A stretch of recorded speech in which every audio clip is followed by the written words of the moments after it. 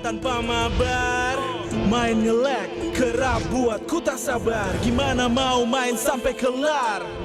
Ini waktunya ku bersinar. Oke, let's do it. Game smash andalanku bikin mainku semakin hebat. Pin stabil main makin mulus, rankku fix naik terus. Tukar DG rings, diamond dan voucher game kau dapat.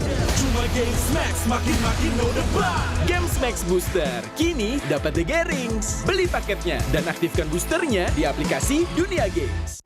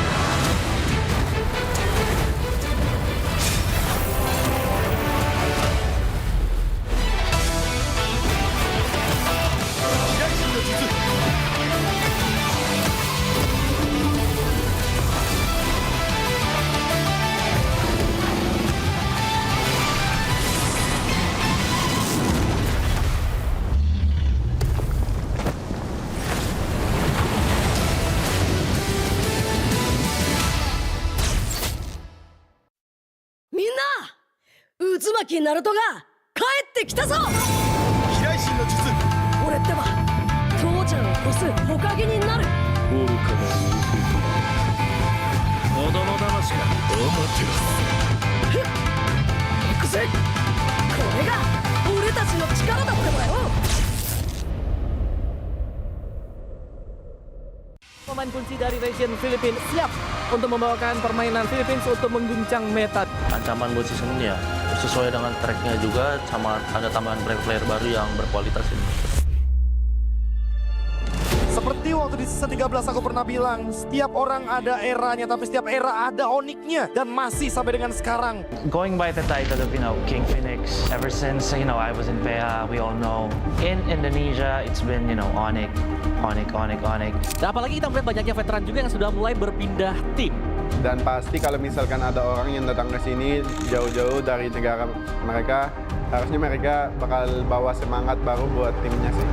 Ini dia dari tim yang gagal di musim kemarin tanpa kemenangan, kembali dengan bergudang jawaban. Bakal jadi salah satu dark horse juga sih kayak season kemarin. Soalnya mereka ngambil player yang bagus sama coach-coach yang berpengalaman juga kan. Jadi pasti ada improve dari mereka. It's really something that, these players, these coaches really have to move past. Because it can't be, just on it. Somebody has to, challenge them for real this time. Sempat bongkar pasang roll Navi.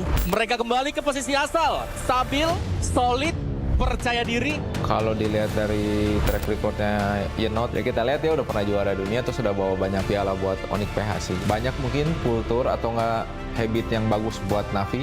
Seperti sebuah peribahasa, tuntutlah ilmu sampai ke negeri China. Kalau soal Super Ken, dia tuh salah satu jungle yang bagus lah di Indo. Terus kan dia ngebuktiin juga kan, gak cuma di Cina, terus di internasionalnya juga lumayan oke tim dia. Korban Super Ken berhasil mundur, namun untuk sekarang Blazing 2 yang begitu baik dari Loom. Double kill berhasil diambil. Super Ken bisa imbangin RQ. Selama ada Rescue di situ, dia pasti bisa nyatu anak-anaknya. Kebakar sih, kayak gue ngeliat kompetitif di Indonesia selama setahun ini kayak seru banget, jadi gue memutuskan buat balik ke Indonesia lagi.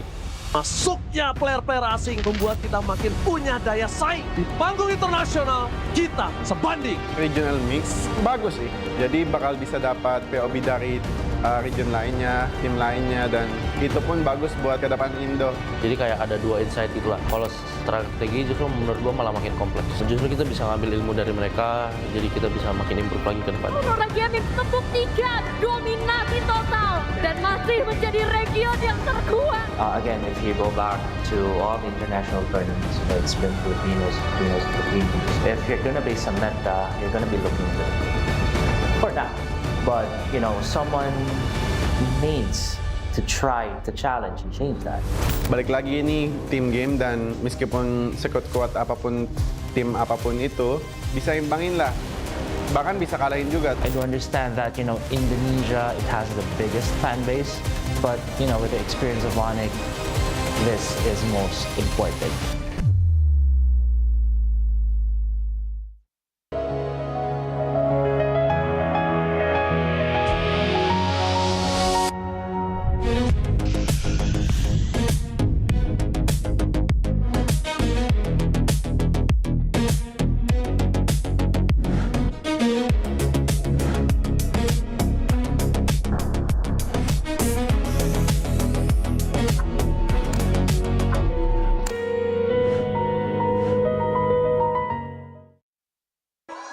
Di tim yang paling susah itu nyatuin semua di tengah perubahan yang nggak ada habisnya. Kami bukan lemah, kami cuma belum searah. Menang atau kalah itu biasa, tapi ingat satu hal, kita itu keluarga. Waktunya konsisten saling percaya. Sejak kapan Navari jadi CEO? Hah? Lalu diam, Ming. Mending lihat ini. Yang ini murahnya beneran. Bantu kita naik level barengan.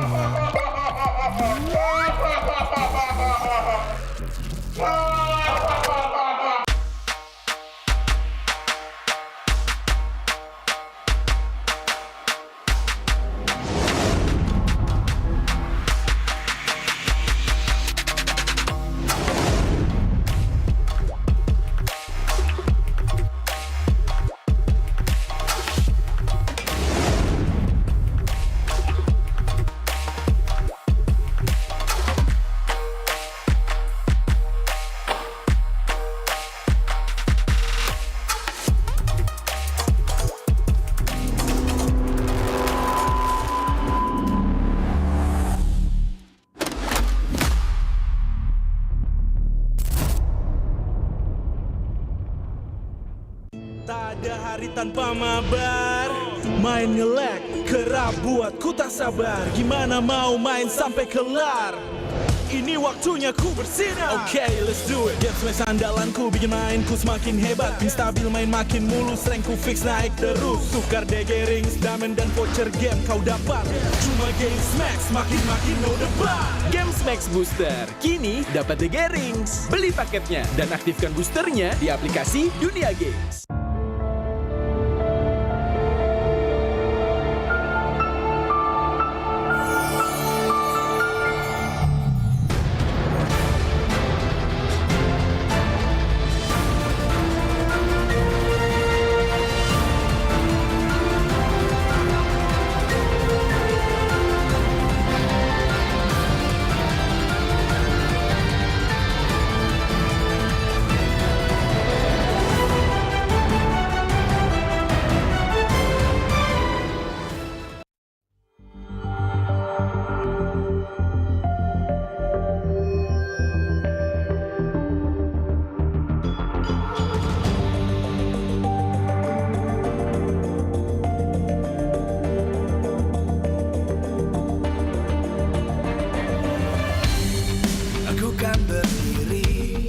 Dan terus berlari, terus ke arah puncak tertinggi.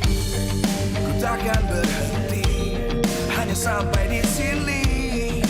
Kemenangan abadi menanti. You know we won't miss if we unite our focus. And if you haven't noticed, we'll nyalakan apimu, hadapi semua tantangan, hadap semua serangan, jatuh bukan halangan.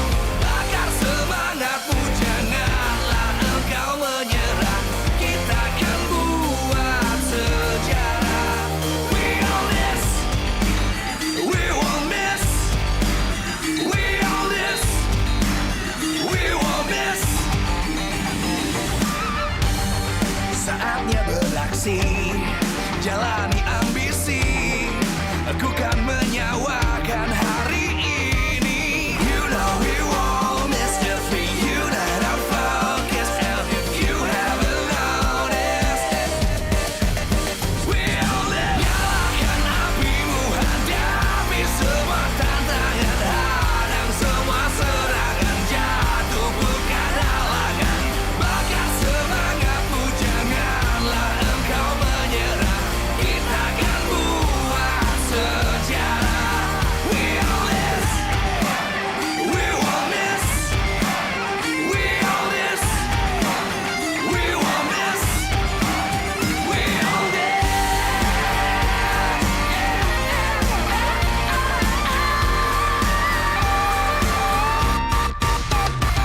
Nyalakan apimu, hadapi semua tantangan, hadang semua serangan, jatuh bukan halangan. Bakar semangatmu, janganlah engkau menyerah. Kita akan buat sejarah. We all this.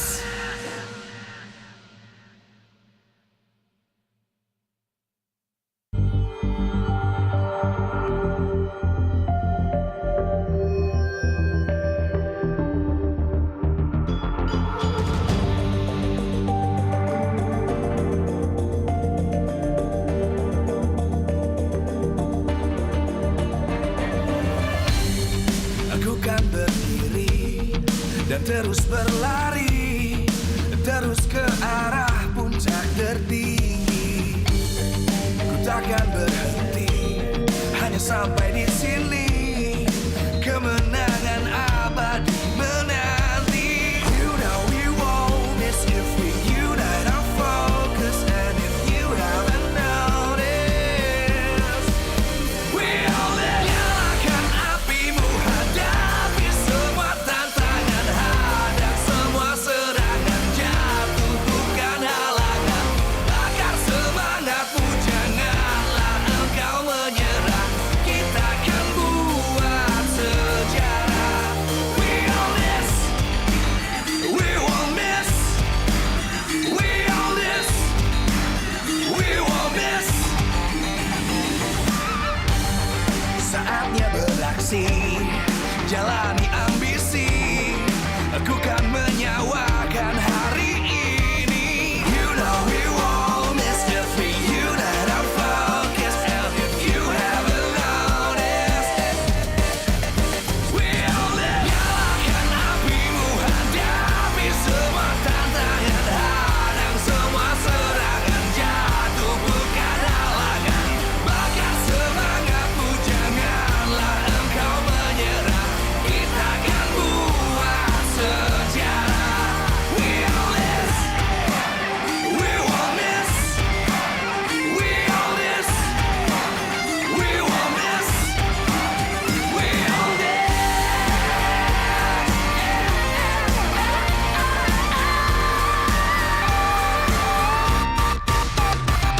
Nyalakan apimu, hadapi semua tantangan, hadang semua serangan.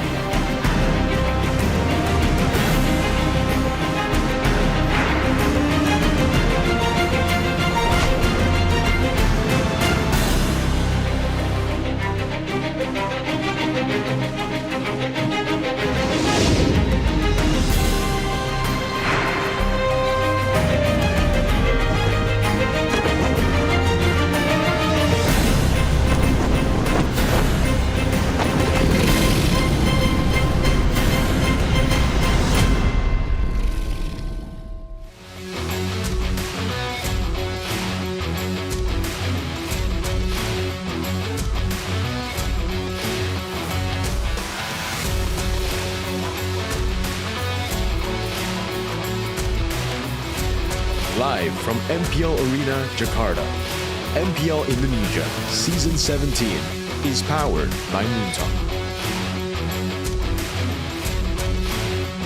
Supported by Esports Federation of Indonesia. Presented by official gaming phone, Infinix. Official e-wallet, GoPay. Official gaming chair, Toda. We own this.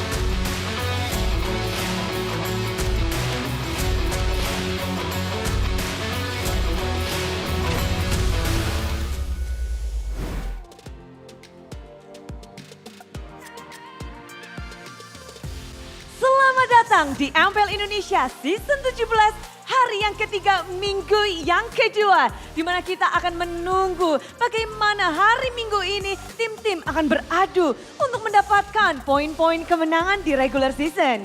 Yes, betul sekali. Setelah kita sudah melihat banyak sekali kejutan yang ada di minggu yang kedua ini, membuat kita semakin penasaran apakah hari ini, di hari yang terakhir minggu kedua, kita akan melihat adanya kejutan-kejutan baru. Nanti kita akan saksikan bersama-sama. Benar, karena banyak sekali kejadian telah berlangsung. Apalagi Alter Ego yang baru saja bangkit kemarin, mendapatkan kemenangan pertamanya di regular season 17. Sementara dari Navi, kita tahu mereka memiliki poin kemenangan di awal, namun pada akhirnya memang sempat tertatih-tatih. Keduanya kali ini sedang benar-benar berusaha mendapatkan momentumnya. Yes, betul sekali. Karena pastinya kedua tim pasti sudah punya rencana yang luar biasa spesial untuk match kali ini. Seperti yang kita tahu di mana adanya CV yang mendapatkan Maniac di first match-nya dan juga RP yang mendapatkan Savage 2 kali. Dia mencetak sejarah baru dan itu membuat kita semakin penasaran. Bahkan aku yakin bukan kita doang, tapi super fans yang sudah datang ke MPL Arena dan juga yang lagi nonton di rumah sudah semakin gak sabar untuk melihat bagaimana berjalannya match kita di hari ini. Ya, pertarungan Gold Lane akan menjadi sorotan. Namun kita juga akan menyorot bahwa semua super fans sudah berkumpul. Dan Budi berterima kasih juga karena MPL Indonesia Season 17 powered by Moonton. Supported by PBSI, presented by official gaming phone Infinix. Serta untuk official e-wallet kita ada GoPay, official gaming chair Todak, dan tidak lupa untuk partner ini sports ada Garnier, Bayu, Dunia Games, Games Max, dan OnePlay. Tak lupa bersama dengan supplier ada IndiHome, Indomaret, Yummy Choice, dan juga Aqua. Yes, itu dia. Kita sudah melihat di sini. Sudah ada Alter Champ, sudah ada Navi Nation. Tapi sebelum kita menyaksikan match pembuka kita di hari yang ketiga, week yang kedua, MPL Arena. Mana suaranya? Baiklah, semangat sudah kita dapatkan. Dan sekarang saatnya kita menyaksikan bagaimana match pembuka kita hari ini. Pertandingan antara tim Navi melawan tim Alter Ego. So casters, silakan.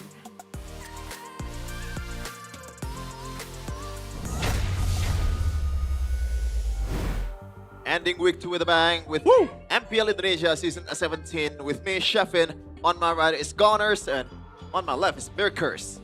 And today we're gonna open it up with Navi versus Alter Ego, which actually did have the same record? 1 and 2? Yeah, currently they're, wait, I think Navi are 1 and 1. 1 and 2, no? Only 2 matches? They beat RQ, they lost to TLID.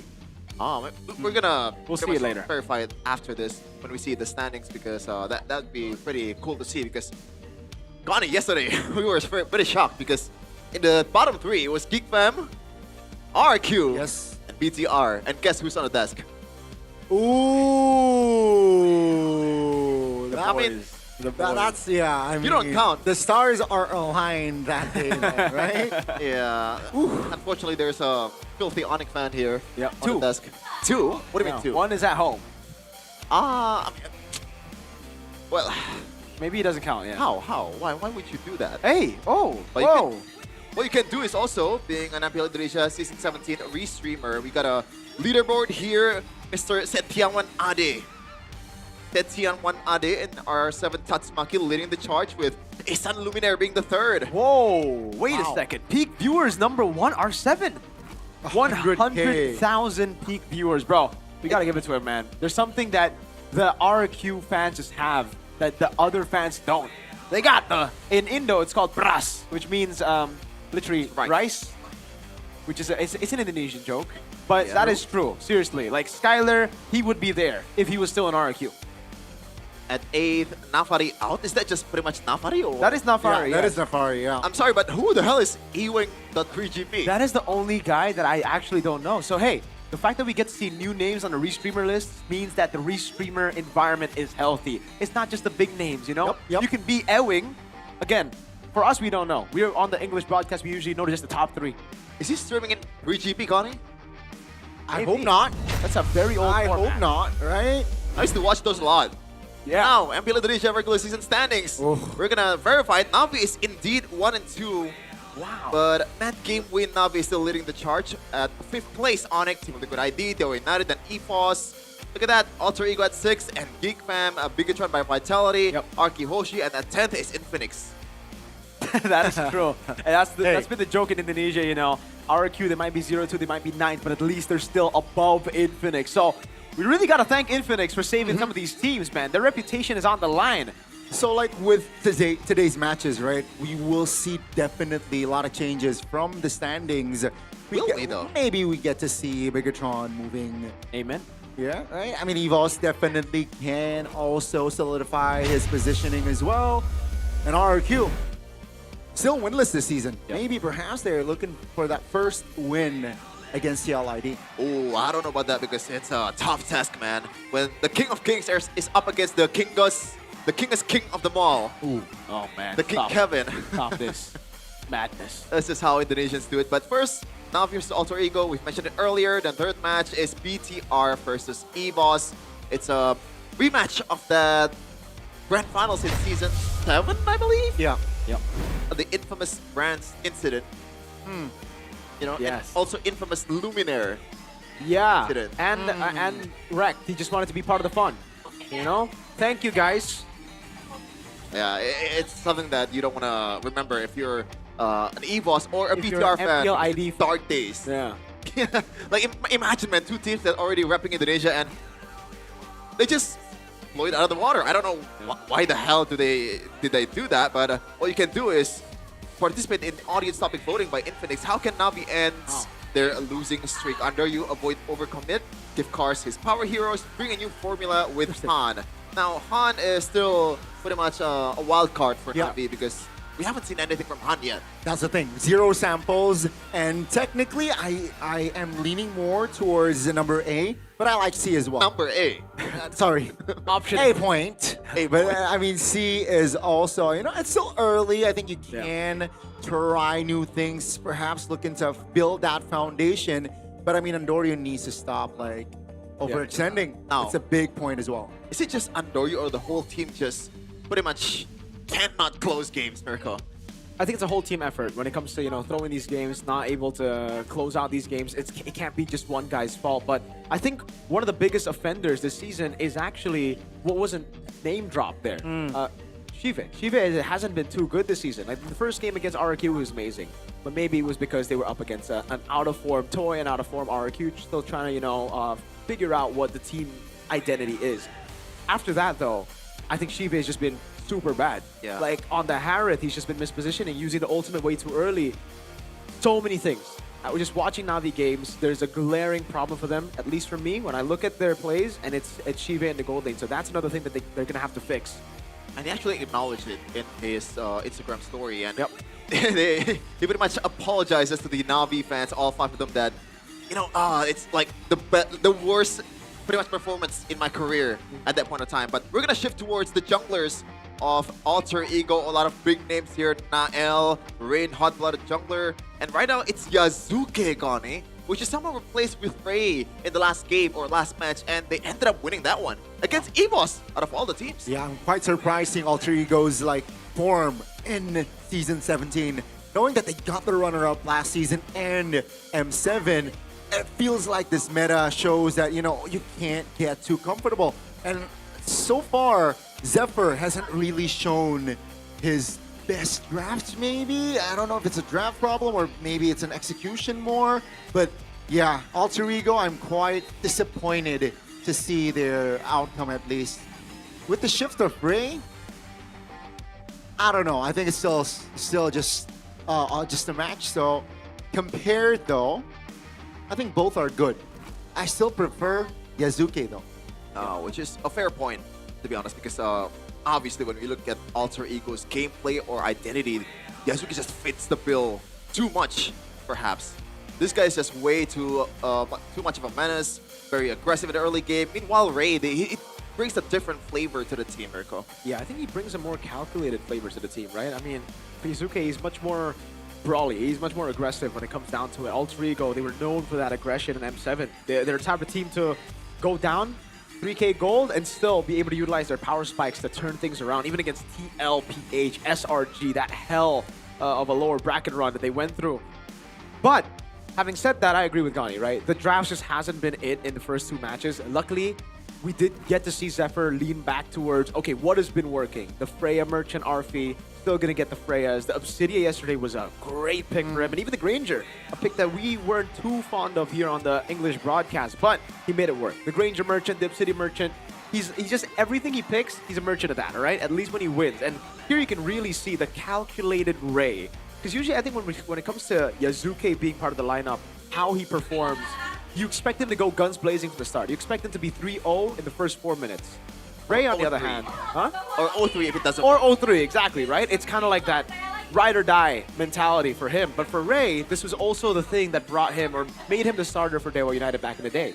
It's the calculated nature of Ray. He doesn't want to go in until he's sure that he can deal more as good damage, that he's sure that he can carry the team. And you saw it earlier in those very nice choke points for the Fanny to get those cables. He's willing to go and take the risk, but on most occasions in the early game, he just farms, just waits for that item power spike. Yeah, which is interesting, right? Because Ray, coming into week number 2, he's the one that gets started for Coach Sever. I don't know which decision is that. Maybe Coach Delwin. Is the one taking the initiative to replace Yasuke because he knows something that we don't, you know, because he is the Alter Ego man. But now for Nafi, Andoryu, we've seen the problems, commits and all that stuff. Is it time to replace him with Han, despite all the achievements or the experience that Andoryu has? Replace is such a big word, but I think try is the perfect word. Let's see. We got a mic check here, or the ping test for both teams. Let's see what they have to say. Hati-hati nih guys, RP sepek 2 kali kemarin. Ya. RP tukang sepek, lu tukang maniak. Iya makanya kan RP kemarin sepek-sepek. Bantuin gue juga dong, gue juga pengen sepek. Aman, gue set buat lu nanti. Aman ya, Ukir jangan Skypierce ya, tolong. Ya, si Ukir kasih ini aja, yang bisa. Tuktin dong. Kir, jangan ini ya Kir, jangan beda ya Kir. Belum spell sama nggak spell tuh beda Kir. Pak, kemarin lo sepek itu deg-degan gak Pak? Enggak lah. Buset serius lo? Gua mah ada Skypiercer, gampang dapetin sepek jadinya. Jarang lo ada sepek 2 kali nih. Ya gimana, gue udah pakai Skypiercer, Van. Yaudah hari ini sepek lagi ya biar gak pindah GH kita. Ya, lu bantu gua lah. Kemarin gua udah dibantu teman-teman gua yang lain juga. Lu sekarang harus bantu gua lagi biar dapetin sepek. Apa gua aja yang sepek nih? Ah, itu juga bisa. Ntar kita saling kom saja siapa yang mau dapat sepek, ya gak sih? Boleh, Wak. Yang penting jangan Nino dah sepek. Oh, Nino gak boleh sepek. Jangan. Ya udah, kasih Ciru saja biar dapat spotlight. Jangan nanti hard rate-nya 160. Weh. Pan, coba lihat heart rate lu. Gua mah santuy 80. Buset, gua berapa nih? Kalian GG sih. Ya udah, gara-gara lu sepek 2 kali kemarin, Kode Halloween jadi yakin kita nggak jadi pindah GH. Makanya hari ini menangin lagi. Gak mau balik gua ke Kamboja. Makanya sama gua juga. Makanya fokus. Seems like the main topic in today's ping test is Arfi Savage. Double Savage. Yeah, double Savage. It's crazy, right? And I don't wanna be just a contrarian here. Like, do you think Arfi was actually the MVP of that match? Or does he get it just because of the 2 Savages? I think the 2 Savages warrant an MVP. Yeah. I mean, all he had to do is just tap. That's the game. That's a that you can, like Sanford jumping in M4, Well, all you needed to do was tap ult. You know what I mean, but we're gonna see the lineup here for both teams, starting with the 3 face mask. Alter Ego, something new in the mid lane. Nino DXP, Yasuke back again with Cyrus coming in like a wrecking ball. Alec and Arfi in the gold lane. Can they actually win again and bring it to an equal 2-2? in their winning record. Without Hijime, it seems like they will deploy Cyrus alongside Yazuke is back in the mix. Looking still to find their form. Will they be able to do so? This is Alter Ego Esports. Another drastic change for Alter Ego. We thought maybe with Ray getting a win yesterday, they would have already found their winning formula, but now they're still mixing it up. Cyrus, of all people, making his debut in Season 17, replacing a world-class mid laner. We'll see if that's a necessary change, but on the other side, it seems like Navi is sticking to their guns.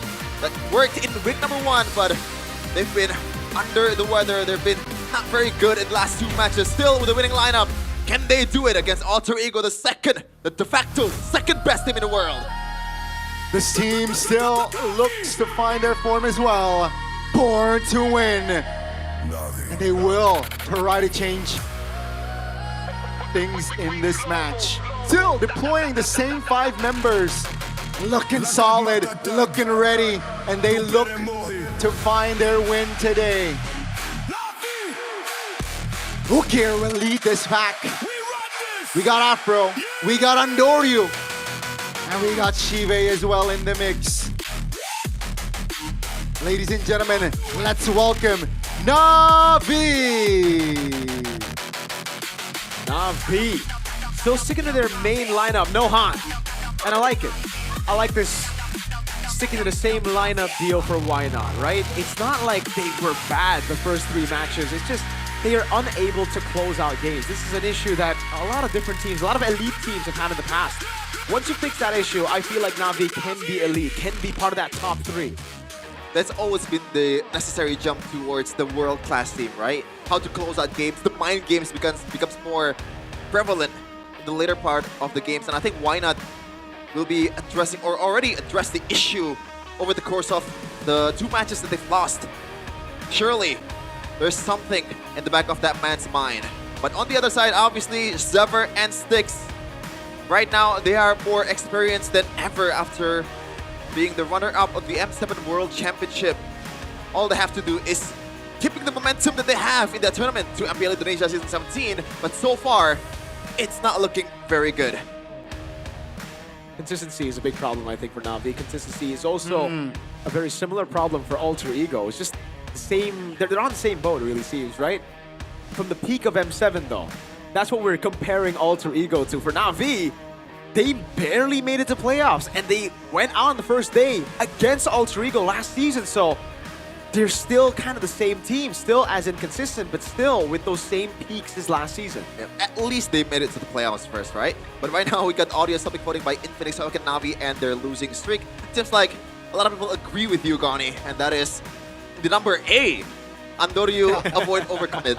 Well, sorry, Sheffin, point A. All right, Okay. point A. But yeah, Andoryu, we also discussed that maybe not just Andoryu, maybe the whole team as well can play along here in the overextension, in the overcommitment, and I think that is why they can't close out games, right? It's going to be very tough. You got, let's say, a very healthy lead, 5K gold lead in minute number 8, but then one overextension can change it all, and perhaps that can, you know, just be repaired here. Nino.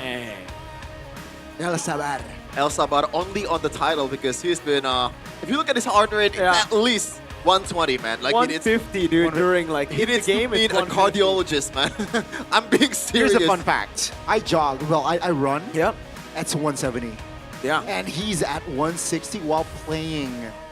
You should, we should track that now. Like when you're in game, I wonder how, how hard your heart is beating. Because I think. You think? Having a high heart rate during like these competitive situations is good. When you're too chill, I don't like that. Ooh. Well, at least the numbers actually prove that Nino has been one of the better EXP laner, number 1 in total assist, number 1 in total unique hero, number 1 in EXP laner damage per minute, and also number 1 in TP percentage. So that's amazing. But for our Freya, you cannot spell Freya without A-R-F-Y. Urko. Number 1 gold laner total kill, number 1 gold laner unique hero, number 4 gold laner total savage, number 4. Wow. This is all time, right? Yep. Okay. Wait, he has more, surely, no? I don't. Total. Wait, you're Three. right. At Total least savage 3. this season. Gotta take another picture here, folks. But yeah, Arfi. It almost seems like he'll be known as a merchant until he shows a new hero up, right? And then he'll be a merchant of that hero. He was the Freya merchant, he was the Granger merchant before the Freya merchant. Now that he's an Obsidia player, he's also an Obsidia merchant. He's really good. He has a wide hero pool. The thing is, he's inconsistent. I think that's the problem. He's not really a merchant of any hero in particular. He's just inconsistent with it, right? Because when he does really well, man, you're expecting, wow, how is he almost winning a world championship with a Freya, right? And then when he's on the other picks in the grand finals, you saw him kind of just disappear. But when you see him against TLPH, he was playing the Claude and he beat TLPH with the Claude in game number 5, right? Those little things. It's all about consistency for Alter Ego. It's about fixing that consistency. Hero pool-wise, he came in the global ban of MPL. Hero pool-wise, he's the guy who debuted Uranus Gold Lane last season. He's the guy who really excelled at playing those fighter golds last season. So I think now, if we're talking just hero pool, there's more of a question mark on Shive. Ooh, that is true. Hero pool and also just overall performance, right? Because, I don't know, man, Shive has been, in day number 1 at least, it looks like Shive is going to be like, maybe at least top 4 gold later in MPL Indonesia, but right now you could just probably comfortably place him on the bottom, at least 8th or 9th. That's very harsh, right? And also harsh, but yeah, I mean, fair, right? Again, he needs to step up. Is like we mentioned before, like we discussed before, Na'Vi, they're a team that has potential this season to be a contender. But Cyrus, man, he was a part of the Alter Ego X, that's the MDL, here in Indonesia, and let's see. Second place in M7 World Championship. But he did not play. DNP. So it's not a DNF, it's not a DNS. It's DNP. It's DNP. Yeah. Technically, DNS works too, right? It did not start. He never started during that World Championship run. Now, I always am curious to know whether these what do you mean why? Why is he on the roster? No. Why? How these substitutes learn from M7 World Championships from like their championship runs, you know? Because I think in the Philippines it's perks. He was part of that MSC winning lineup for TLPH. He was part of the MPL winning lineup both times last season, or last year, sorry. And you know, he basically was part of the success of TLPH. But how much does he bring experience-wise? How much did he learn from those tournaments? How much does he learn from the main lineup? It's always been a big question for me, and I guess we get to see a little bit of that answered in this match by Cyrus. I think it's more the fact that Hijume has been quote-unquote underperforming despite winning in the last match. So that's why Cyrus is coming in this match and maybe can bring a bit more flavor, a bit more consistency and safetiness in his gameplay, because Hijume, like, he's never gone shy with his RWM or maybe like bush checks. Yeah. But sometimes it's a bit too much, Connie. I agree, a little bit too much from Hijume, but if we take a look at the head-to-head here in the EXP lane, it's such an interesting lane to watch as well, right? We got Nino, we got Cars. Cars, we have been saying, man, this guy, you can't really build a team, an org, revolving around Cars, but why hasn't it become the team, you know, the team yet? I'm not sure. I mean, to be honest, to be fair, Na'Vi is still a very new organization in MPL ID. Obviously, it's a really old organization in esports overall. But enough talking about the gameplay. Cars, he got unexpected risk. That's true. He's done a good job, man. You know, I'm proud of the guy. Yeah. He's part of the lineup for such a long time. From Rebellion days, it's been the glimmering, you know, the spark for Rebellion, now for Na'Vi, and again, I just like to see him on those playmaking picks. I don't want to see him on the Uranuses. We saw him on the Uranus as well, and it just didn't work. It's the same problem that Cars has had for the longest time. He needs to be on a carry or a playmaker. But we'll see, though, if that's going to be coming true in this drafting phase presented by Official Gaming Phone in Infinix. Right away, the Phobius and also the Fanny, pure respect towards Ray's potential and Nino. On the other side, though, Sever actually banning the Freya for himself, and also the Guinevere. Seems like Guinevere is getting more bans the more time goes on. Yeah. Usually it's set up for a Fredrin pick. Alter Ego might be looking at that. Na'Vi ban out the Valentina though, so instantly we know what they want to go for. Jusin or the Sora right now. Again, Cars, playmaking pick, carry pick. Sora kind of fits both. Yeah, I think it's just two brilliant coaches playing their chess match, right? We got Why Not on the other side and Zephyr on the other end. And let's see here for the final ban from the side of Alter Ego in that first phase. Where will it go? You mentioned the Sora being a potential first pick. I like that, right? But the Jushin is still on the board as well. Let's see Alter Ego. What will come of it? Oh, it's gonna be a Baksha ban. Yep. So now at least if they pick the Jushin, the Bakshia's not gonna be there. Yeah. Could also, again, still be the Fredgen, right? Banning out the Baksha, banning out the Guinevere. We know the Fredgen's a very good pick currently. Alter Ego probably learned from their matches prior and also has been learning maybe from the top team. And again, a top team is TLID. Kevin the Jolt has been performing out of his mind with that Fredgen. Navi, big choice to make here. Is it going to be the Sora or the Jusin? I just hope they don't pull a Yisun Shin like some random red team. Not sure. But I think considering that Okir has had a pretty good history with Jushin, it's going to be a Jushin. And in the last day, I believe, Jushin only lost once out of 6 games? Yep. As far as I remember, but you can correct me on that. So now Alter Ego, if they do not bite on the Sora, surely Navi will try to take it for themselves, unless Alter Ego, they want to go for something that's a bit more to their flavor. The Leo Mord is still on the table, but I don't know if they want to just let go of the Sora, man, because Dino has been pretty good too. I'm thinking Fredgen Sora right now, or Fredgen Yi for Alter Ego. Oh, Yi, for sure. You know, want to have a response instantly to the Jusin, but just looking at the Guinevere and the Baksha, man, it makes sense for them to go for the Fredgen here. But it won't be. Interesting. Wow. They'll go for the Sora Yi, 2 picks that I mentioned, but not with the Fredgen. They're trying to save it for Red 3, perhaps. Just waiting for Navi to reveal some of their cards first. I honestly thought that without Hijume, we will see a different hero than Eve, but seems like with or without Hijume, we'll see still Eve being deployed here by Zephyr. So surely it's gonna be like, do they want to take the Fredren here? And Khalid also, and that gives Cars a leeway to pick something that has a bit more damage. Yeah. Like a Vendetta, or maybe like, if they want to be guns blazing, you can pick something like a Masha later on, but no, they want to go for the Harley, and also, I mean, that's a Cars hero for sure. Yep. Harley and the Lapu Lapu, Alter Ego is going to be the Fredgen pickup they were expecting. No, they decided to swap it up completely, going for the Leo Mord instead. Against the Harith, I'm guessing, you know, a bit more chase potential, a bit more all-in with the Sora as well. You got that combination together. But to be fair, if we think of Yazuke, we usually think of Leo Mord, right? Different perspectives. I mean, he doesn't care. Oh, wow. Harley, Yeah, but that's Marcel a got ban. ignored. I forgot. But the Marcel? Yeah. See, Marcel can be a liability to your team. That's the thing, right? Like, it can be a very good pick, but it can also be a problem for your own team. When you hold your own boys in there, you're stuck while you're using the ultimate. No, there's a reason why yesterday it was on a 100% ban rate, Gani. The Marcel. Technically, it still is. Yeah, but like, yeah, you're right. So you're thinking first phase, right? Uh-huh. I don't know. I think it's also kind of like,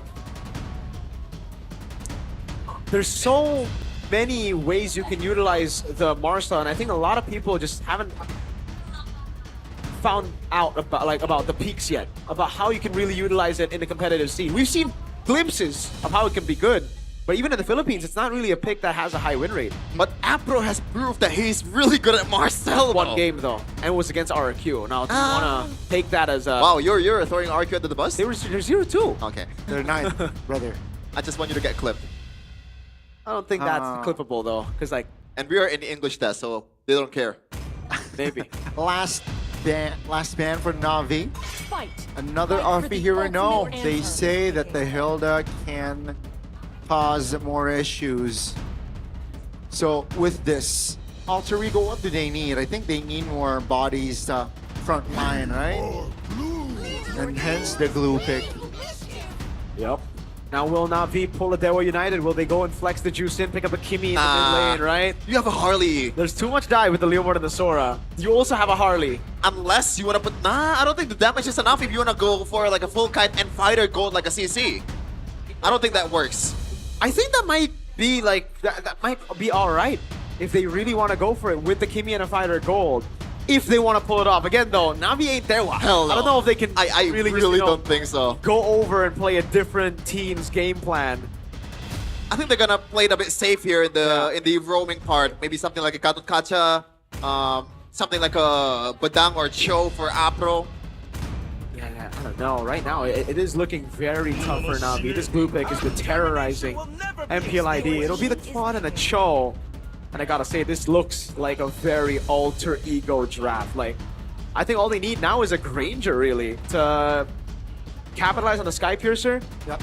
Again, a couple of times we've seen that the Granger, I mean, it doesn't really work if you look at just the Claude, Lapu, Cho, Harley, and Jusin, but RV knows how to make it work. Yeah, I like that Granger idea. It brings stability, and I think it's still so underrated that the Granger and Eve combo, you know, a very good combination there. And Na'Vi will, wow, Claude and Cho. So they want some sort of a pick-off combo with the Cho and the Harley. And that's gotta be the Moskov, so no Granger. That one is a bit weird, though. They're taking a risk here with the Moskov thing. I think so, yeah. Usually when you pick a Moskov, you expect on the other side of the court, there's a big, like, tank in the front, right? Yeah. And this like some really mobile frontliners from Na'Vi. It's also a pick that doesn't really... You need to be close range, right? You get the Melfic gun really late into the game. Against the Harley, against a Cho, against a Jusin, you really want to be close range. That's the question.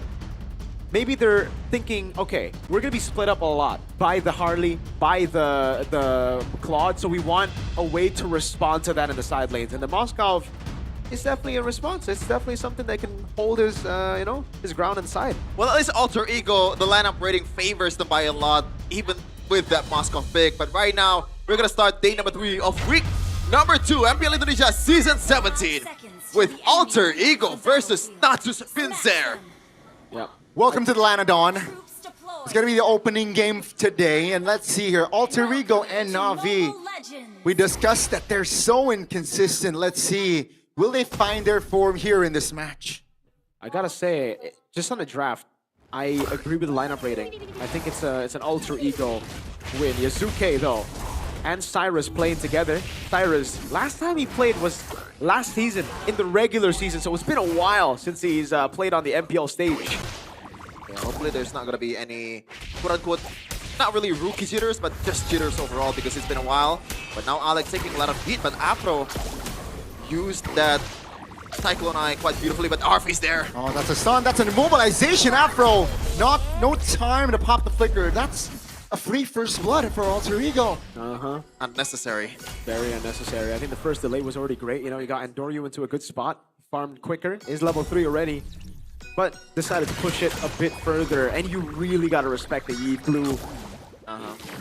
Like, it's one of the counters for the Jushin, right? Usually when you have a Jushin, it's almost guaranteed to have a winning mid lane, but when you have a Yi on the other side and a Glue, that changed a lot of the power level. Clear in mid, just looking at the emblems real quick, glancing at it, nothing too crazy. Everything looks pretty normal. Arfi doing a good job freezing the lane, but Shive will be able to get that gold grab. I feel like the game plan for Arfi is just Alter Ego will just leave him all alone, all by himself most of the time, and just let him farm. Playing with 4, Cyrus, Alec, Yazuke, and Nino is already way more than enough, especially if they already got the level 4 by the time the total is up. That's a lot of power in the first objective. And Arfi can actually, get into the team fight if there's a chance with the Spirit of Destruction. Blue relation pops. That's big resource spent. Now Cars jumping in with immunity. That's going to be Yazuke securing the turtle. Oh, take a look at the Cars isolated in the back alongside Ukir. Lantern Flare. Oh, wow. That's Nino going down alongside Cars. Will the XP taken out? But Ukir will not survive. That's a quick double by Cyrus as Afro is able to get out. I applaud the braveness from Ukir just going in front with Cars, but just a miscalculation, and I think Andoryu was not able to contribute much in the team fight. Yeah, because he was already zoned out. The tempo is really, really good by Alter Ego, man. Nino instantly with the clear up top, utilizing the concussive blast and this winning matchup against the Lapu Lapu to get the XP crab to rotate earlier. And then we saw the mid lane again, very aggressive Cyrus, RWM forcing a flicker out from Ukir. Oh, Ukir now in the mid lane. No flicker for him, and that's going to be Yazuke securing a kill. Alter Ego Just great pacing. As Yazuki for you, when you have a Eve, when you have a whatchamacallit, a glue, that's an easy kill pressure to mid lane, even against a Chushin, especially if they do not have the flicker. Yep. Sound prediction earlier. Is it an English versus Indo? Nah, I should change the Indo desk because I'm the only one who voted for Na'Vi here. Oh. It's biased. It's biased? You a Na'Vi fan? Not really. Why is it biased? I don't know. Did you see the lineup beforehand? Is that why you went for Na'Vi? Nah, There was no lineup beforehand. I think it's just, why not bias is what I'm trying to say. You know, it's not the players. Deadly Magic. Oh, take a look at Cars jumping in. That's a kill, surely, but Cars is isolated here in the front, and that should be a trade. Cyrus picks it up. That's the third kill here for him in this game. Yeah, Nino's gonna be back up quicker, so again, Alter Ego through that trade, they get the tempo advantage. And Alec is already just trying to secure the bushes for Alter Ego. He's actually up one level against Apro. I don't know if that amounts to a lot of advantage for the glue itself, but some HP bars, 4 HP bars is definitely gonna help.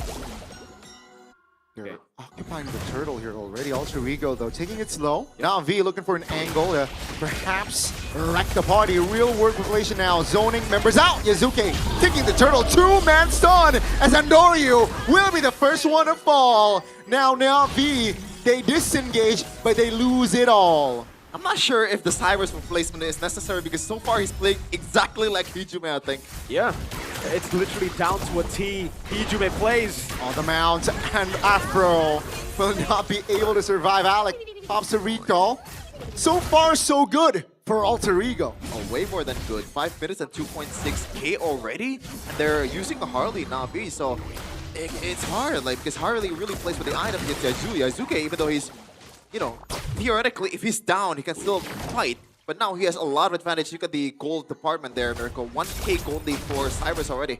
Yeah, dude. Alter Ego are doing such a phenomenal job this game. It really is just clean MLBB, man. Well, clean Alter Ego styled MLBB, obviously. It's them forcing the brawls. It's them playing with the tempo. It really just reminds me of how they played last season. Nino getting the trio over as XP laner. Yusuke on a Leo Mord. Cyrus doing Hijume things. I think the only change really is like the glue roll. But it was very similar to, again, how they were able to control stuff in the previous season. It was just with the Khalid, through Prio, through aggression, which is what Blue brings to the table.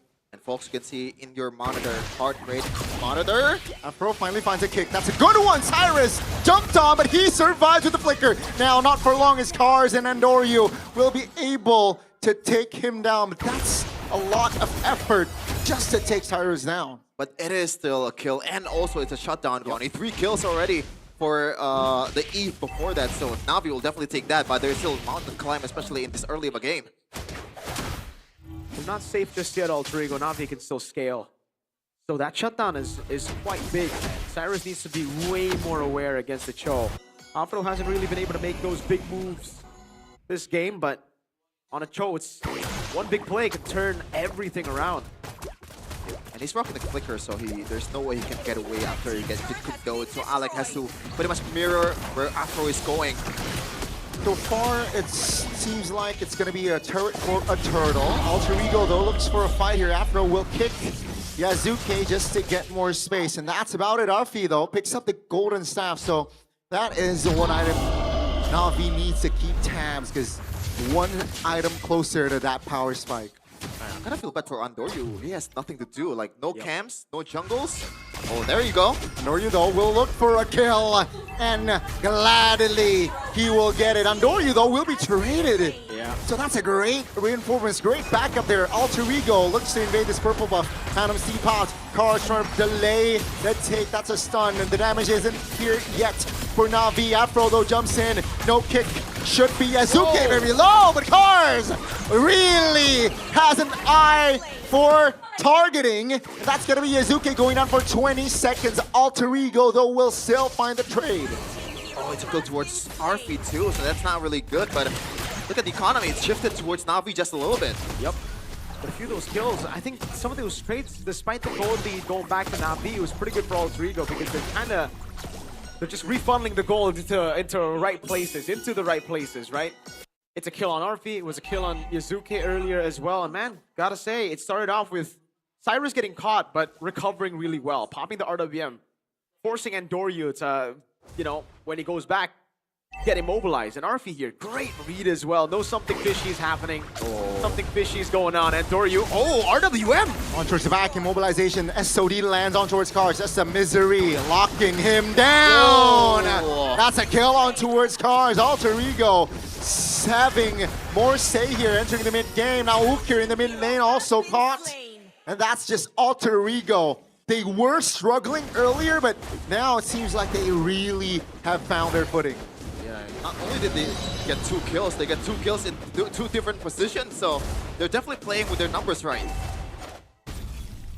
3,000 gold lead for Alter Ego. They're just building upon this lead, man. Again, Arfi, something we found out about after the Moscow pick. He wants to play in the side lane. He wants to control the side lane while also having that global impact. And that's what he's doing. Cars forcing his way in. Doryu's not there just yet. Yazuki should have this one pretty easily, but Nino off the shifting skies. I don't think there's gonna be a mount here from Alec as he already secured that glowing one, the usual build. Mirko. Yeah. 3 items already as well. The triple attack speed items for Arfi. Built up very quickly. Push up top. Again, this is just... It really just reminds me of Alter Ego last season when they have a lead, They were tempo merchants back in the day. Once they get the tempo, they just know exactly how to utilize that tempo, how to utilize the lead from the early game. And that's what's happening here. After getting these objectives, they don't look to randomly fight on the map. Apro. Again, it's very tough to catch the glue. Great at disengaging. Andoryu caught. Oh! Little awareness there. And that's just Alter Ego again taking a kill before the Lord steps on towards the base. Yeah, it's a lot of damage.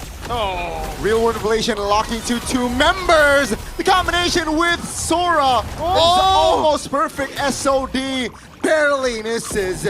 But that's just Alter Ego pressing the right buttons and just giving the right amount of pressure. Man, I'd be mad if I were Arfi. There's 2 targets and I didn't even get one. Yeah, he threaded the needle, but it's not the one you would want to have. Oh man, Yazuki with the Melfic Roar as well. Man, gotta give it to his itemization, man. Warak's endless battle in the Melfic Roar. Knows that a lot of times it's gonna be up against, these beefy guys up front. He's not really gonna be able to fully dive into the backline, and the backline technically has been non-existent, right? Let's be honest. Shive hasn't been able to do much, and Doryu has attempted a few plays, but it's just been caught. Alter Ego are way too ahead for the Harley to do work here. And they're just going like glass cannon here. Cyrus actually building towards both the Bloodwings. But Neo shifting skies. Yeah, that's the airborne. That's the damage. Neo very low. Take a look at Afro though. Mounted under the turret. That's going to be the knock by. Oh, Cars actually. Arfi though with the free hits still able to take the trade. It's Cars for Alec. Well, at least there is some turret damage that the minion deals to Navi's inhibitor turrets. I don't know if that really is amounting to something, but real-time victory rate seems to really leaning towards Alter Ego currently. Oh yeah, man. It should have been higher. Oh, with the gold lead earlier, but again, because Navi were able to get a kill back, gold lead did drop from 7 to 6K now. But yeah, Alter Ego, all they need to do is just stay disciplined at this point, right? It's their game to lose. Navi are looking for ways to get back into the game. They're looking for plays to get back into the game. And it really has to come down to Apro Cars making the right sets happen so that Andoryu and Shive get space. But with a 6,000 gold lead, even then, even if you have space, I don't know if you have enough damage to get these guys down. We saw an attempt on Nino earlier. Now we know why he didn't die. Radiant armor with the Queen's wings. Even if the set happened, even if they actually do that, like, it's only one guy. It's Joe. Yeah. Oh, Ukir has to use the Crimson Beacon. Does get a lift off. Yuki here and Nino. Oh, that's SOD again, not landing. Afro very low back. That's going to be the Blazing Red Pot, but Afro will be the first one to fall here as the Lord is up. It's a 5v4 and Doryu cancels the ult. The recall and Alec caught here.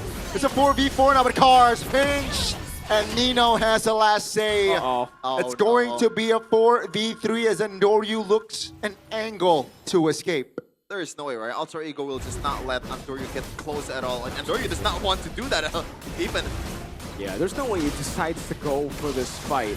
Yazuki's making sure though, right? Like, you can never be too safe with a Harley in the enemy team. There's always that little magic trick you can do to steal Lords or to get a random pick off on maybe Arfi here, who has a shutdown. So again, the bounties are in place. For Andoryu, for Shive, if they get the right opening, if they get the right set, they can still look for the shutdown to turn things around. It's just very tough.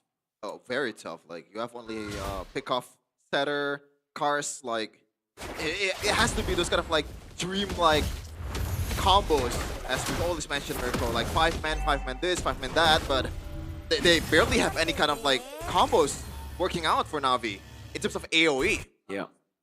8k gold lead now for Alter Ego. The gold difference is approaching 10k. If we get 10k, I believe there's a GoPay giveaway for y'all. Let's go. That has to be the fakest let's go I've heard. No, I want that though. I want the GoPay giveaway, baby. Hell yeah. Let's see, the base turret in the mid lane will fall here as Alter Ego looks to end game number 1. Can Na'Vi hold on? That's going to be the big question, as the structure top is not looking healthy as well. Now, Alter Ego taking more space, but it seems like just the Lord here taken out, shredded out. Na'Vi still able to breathe, but Alter Ego still 10,000 gold lead official. You guys are gonna get your GoPay coins, baby. 10k for Alter Ego.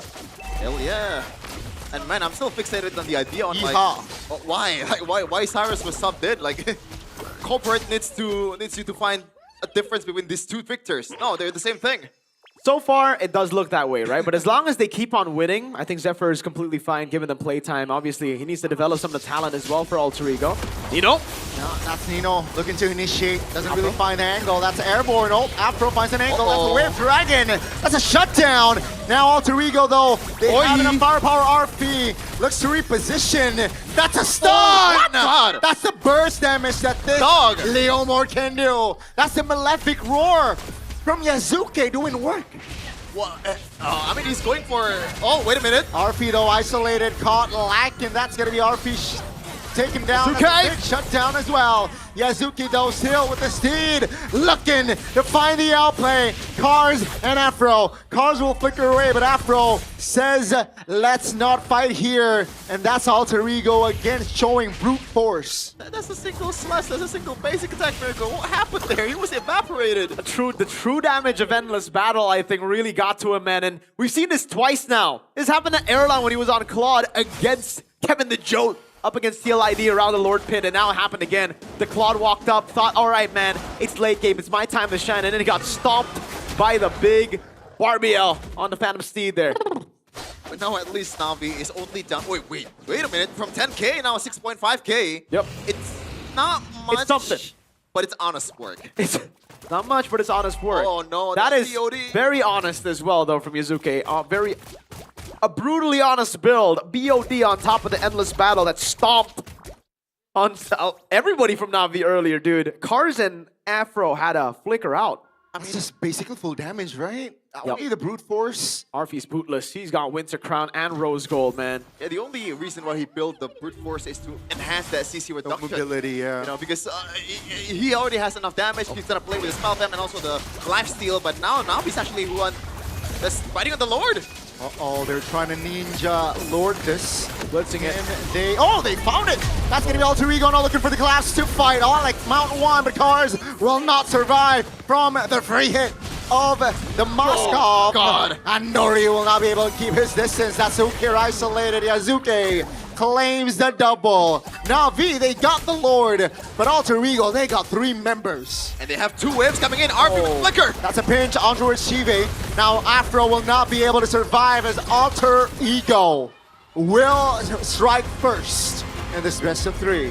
Whoa, it looks like a whole different Alter Ego, but we've seen this in M7 World Championship. This is the start that we expected. Finally, the real Alter Ego, and Hijuma is definitely happy with his team's performance, even though he's on the bench. Yeah, absolutely, man. That was a clean performance by Alter Ego.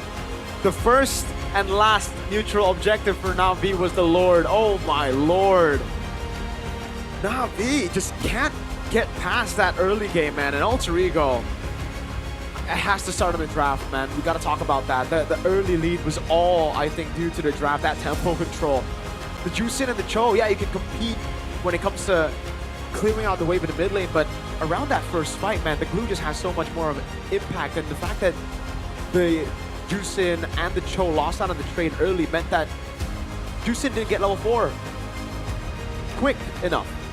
You can see earlier, we'll go through the replay, Cyrus got level 4 quicker, he popped into RWM straight up, forced the flicker out of Ukir, and that really set them up for Turtle 1, which again, set them up for Turtle 2, and so on and so forth, right? After that, it's just the fights back and forth from Alter Ego. At this point, it was Navi who were forced to make the play happen, and Dory got stopped again by Barbiel. Whew. At this point, if the glue is open and the Eve is still open, you're gonna go for the glue, right? No need to go for the Jushin.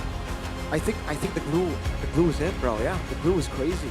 But the win rate is crazy too. Like, but it was red 3. It was red 3 picked up by Alter Ego. No, it wasn't the first 2, right? Before this game, by the way, glue has a 85% win rate. So right now it's around 90%, I think. So that's crazy for an MPL Indonesia. For pretty much any professional esports, 90% win rate that's a bigger brand. Yeah, I think teams now needs to like find a solution. Either we pick or I think it's just top prio pick here for glue. It's just so annoying, hard to kill. Yep.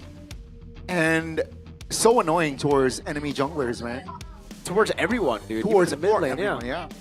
I like what Dewa did with the glue yesterday. They banned it. But it's super conditional. Oh, the Jusin? The Jushin was, unfortunately, they were not able to close out the match. It was a 2-1 victory for TLID. We're going to see TLID after this, but we're going to talk about Alter Ego versus Navi in that game first. And I think it's pretty clear-cut at this point. The Yasuke is the MVP, no? Yeah. Like, it's not even close. The kill pressure in the early game, just how aggressive he is. This is what's been missing from Alter Ego for the longest time. Not necessarily Yasuke, it's just the playstyle itself. Yep, the clutchness of the late game as well. When RP fell, when Nino fell, when they kind of choked in that almost, the Alter Ego passive came back, Izuka is like, nah, that was the old Alter Ego. Not on my watch.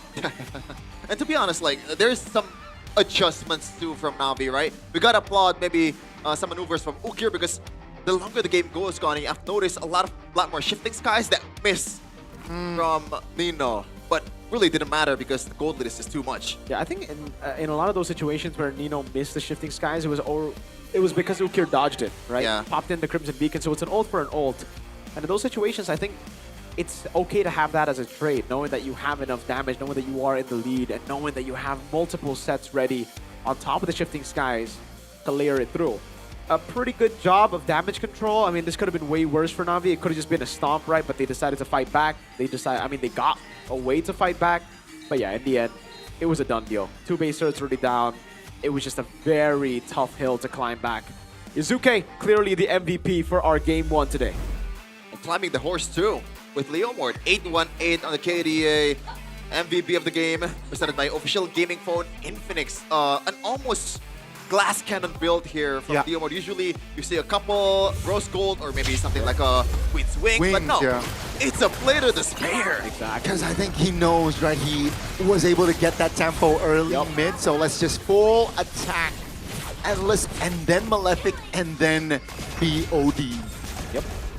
Really good stuff. Borax, Endless, Malefic, Roar were the first 3 items. Then he decided, maybe I need a bit of defense. Maybe I need a little bit of that anti-CC, that tenacity. But all throughout the game, again, it was tempo. It was the old Alter Ego of having that tempo control. Mid prio number 1, XP prio number 2. Having both of that is just amazing. And then a very strong jungler, plus a weak side in the gold lane. It really just feels like the old Alter Ego again, like the fighter gold Alter Ego with back in the day it was Uranus, right? CC. You just don't pay attention to RP, and then once you do, you're like, oh dang, he's starting to really hurt. Even here, Navi really just tried. They tried, but unfortunately they were way too behind when they finally got those openings. This was a good fight. Now we can see it in detail. Oh my god! Juve got stomped on the ground. He was unconscious. Yeah, even here, like, the fact that they got RP is very surprising. The fact that they're already down by God knows how many gold, and they were able to still get the main damage dealer. Well, at this point, Yasuke is the main damage dealer, but we're talking about the pure DPS of Alter Ego, and Yasuke was still left alone, and he has Malefic, he has BOD. Tanks does not matter. Just run through everyone with the horsey. That SOD finally landed, dude. It was in the last team fight where they really needed it to land. Actually, maybe they didn't need it to land here. Yeah. I mean, it changed a lot of things, but I want to ask you guys a question about some of the picks that Na'Vi made early in the first phase. Connie, like that Harley pick, man. Yeah. Usually when you see a Harley, at least in M7, it's more of a respawn pick. It's more of like a pocket pick when you see a Leo Mort and you want to play a bit more safe, and so on and so forth. You pick the Harley. But here, Harley seems to get prioed by some teams. Yeah. That's like BTR. I don't like that approach as well, right? Picking up the Harley. And if you see the response from Zephyr as well, okay, you pick up the Harley, I will pick up the Leo Mord on a red 3. And yeah, that's sad here. 818 for Yazuke, 444 for, wow, that's a lot of 4s for Andoryu. I don't know why they're so scared to pick up the Leo Mord here. I think in this game, the reason they were so scared was because of the Sora Yi first 2 picks, right? Because usually you pick up the Leo Mord and you'd be like, all right, we'll have enough damage to deal with a Suyo that'll come through. But because Alter Ego already started off with a Yi, it would be very difficult for Na'Vi to deal with the Suyo. Because again, the magic damage is already taken by Alter Ego here. So let's say Na'Vi did go for the Leo Mord with a Lapu Lapu. It would have been an instant Suyo and it would have been very problematic. And by the way, guys, like, I don't know if this is a normal thing to pick. If you're a Moskov, he actually, RV goes for Inspire. I don't know if you guys noticed, but is that a normal build for Moskov at this time of day? Yeah, I think in this particular match, it is a normal build because you're up against a Harley. You need the Rose Gold Meteor. The Winter Crown will help you survive the Deadly Magic as well. There's not really any reason for you to build Wind of Nature in this game. And Immortality, you swap for one of those, right? Rose Gold or Winter Crown. But yes, it looks weird. It's just in this particular game, it is the right build to go for. Like even Shiva is going for a Thrill instead of the usual attack speed. So he wants to trade with the Art of Thievery, maybe. I don't like the Master Assassin for Shiva. That's really for me the problem. Well, I think the main idea for that is he wants to quote unquote punish the weak lane because the 4 for Alter Ego on their side is already super strong. So yeah. But I guess it didn't work out. It would make sense when you're on a winning matchup. It wouldn't make sense in this situation. They're both weak side, right? And I'd actually give it to the Moskov. Usually we see in these positions, Claude go for Festival of Blood. Okay. But what doesn't make sense if you don't have Infinix right now, What the heck, man? That's the thing. That's the item that I'm going to purchase there. as soon as possible. There's 2 right Which there. one though? We can take both. The Note 60 Pro. Yeah, more savage, faster with the Qualcomm Snapdragon 7S Gen 4 5G processor. 5G. Get more MVPs, Connie, even with Kufra. With the combination of an immersive display and high refresh rate, 144Hz, 1.5K Ultra HDR display, and the 3D Ice Core VC chamber cooling feature that keeps it anti-heat for all-day ramp pushing, even for solo people. For solo people, that's For the people who play solo or for the people who are from solo? both. Both for Priya solos. Priya solos. Yeah, Priya solos. Yeah. Right there. So you can Oh, rank man. up with like smooth gameplay and get MVP every match. Yeah. Definitely, and the 3D Ice Core VC chamber makes you be able to play in, other part of the Earth like Bakassi. Ooh, It's super the other hot there. galaxy. Far, far away. And even there, you can access GoPay. You can download the new GoPay app. Go to real? the go-to wallet for gamers with massive damage. In Bakassi? In Bakassi? Yeah, I'm not sure if it's worth it on it. Like, what do you get from GoPay MPL GG Party? Here's the thing, right? You get a chance to win 17 GoPay Gold Rings by Fairy. GoPay Gold Ring. Bro. There's more. There's more? The seat you're sitting on? The Todak Throne? The Todak Throne. Oh. Gaming chairs, there's 20 of them.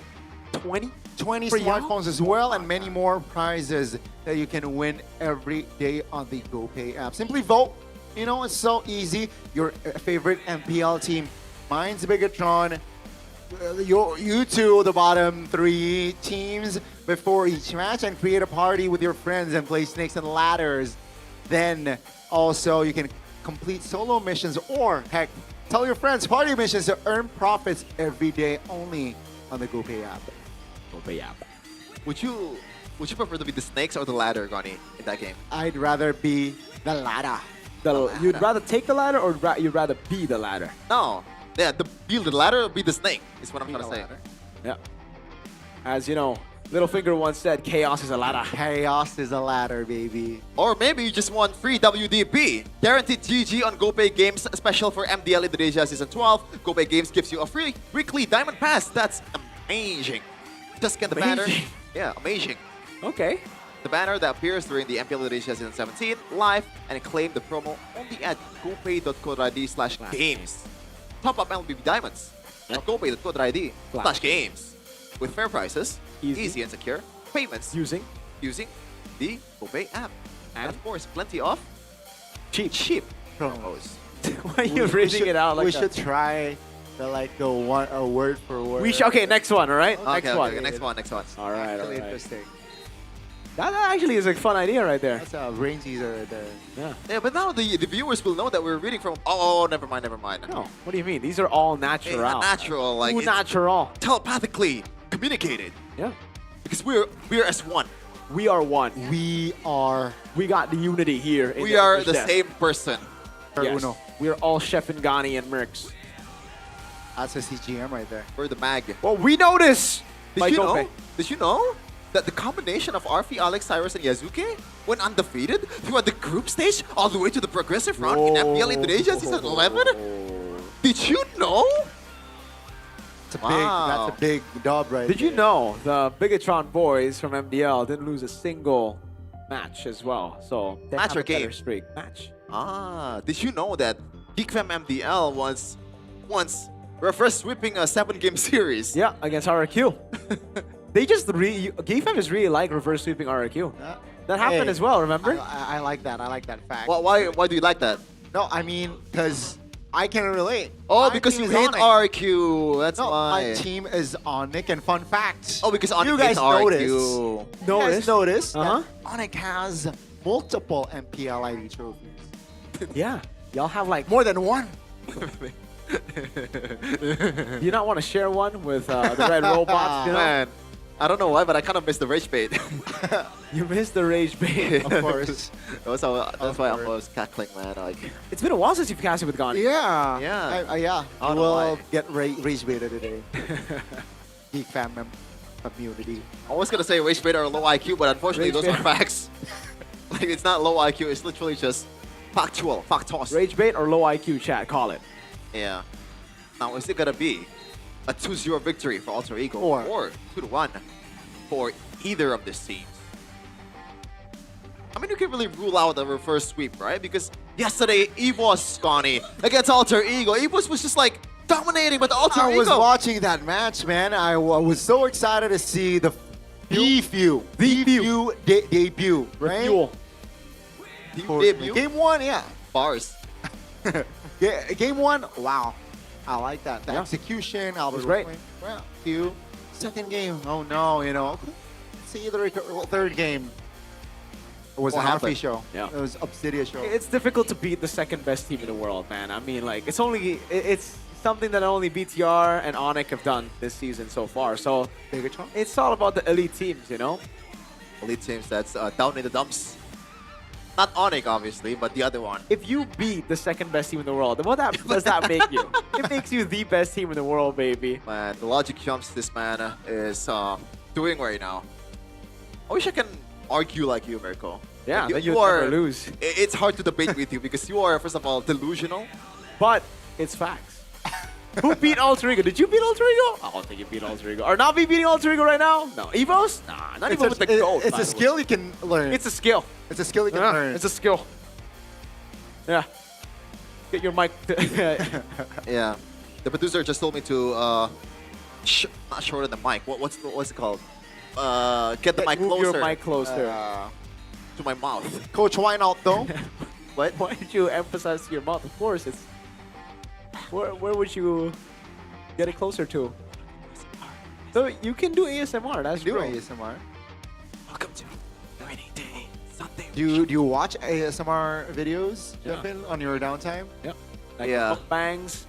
One of those like your girlfriend kidnaps you and break your leg SMR. What is this? Is this a meme? It is kind of a meme. Like, I don't know why, but once it was like popping up on my YouTube recommendations, I was like, how do you know my preference, YouTube? What the heck? All right, let's leave that for later. You need Chef. a little bit of crazy, you know? Just like the draft after this, you need a little bit of crazy. Oh, so you're trying to call it right now. It's going to be a crazy draft in game 2. Yeah. Beleric. Are we going to see that? That was something that Na'Vi pulled out against the Kings of Kings. RRQ. Yeah. The Maharajas. And also Afro, I believe, played a Beleric. Yep, it was Afro. Yes, It was sir. Afro. So Then Marcel against the Kings of Kings. Kings of Kings. that's a lot of kings right there. Yeah. Sometimes I wonder if, all the Kings moniker is rage bait or low IQ.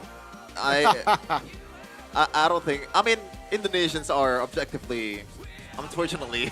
What, 78? I'm not saying it's low. It's decent. It's decent. It's decent. Here's the thing, man. Rex Regum Kaon literally means. No, for RQ, I think it's fine. But then King Maharaja Kevin. Okay. And then King Brands. Okay. And then, yeah, just those kings. Kevin is the joke. Never, folks in the chat, never let anyone tell you he isn't the joke. But are you rocking with the name change though to Kevin? Yes, because Of now he Joe. can be Kevin the Joe. Previously, he was just the Joe. Now there's a little bit more oomph, It's not just any Joe, it's Kevin the Joe. It's Kevin the Joe. I just don't like the comparison, Goni. Like, TLPH jungler, call TZ. The GOAT. The GOAT. TLID jungler, Kevin. The Jolt. I mean, your name is Chahyo, so. He just dissed you, bro. He just dissed you. Can you like. Thank you, Albert Goni. Hey, Albert's a pro player. You Yeah. gotta give it to him. Oh man. What would your moniker be if you were say you were a king back in the 1700s, Sheffield? A king? 1700s? Yeah. Chahyo the what? The beacon of light. The beacon of The beacon light. of hope. The beacon of Chahyo, the beacon of hope. Yeah. Interesting. Or light at the end of the tunnel. That was good. All right, we got expanding rivers here. Let's go. For our second game. Yeah. It is going to be again the same thing. Yeah. Navi's still on blue. Now the question would be like, what's gonna be the red 3 ban here? I think they're gonna pick up the Sora right now. I think that's the angle for Na'Vi, right? Because realistically, that should be the change. They picked up Juicin earlier. Yep. Or do they want to pivot to glue?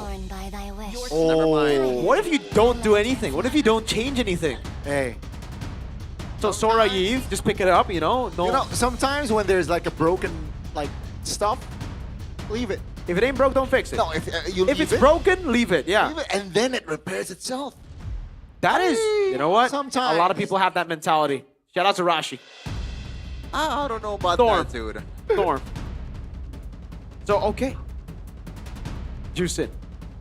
Sora Eve. Come on, Alter Ego. Don't play with us. Zephyr, come on. Professor X. Do they want to Leomord pick up the glue here? Oh, I think the glue pick is a solid one, yeah.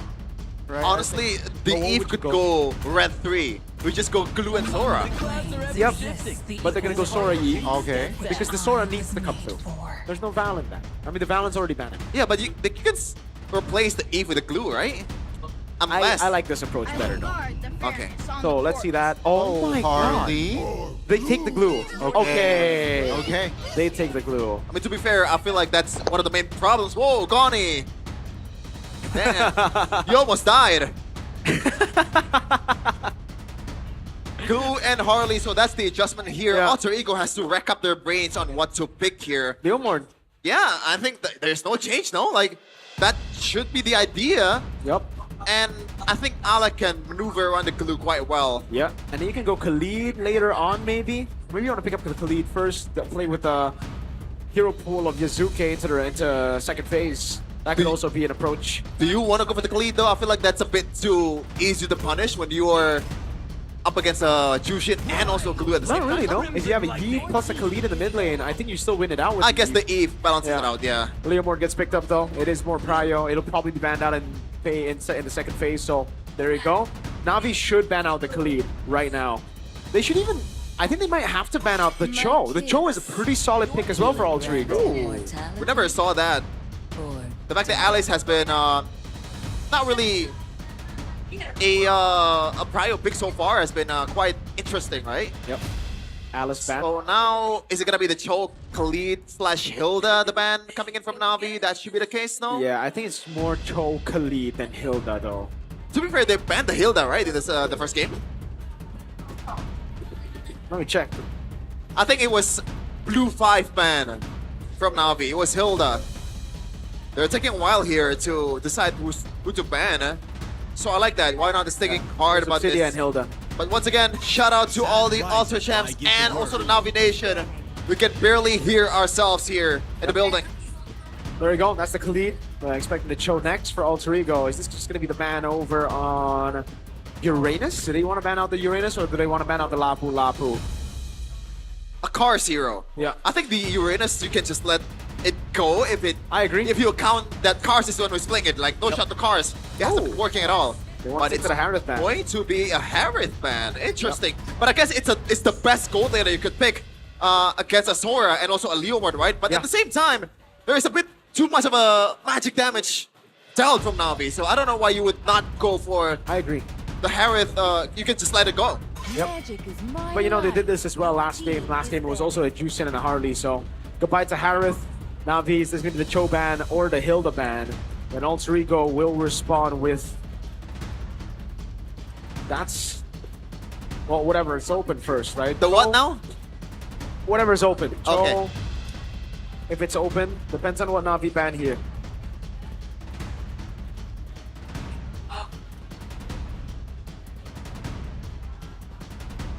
Build the tempo early. They want to replicate what they did in game 1.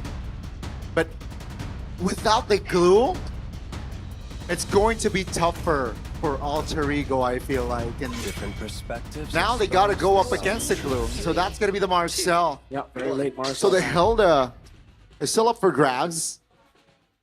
Uh-huh. Do we want the Hilda, though? It's gotta be the Cho. Better, Yeah, the Cho is better. At least you have those dashes to maneuver around the goose of the glues. So, Na'Vi, did they go for the Claude again? I don't really like the Claude against a Cho, Sora, Leomord, Yves, honestly. So you gotta do it now? Yeah, there's not really much of a choice for Na'Vi, unfortunately. Even if they go Moskov, it'll be very tough for them. And I like the fact that Alter Ego is still hiding that gold pick all the way to the very end because RFA is just that much of a flex player and they can see what RFA can bring to the table or maybe a bit more effective when you can already see the laning face matchup. It's gonna be the Arlet 4 Cars, so it lines up in what we want from Cars, which is playmaking hero. Yep. So for Alter Ego, let's see, is it gonna be the Granger? Do they go for Obsidia? I don't think they go Obsidia here, right? It is left open. Unlike the previous game, it was banned out. The Moskov works still? The Moskov still works too, yes sir. So it really is up to Arfi. What do you want to play, Arfi? Do you want to play your merchant hero in the Granger / Obsidia, or do you want to go for Moskov? Huh? Is there a flex? For what, Sora? The gold. The fighter golds. Something like a Ruby. Nah, I'm not sure. Yeah. I think it's just a normal marksman. It is the Moskov. There you go. I was thinking along the lines of because there's a Harley, there's a lot of killing pressure in the early game. You want to actually evade that with a fighter gold, but apparently Arfi is that guy that can just use the weak lane to his advantage. I think it's another Alter Ego draft win. Really, the only thing that I'm concerned about is the glue. Yeah. I don't know if Alpro is going to have a crazy game or not, because you can really... Well, the glue has a 90% win rate, folks. I think Cyrus has to do a lot of heavy lifting here, just poking, trying to just equal the mid-prio advantage from the opposing team, but it looks like Alter, not Na'Vi, is definitely winning this one by a landslide, 8.6 compared to 5.0, and it was a landslide victory in the stat for Alter Ego in the first game, so maybe Na'Vi can actually bounce back with this blue pick, with this adjustment from Coach Wynot, and they actually prolong this one to the third game. Lanadon, we go. And let's see if Alter Ego can finish this off cleanly. Or what Sheffin said, right? We might see a glimpse of game 3 here. 2 purifies this time on deck. Yep. From Na'Vi. Hey, chat's already calling RP a Moscow merchant. There you go. Add another merchant hero. It's not just the Granger, Freya, and Obsidian. Now it's a Moscow merchant. He's a salesman. He is a salesman. He's a marksman salesman. Wow. Lethal take as well, though. This should be free for Alter Ego, man. It's a Leomord, Cho, and a Eve. Emblem check by you. Nothing too crazy, honestly.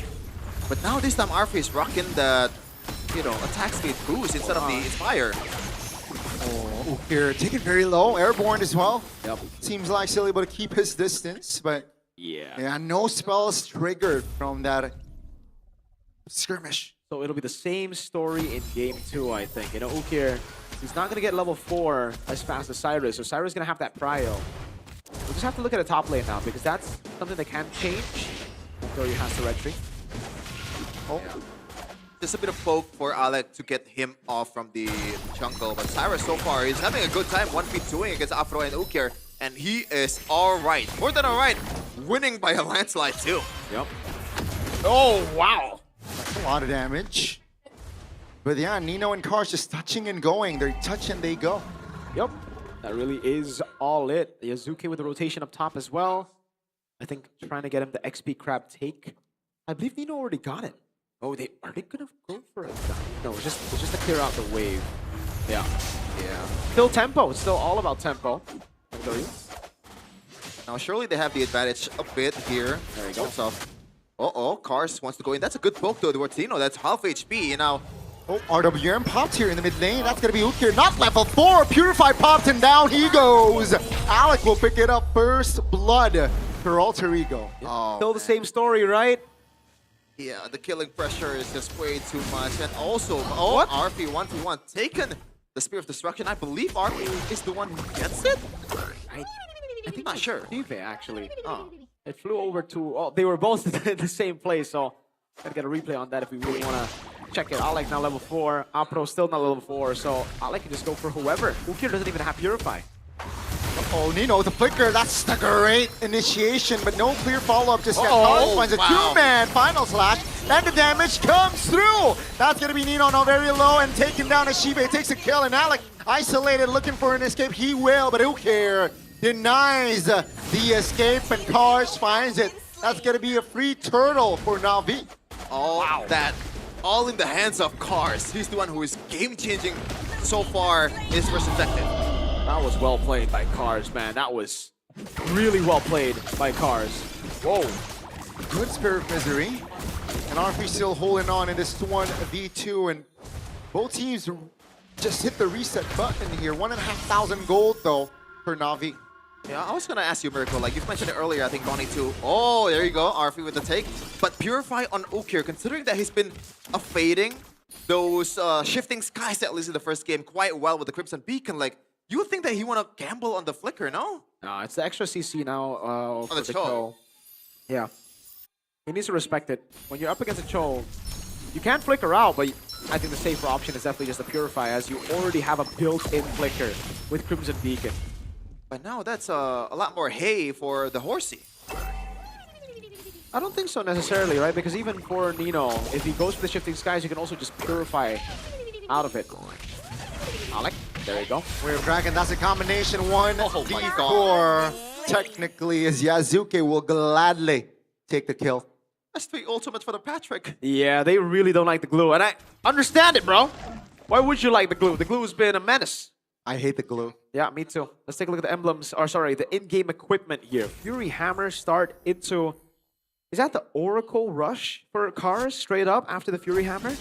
DHS start there for Shive, so he's looking more for sustain instead of, looking for the fights early. Usually you would want to go for the Corrosion Scythe if you fight early. That's exactly what RP is gone for. Yeah, so similar so far, Na'Vi with the adjustment. It's not really the glue so far who's the one that's game-changing. It's Cars with that single win in the objective, and now he's going to be trying to be at least more of a difference maker in the second objective fight, but now Yazuki has to give a bit more respect towards Cars, but when the flicker is available, you gotta play through it, right? There's no way you can evade that. Yep. Let's see, 1K for Na'Vi. Alter Ego, they should be aware of what lost them the fight. It's Cars, so they should have their sights on him, but it gets very difficult now that Apro has ult. You have to be constantly spacing against this Patrick. It's hard to maintain your distance with Ukir and also Afro in the building. Even Alec, as you know, a hero as nimble as Cho, you gotta watch out for it. Oh my god. RWM in the mid lane, and Alec finds a wave dragon on towards Afro again. This time Afro has a flicker though, so that's a resource man. Now Alter Ego, what is the call gonna be? Afro taking it very low. Nino finds a rolling thunder and kill. Final slash on towards one, and the damage here looking to go put through on towards Nino. That's a Torreta as Alter Ego gets the turtle. Talk about adjusting the winning condition, Mirko. Yeah, that was well played by Alter Ego, man. Before they let Na'Vi set up, they crash him before, right? They go for the poke, they go for the all-in as well, and this is... Oh, hold on. In the bottom lane. Oh, they want to dive. That's the mobility. Wow. That's the pinch. Down goes Shive. They're just hitting Na'Vi before they can react, right? That's basically what they've been doing in the mid lane, on Afro, and then now even on Shive. Shout out to Radit because that was an overkill with a flicker. And it's an Alter Ego game as well. He's an Alter champ. That's true. No, Cyrus! Oh, that's a big kill from Cars. Flicker spent. That's about it. Oh, now V here holding on with economy. 7 minutes in. They gotta pull the trigger before Alter Ego pull the trigger on them, dude. It really is. It's that quick draw this game. Whoever draws quicker wins it out, just like you can do, I guess, in MLBB Adventure. Yeah. It's an idle game. I love idle games. I love it too. Uh-oh. Nino though, that's a blazing duet. SOD lands. Nino all alone, flickers out of danger. That's a wave dragon to protect, but Nino will not be able to escape. That's gonna be a trade! Alter Ego! The reinforcements are just too precise. They trade 2 for 1. You just cannot just leave your eye out of Yazuki, man. You cannot. You really cannot, dude. And Yazuki is going for a different build now, right? Earlier it was War Axe straight to Endless Battle. He knows there's a lot more damage out for Na'Vi, a lot more threatening heroes against him. Oh, Apro. Oh, all alone though. This is very sketchy. That's gonna be Afro though, escaping a real world motivation. Oh, he won! With the glowing wand, Cyrus claims the purple buff. Yeah. Again, to finish my point earlier, I think, is this a second item Brute Force Breastplate for Yazuki? Or is it just a Queen's Wing? I think it is Brute Force. Na'Vi, whoa, they're blitzing the Lord. I don't know about this. Let's see, Alter Ego looking to punish this positioning. Now with the mobilization, Alec finds a way. Hold on a second. Dragon, but Chive finds that kill. Now V now with more bodies on the floor. Let's see, Yazuki isolated, and he will fall. No retry as Shive in the back doing crazy work as Na'Vi pull it off. Wow, 2 times by now. Oh, okay, he has the retribution. Almost forgot, but Yazuki finished the Brute Force Breastplate, but Na'Vi 2 times. The Lord take out of nowhere. The first game it didn't work because Alter Ego was leading by God knows how many gold, but now Na'Vi with a slight economy advantage, they have the leeway to do that. Yep. That was well played. It's quick draw, bro. Whoever goes in first ends up winning it. And it is the Brute Force Breastplate for Yazuki. Aware that, again, there's so much more threat. Oh, Cars! Cars again with initiation, finding Cyrus.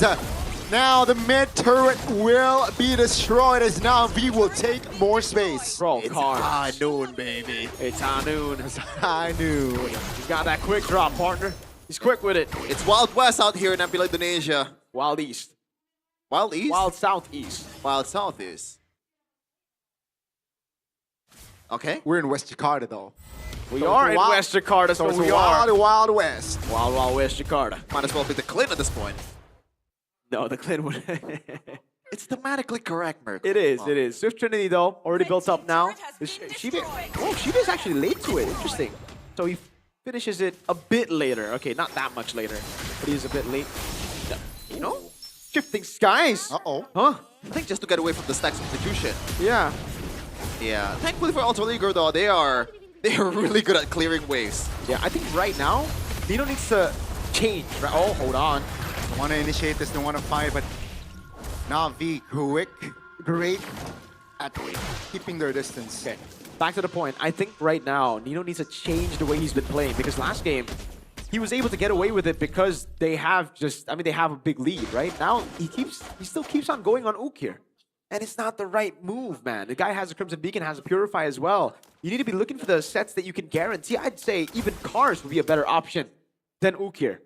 Not the better option, might be the best option out of all of them. Yeah, he's the guy who's turning fights around for Na'Vi. Yeah, but it's still a bit easier said than done because Cars has been utilizing the flicker to try to get some sets. There you go. That's the initiation. That's Dino, though. That's Afro. Repositioning. That's going to be a mount on towards Alec. Afro now trying to run away. And take a look at top lane here. Taking more space, potentially. And Andoryu is in the vicinity. And great awareness, though, with a recall. Yeah. Oh, yeah. This is trouble for Na'Vi, too, because the housekeeping on the long lane is going to be super hard. Exactly. And they have a good scout or two on Cho, too. Yep. That's why they go for the Moskov, right? This is the reason now. They can really start to dictate the pace of the game once we get into the mid-game here, once the map starts opening up. And the map has certainly opened up with these turrets being taken out. Far late at the bottom lane, Shive will most probably be looking to play for the team. And he is building towards that Wind of Nature, so yes. He's aware of the damage still from Yazuke, who's building towards the Endless Battle now. Cyrus needs to be very, very safe. One good dive from Na'Vi, and he's cooked. Big item from Andoryu and also Alec. He's going for Cars. Oh, never mind. So he lands on Shive. That's going to be a retribution for Andoryu now. What will Alter Ego do? Seems like Izuki mounted here. Alec trying to provide cover as well in the front lines. That's a stun. Alec forced to use that flicker in bottom side. Moscow will have time. The flicker, that's a stun at the bench! Wow. Andoryu will not be able to survive. RP finds the outplay. Saving Private Arfi, never mind. He just gets out quick. It happened again. Andoryu. But at least now, Na'Vi, can they delay it until Andoryu comes around? I think he can, yes. The wave is a bit, you know, a bit small though. For Arfi's still staying in the bottom lane, dude. He just cleared out the wave. They can do it. And it's a Yves and a Moskov, you know. They've got tremendous clear. Oh, dude. Humar and Andoryu. We got a game, boys. We got a game. Almost no utility from this Lord. Thank God there's a single charge there, just for compensation. But Moskov, I'm not taking the compensation. Yeah. Oh, Ice Queen wand now for Afro. Yeah, he's going for that. But all into Alec. Mobilize and he's slow. I don't know about this though. I don't think this is good for Alter Ego here. It's like 10 seconds. 100 seconds still. No, I thought. Yeah. We got the Lord. The 2 was covered. I was like, what? Yeah, no. 10 seconds? It's 100 seconds. They still got time. They have time here, but Na'Vi here looking to pressure. Yeah, looking at tier 2 for sure. I think that's for sure. And Arfi cannot go into the side lane now. Oh, they want to fight this. Real world population invested here in top. That's a operating mobilization. Onward, you know, that's a mount. Afro. Oh, no. Now they got a structure top, ladies and gentlemen, and we might see a game 3 as the basers in the mid lane is looking to drop as well. Now Alec back in the fray. Afro untargetable. That's a mount. On towards RP, a big one. Cars. Oh, follow up. RP all alone, and he will be taken down. And take a look at Na'Vi as they look to pressure more. Now, this is Yazuke and Cyrus all alone. And ladies and gentlemen, the opening match will have a game 3. The inner machinations of my mind are an enigma, says Afro. Wow. But I gotta say, Arfi, that was... The fact that he was so far up is just unnecessary. That should have been very defendable. Yeah. What the heck? And also that interaction, dude. He skill 1, but he still got pulled back by the pass. Oh, what a funny interaction, man. Alter Ego. They just keep on going for the same plays that they went for in game 1, but it's a completely different game already. The targeting from Nino has to change. It really has to change because he just keeps on going for Ukir.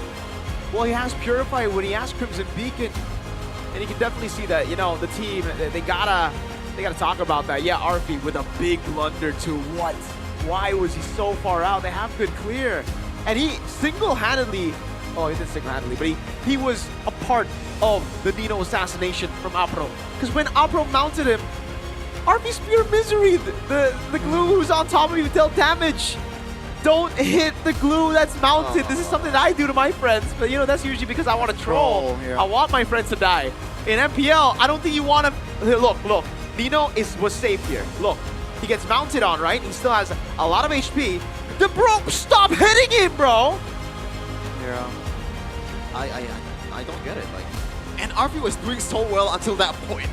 That's literally the only mistake that he's made. In this back game. to back, though. Yeah, but it's like in a span of like 5 seconds. Yeah. Do you think that like Nino was just lost cause, so like he will be dead, so just like RP said, you know what? I Let's don't just think go it back. matters, man. Like if Nino goes in to the third aggro, that's big for I-Force HP. That's big HP for bar. Alter Ego, definitely. Wow. That's, I don't know. I'm trying to. The glue is the best pick in the game.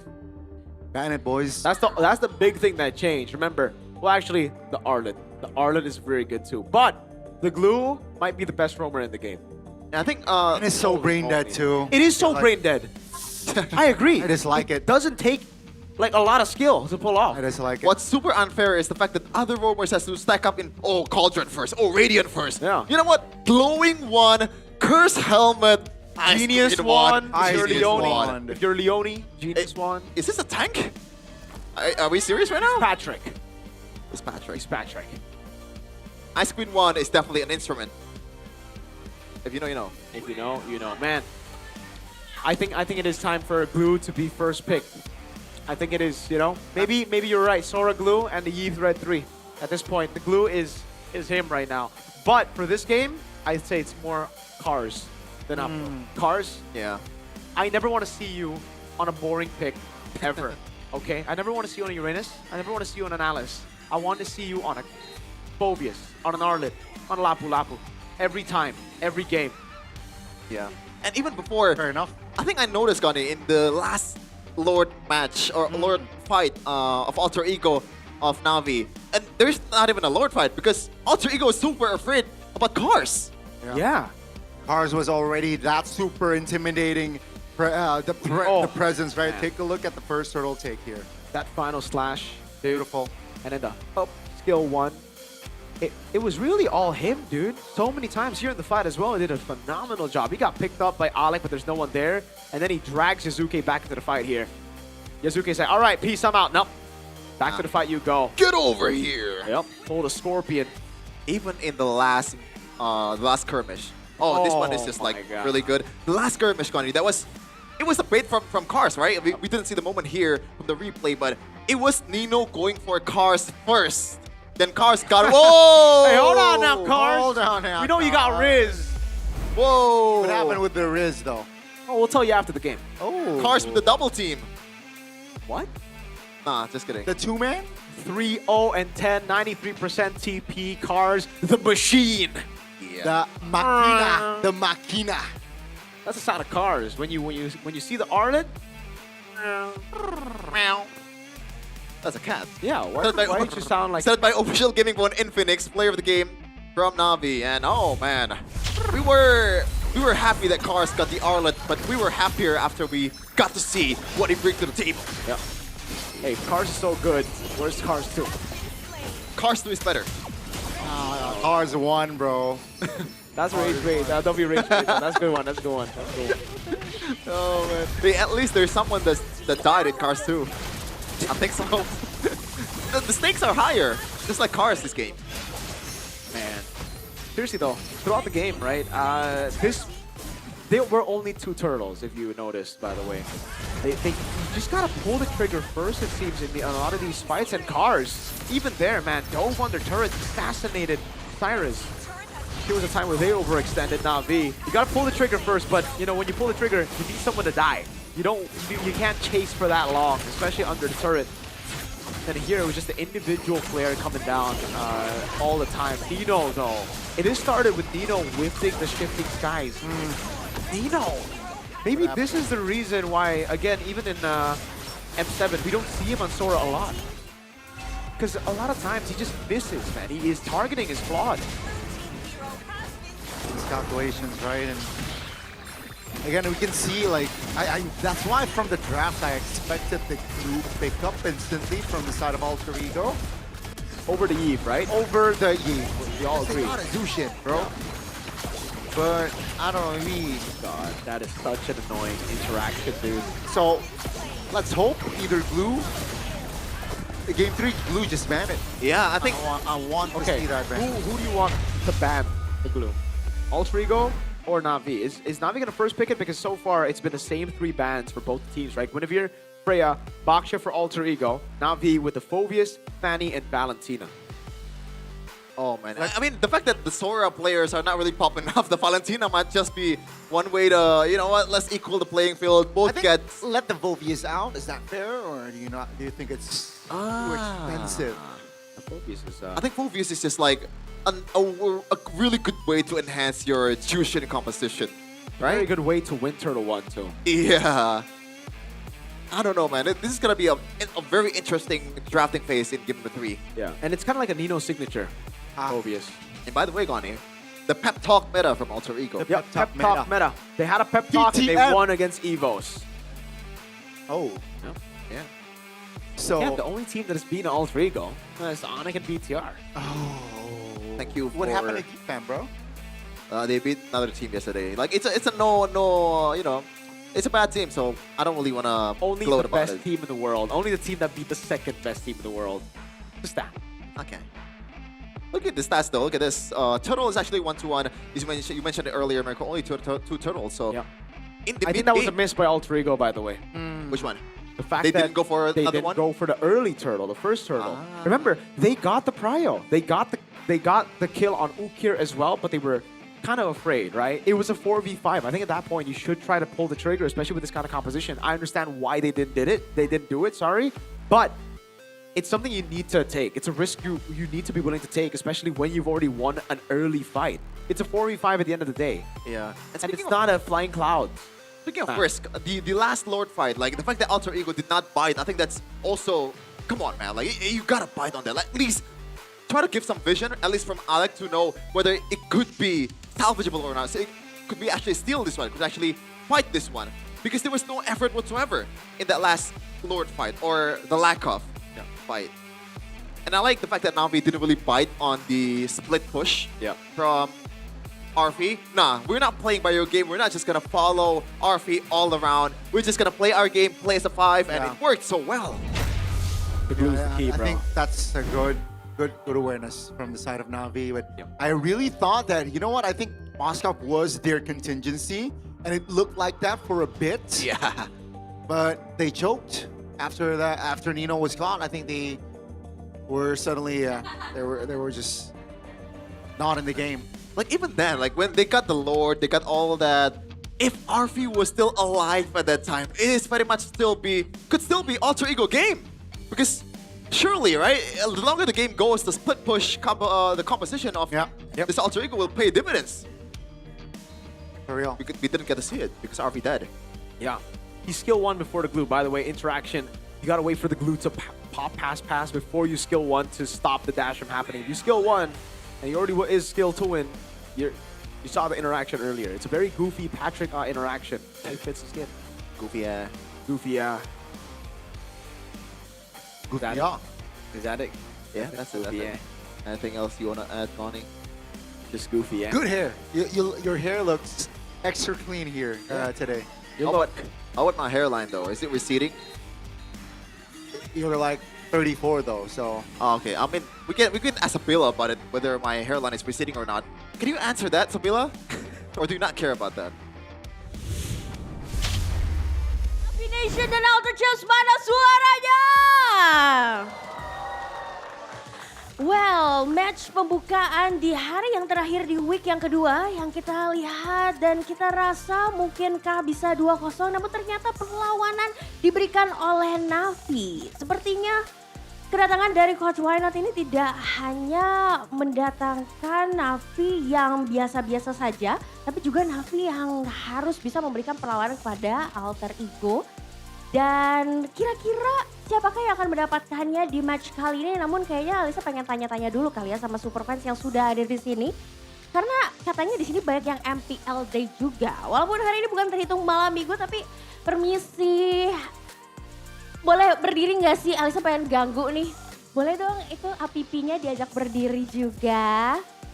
cantik, ayo berdiri sini. Nah, namanya siapa nih, boleh kenalan gak sih? Dava. Ara. Kalian lagi ngedate di sini hari ini? Ya, betul. Kalian dari Navi Nation? Ya, dari Kamu juga? Alter Ego. Oh, kamu Alter Gems. Oke, kayaknya kamu harus pindah ya. Kita akan separate dulu duduknya. Ini gimana nih ceritanya antara kedua pasangan ini ya, satunya Navi Nation, satu Alter Gems. Kenapa kamu Navi Nation, kenapa kamu Alter Gems? Gak tahu, pokoknya season ini pengen dukung Navi aja karena dia udah improve lumayan banyak kayak Navi. Karena sudah improve lumayan banyak. Apakah karena kehadiran ada coach Why Not juga? Kemungkinan iya, betul. Oke, itu salah satunya Alter Gems. Nah, gimana nih kamu kenapa dukungnya Alter Ego?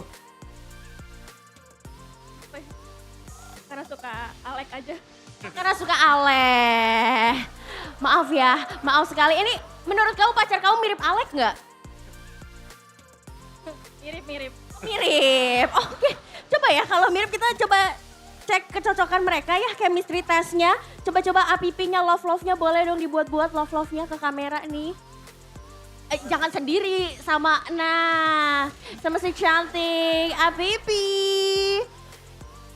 Coba-coba kita ukur berapa nih, 100% gak sih love meternya? Coba yang gede dong love-nya yang lebih gede. Oh, hanya dapat 3. Berarti kurang cocok ya. Karena mungkin kamu cocoknya sama Alek kali ya. Nanti kita titip-titip salam. Kamu ada salam-salam gak sih buat Alek? Boleh nih. Semangat aja, Kak. Semangat aja, gak ada lebih dari itu. Kukira kita spesial ya untuk Alek. Tapi ada yang spesial nih dari Todak juga. Boleh dong diambil, silahkan. Dikasih juga ini ke pacar kamu. Nah, boleh gak sih titip-titip salam juga nih untuk Navi mungkin atau keluarga di rumah, silakan. Ya, buat teman-teman yang nonton, nanti malam kita mabar. Oke, nanti malam kita mabar ya. Kamu boleh dong dibuka unboxing sedikit nih, dapat apa sih dari Toda? Kayaknya spesial banget, kamu juga boleh dibuka dong. Kasih lihat ke penonton dapat apa nih, supaya pada datang juga ke MPL Arena nih, biar bisa dapetin sesuatu yang menarik. Wow, dapat merchandise apa tuh? Dapat house menarik sepertinya dari Todak Gaming. Wow. Wow, dapat topi dan juga kaos. Boleh dong bilang ucapin terima kasih dong. Terima kasih buat MPL, Todak, dan kru-kru yang udah bekerja dengan baik. Terima kasih ya, terima kasih loh. Thank you so much, enjoy MPL date. Semoga chemistry-nya naik ya habis ini ya. Kita cari couple-couple lainnya nih. Tapi kayaknya ada yang menarik perhatian. Permisi kakak, ini spesial banget pakai Hello Kitty. Boleh berdiri nggak sih? Harus dikasih lihat, sini, harus ke tengah. Nah, coba kasih lihat, muter. Fit check. Nah, ini spesial banget, kamu Navi Nation? Enggak juga sih, pengen make. Pengen pakai aja? Enggak ada motif khusus di balik Hello Kitty ini? Enggak ada. Oke, kalau gitu kamu ada pesan-pesan gak nih buat, kamu bukan Navi Nation tapi? Navi Nation. Oh, Navi Nation, yaudah kepesan-pesan nih buat Navi supaya bisa 2-1. Ya semangat aja sih untuk pertandingan game ketiga ini. Semangat aja ya. Jadi kamu dari mana sih? Dari Cikarang. Oh dari Cikarang. Oke, warga Cikarang jangan lupa datang ya. Thank you ya. Kamu keren banget loh outfitnya. Ditunggu lagi next datang ke MPL pakai baju Hello Kitty-nya juga. Oke, thank you so much. Dan kita cari couple-couple lainnya ya. Karena di sini Alisa pengen gangguin yang MPL Day ini kayaknya ada couple lagi. Boleh gak sih berdiri temenin Alisa? Halo. Namanya siapa nih? Ahmad. Ahmad membawa siapa? Bawa Indri. Bawa Indri. Hai Indri. Kalian berdua dari mana nih? Dari Jakarta Barat dekat. Deket ya. Oke. Di sini sebagai Alter Gems? Ya, Alter Gems. Indri sama apa beda nih? Sama.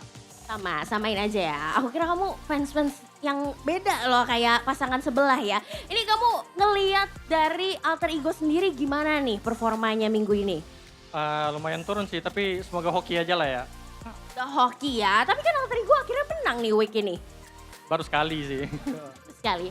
Ternyata tidak cukup ya untuk Alter Gems menang sekali. Kalau Indri, kamu ada khusus gak sih ngefans sama siapa gitu? Sama Nino atau Alek mungkin? Alex. Sama Alek juga. Oh wow, oke. Dan ini Alek ini bener-bener kayaknya banyak banget ya fansnya ya. Berarti kamu ada yang mau disampaikan gak nih buat Alek? Semangat. Semangat aja. Nggak ada sarangnya, nggak ada I love you, nggak ada apa-apa. Semoga menang ya. Semoga menang. Takut ya ada ayang beb ya. Oke, kita chemistry level test dulu ya. Boleh dong APP love-love-nya dibuat nih ya. Yang mana? Yang ini? Oke, langsung aja. APP, love-love-nya. Posenya lebih unik dong, lebih gede love-nya lebih gede. Nah, oh yang kecil aja. Malu ya, catnya kelihatan. Wow, 5 full ya. Sepertinya chemistry kalian ini jauh lebih kuat daripada pasangan sebelumnya. Kalau gitu langsung aja kita kasih juga nih merchandise dari Todak Gaming. Boleh dong di unboxing dulu, dikasih lihat ke penonton. Biar super fans di rumah pada ngiri juga nih, pengen datang juga bawa pasangannya dan MPL juga dong pastinya ke MPL Arena. Boleh dikasih lihat gak sih dapat apa? Oh, kalau tadi ada yang hitam, sekarang ada yang putih. Wow, keren banget. Boleh gak sih ucapin dulu terima kasihnya nih buat MPL dan juga Todak, silakan. Makasih Todak, makasih juga untuk staff-staff FPL ya. Semoga AE menang. Semoga AE menang. Oke, Indri? Thank you untuk hadiahnya. Semoga AE menang. Semoga AE menang ya. Oke, kalau gitu kita akan lemparkan kembali kepada caster. Tapi Alisa maunya kalau Alisa bilang MPL Indonesia Season 17, kalian bilang we own this sambil lempar. Oke, siap? MPL Season 17. We all day. Silakan caster, take it over. Bye-bye.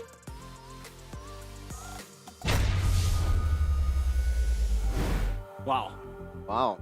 Wow. That's a triple wow, by the way. Yeah. What are we doing right now? Hey, you are the one who bring it up to the broadcast. Like, I'm not the one. You were the one who started this yesterday, dude. But you're the one who. I'm being professional right now. I'm being professional. No, you're not being professional. I'm emoting, bro. What do you mean? These kids, man, these kids. No, you gotta. There's a weave to that. Yeah, there's a move. Yeah, I don't know why this is a meme, but I don't know, it's funny. It's funny. Anyway, that was MPL date for you guys. If you have any chance to come to MPL Indonesia, even if you're a Filipino or I don't know, Americans or something, just buy some tickets to MPL Indonesia, maybe like $10 or something, right? Yeah. To Jakarta. Yeah. It's that cheap. Then you can get free Todak merch. Cultured. Todak. Make sure if you bring your partner, maybe, if you're lucky, you will be cultured by Todak. Yeah. Any partner? Any partner. Yeah. Okay. Could be your work partner. Work partner. Could be your life partner. Yes, sir. Could be your Infinix partner. Oh, yes, sir. Could be your partner, as you say in the Wild West. Mm-hmm. So, partner. Could be your partner in crime. Could be a partner in crime. There you go. So, Rashi, you can bring anyone. Yeah. Storm. You can bring anyone, Storm. Hey, Rashi, if it doesn't work out, just bring your body pillows. Wow. If it doesn't work out, bring your Body pillows. Oh my God. You're assuming he has body pillow. I think he said that he had one. Oh, you're just gonna reveal that? Okay. Wait, never mind. Maybe it's like I misremembered something. Yeah. Do you have a body pillow, Gani? I have a body bolster. pillow. Yeah. I have a bolster. Yeah. I mean, that's You don't have a bolster? That's a body pillow, no? You don't have that in like. It's so long. Oh man, to be honest, I don't have live MPL in solo. Is the one that I'm really regretting, What? No, like live in stage MPL. It's right. only in Jakarta. Right. So it's apparently called the scuba trend. Scooby trend. Scooby? Scooby? Yeah. Scooby or scuba?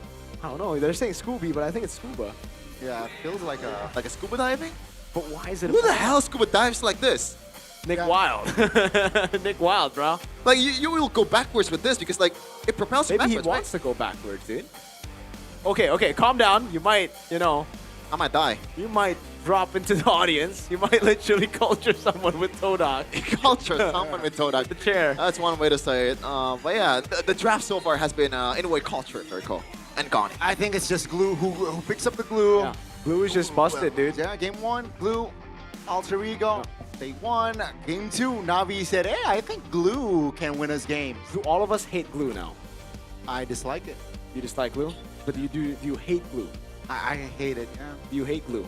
Not really. I think Oh. at least in ranked games, right? In okay. Oh, he's flexing the marriage ring. I thought his championship ring, man. he has more priorities. Yeah, dude, that's more of a flex than a championship ring. Yeah. In the Philippines, stable- everybody has a championship ring in the Yeah, Philippines. a stable relationship. Yeah. Something that a lot of people don't have. That's true. That's true. Is that coming from experience, Gani? No, that's true. I mean, I feel like my God, stable relationship. There's a bit of a emotion in your what that's true. You know? you wanna share I just your said experience? that's true, bro. Is that relating to someone that? No, I'm not gonna go there. And she's probably watching this. I'm sorry. Okay, I mean, it's just a joke. It's just a joke. Get well soon. Storm isn't sick. Ah, yeah, Storm isn't Storm sick. isn't sick though. Yeah. The bromance between Gani and Arashi. Yep. Cars was trying to do some bromance too. No. Yeah, he was about to Ours kiss. was with Andoryu. Oh, he's checking his heartbeat, it seems. Bro, is it true? Is this true? I think he's telling his teammates, guys, I think I'm pretty cold. Oh, with all that snow. With all that, I don't get the snow thing. Dude, all right. I can't. Oh, I need help with Storm and Aldo, man. How do you guys not know this? We'll talk about it later. I think it's just the Gen Z thing, bro. No, dude. Okay, we'll talk about it later. I need Storm and Okay, Aldo. Storm is not Gen Z. Exactly, he's ancient. He's. How did he survive? Like the yellow relic. What? No, because RRQ back then. He's orange, bro. No, RRQ is more. I'm dying on this hill. Okay, RRQ is more yellow than orange. Bro, you gotta get your facts. Navi are yellow. Yeah, Onyx yellow. Onyx is yellow. But bro, like when you see an orange, okay? Someone It's a said, fake do the orange. Scooby together with Chef and Gani, I'll clip it. Maybe the next time we're on done it all cam. together. On cam. Okay, Later. okay, after The ending. Let's go. The ending? You gotta wait for the ending though, bro. It's But gonna- Zephyr, man, Zephyr. It's gonna be so awkward. Seriously.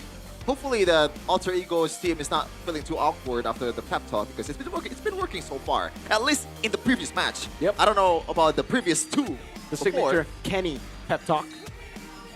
What do you think he said? Guys, what the heck? How are we losing? Man, you guys are trash. Be better. You know what? I think Zephyr would say something like that. Yeah. He's very brutal. He's brutally honest. Okay, if you were a coach, Mirko, I think you would be the bad cop in a Be the bad cop. What about you, Chef? And how do you view yourself if you were a coach? I'm too good of a cop. So you're just gonna be like, yo, you're doing good, guys. While the team's going 0-16. I'm just gonna be the analyst. Yep. You know? You love that. Yeah. I see. Especially, apparently that's been the trend, at least in MPL ID. Okay, I heard from some coach that there's someone that always reprimand the players. There's someone that always hugging them. You know, hey, you did pretty good. Just be better next time. You know. I don't think the players would want that. Why? I'm not a physical, like. Not that hugging in a metaphorical way. Come on now, What? bro. Okay. Who the heck hugs in a metaphor? Yeah. What Like, metaphor? how do you do that though? Like, for real. Hugs and kisses. All right, so apparently we're doing like some crowd work here. MPL ID, we own this. Do you know why we're doing crowd stuff? Because we're not in the game yet. We Yeah. want to buy some time. Yeah. Ladies and gentlemen, welcome to Showmanship 101. Oh, never mind. It was all It was all a ruse. We called them out. We called them out. Exactly. Random map draw. Broken walls, Dangros grass, expanding rivers, expanding rivers. Double expanding rivers. Double, Wow. baby. Double trouble. Okay. Okay, now it's still what? Whoa! Navi Blue, Alter Ego. They take the Harley over the glue. Interesting. Like the glue is banned. You Ah. kind of expected that, right? Because to equal the playing field, now cars on a Uranus. Yeah. Why did they take the Eve though? Or they might want to take the Eve now. Yeah. I think the Eve pick is a really good pick now. Now this is a Eve merchant. Alter Ego's mid lane is a whole bunch of Eve merchant. Yeah, we got the Hijume Eve merchant. We got Cyrus here. Yazuka is a Leomord merchant, so let's see if he can pull off the Harley. And funny enough, they play the exact same way. Yeah, Nino might just be a Sora merchant by the end of this game, right? Because he's only played Sora 3 games in a row now. I don't know if that's a good of a merchant if he's playing like that. Oh, wow, bro. Why you gotta diss the boy? That guy is... It's Factos, Gunny. It's Factos. All right, Alter Ego. Let's see. Red 3, what's it gonna be? Is it gonna be the Eve pick or do they pull a sneaky one? Come on. On Eve, Na'Vi. Eve. I think it's Eve, yeah. Whoa, it's a sneaky one. It's a Claude pick. Interesting. You were all fooled, man. Yeah. Haha. Kevin is fooled, but yeah, it's gonna be Claude here. Are you a third grader? What? What the heck was that? I'm disgusted. I'm not even rage baited. But hey, Parrot is gonna be banned here. Alter Ego. Okay, interesting, right? Because yeah, I think it should be enough magic power, but they're still concerned. Na'Vi, ooh, I like it. Whoa. The Lunox ban, they know, right? They have that Uranus and Leo Morton. Dude, are they not banning the Eve at all? Yeah, it doesn't look like it. I mean, so far, it hasn't been banned out. Na'Vi still has one more slot. Yeah. Did they ban out the Khalid from Alter Ego? The mid-prio? Take it away from them? Or do they think Alter Ego are just lacking in, again, the just front line? Is Na'Vi trying to read a Kalea comp? Maybe, but with Kalea. Uranus and Juice Sin, it'll just be the Leomore, really, that you can target. Yeah, but combined with something like a carry or a Lunox, I think that's why they banned it. Maybe, just maybe. That's a possibility. It's still up in the air. They can still go back to the Eve if it's not banned. Crowned by heaven's mandate, your my legacy shall So they're taking endure. away the combo from the Sora and the Zetian. Quite a nasty combo, honestly. Shifting Skies plus the Fury of the Phoenix, if it lands. So what's it going to be, Alter Ego? Is it just the Eve pick with no Zetian? It makes sense. Now, if it's an Eve pick on it, I think that's too much backliner, right? Is that a problem, or is that... For Alter Ego and enough backline? I don't think so. They pick up the Kalea though.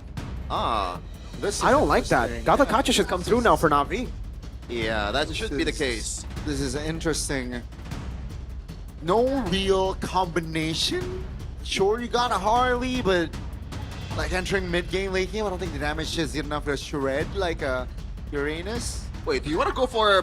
I don't know, man. I feel like Beleric, there's some use to it, but yeah, Gathakacha should be the option here. And Obsidia seems like Na'Vi wants a taste of the savage. Yeah. Na'Vi have a very good comp here. What can bring it back for Alter Ego in the mid lane? I don't even know if there is any pick that can really bring it back fully. That's the thing. It has to just be Just an Eve, Eve, right? yeah. There's no way. They banned the Lunox, they banned the Zetian. Or do they go Farsa? Oh. More damage. I think that's a possibility. That's more synergy with the Kalea as Yeah, well. that's true. It's not that bad in laning phase, you know? It's not like Katita. Yeah, but it ain't the type of mid laner that can bully like Eve, you know? They've been finding success with the Eve. So let's see, Alter Ego, what's it gonna be? If there's any time for a curveball, it's now. Oh, that's the biggest curveball I've ever seen. I mean, it is a dive comp. Na'Vi want to dive in. So that's why they subbed out Higeman. Wait. Oh, okay. I thought Yujume got in. My bad. All right. Oh, that. Hey, everybody wants to jump in. Everybody wants to dive. This is kind of like the Beleric in a different way, right? It's an anti-dive comp. Let's see. 3, baby. Yeah, game 3, and we're gonna hear the swan song, the beautiful song that Cyrus is gonna perform here. Oh. The lineup rating has been extremely accurate today, just saying. Yeah. Not looking good for Alter Ego, but obviously, they don't abide by the rules. But are they above the law of the statistics here in game number 3? As Carrie welcomes us to Land of Dawn for the closing match, or the closing game of Alter Ego versus Na'Vi. Land of Dawn, we go for the final round of Na'Vi and Alter Ego. Remember, both teams' records are 1-2. So both teams look to equalize on that win-lose record. Who will it be? Let's find out. Oh, wow. There you go. Alec already getting punished. Okay, so the emblems, I thought it would be Lethal Ignition from Cyrus, but he's gone for the Impure Rage instead. Yasuke as well with the Impure Rage. Nothing too crazy on Na'Vi's side. Let's take a look at the emblems all around. I'm a big fan of the Master Assassin here for Shive. I think that's a good matchup against Arfi, and that's exactly why he's gone for Festival of Blood here. Put yourself together, though. Double time. Alec and Cyrus. gonna be looking for those big plays. Yeah. Because like Alter Ego is rightfully so. It's very ult dependent, right? Very much so. But for now, V, they can just go back in, go back out. I think they're not playing by their availability of their resources, especially with the Uranus too. All right. Still looking at the emblems, trying to... it's another thrill for Shive. He just really likes extra damage, by the way. Yeah, I think it's more the fact that I think the poke damage. He wants to equal the playing field in the laning phase. But so far, Alter Ego, they're not doing that bad in the laning department because how fast that clear is. Like, it's ridiculously fast. Oh, Nino, though, he is struggling in this matchup. Oh, flicker early. That is big. That's an expensive one before the turtle. Yeah, and Cars does not have to go back at all to the lane, and he's gonna get that turtle or the crab, and now Apro can rotate around in the bottom, or maybe Ukir's one gonna be doing that and gets to level 4, or not at all. They're just gonna bite onto the turtle right here, right now. Yeah, 50% below of the HP of that turtle. That's gonna be Alec looking for an angle. Cars repositioning on Doryu calmly finds a retribution. Navi now, they want to find the collapse. That's a swan song spent. Now revitalized pop by Afro. Take a look at Nino holding 3 members as a big knockup, but that's Afro going down. Will be traded, but Arfi comes in the mix with the blazing duet. That's an early kill for Arfi. Ooh, is that an Alter Ego win? I think so, yeah. It is an Alter Ego win in gold. Navi did get the turtle, so it should be good still for Endoryu. But yeah, I would categorize that as a win for Alter Ego, especially because Arfi was able to pick up a kill. I'm not sure why Yazuke pulled the trigger towards Uranus. Like, that's a big question, especially the fact that Alter Ego is able to bait Navi to their full-on Swan Song combo. I think a single deadly magic from Yazuke can be a big difference in that fight and make a bit more advantage towards them. Yeah, Nino needs to be way more political in this matchup, dude. Cars has got another XP grab. All okay though. The attempt to kidnap Cars still not avail. And this is the pick that has been criticized so much, right? Cars on Uranus. So far he's doing alright, you know, but he's not really doing an amazing job. He's just there as a Uranus. He's just existing. Yeah, and adapting. It's going to be a very tough game for Alter Ego to hold Navi down, though, right? Because Alter Ego looking for a combo, but look at all the purifiers. Never mind. Second attempt here. This time, Cars out of position, and Nino, dude, Alec and Yazuke will be able to punish. Cars cannot overextend like that. Yeah. Like, I don't know why. I've never been more convinced that a player is not that great on a hero more than Cars on Uranus. He always overcommits and, you know, miscalculates when it is on Uranus, so yeah, that is a fair assessment. But again, the big problem is in these team fights for Alter Ego. How do they pin them down for Cyrus to do all that damage, or do they just wait for Navi to all in?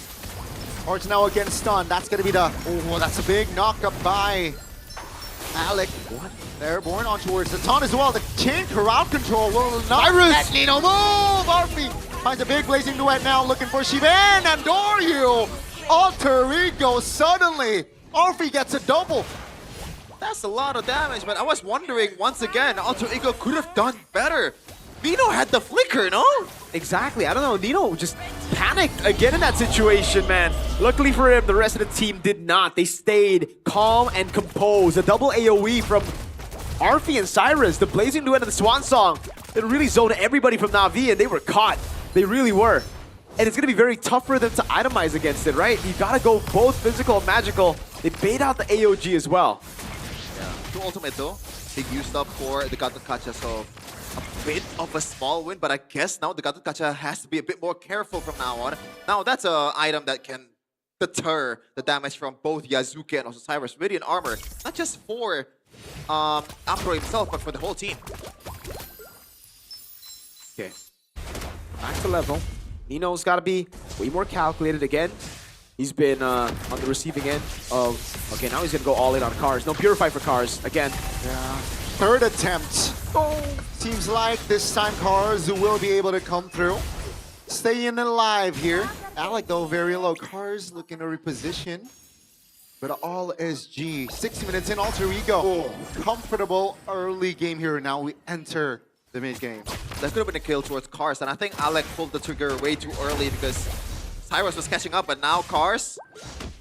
Gotta watch out, Cyrus has the glowing wand. The Swan Song. That's the damage right there. Miscalculate again. It's almost like they're playing without info, right? I mean, Cyrus was gone from the map for a while there. That's Cars on it.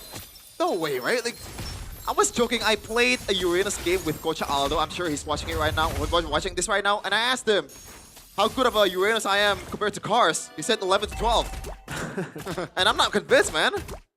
Hey, that's a ranked game, though. You Yeah, know? It's different. 2,000 gold lead here. Alter Ego. You know the bottom lane. Oh, Apro. Nothing too crazy just yet. 1.7k gold lead for Alter Ego. Still definitely a lead that can be climbed back this early of a game. And Yazuke, and he's a Harley, so he has kind of a disadvantage now. Tsunami Slam on towards Afro. That's going to be a taunt now. Yazuke finds an angle to take teammate down in the back.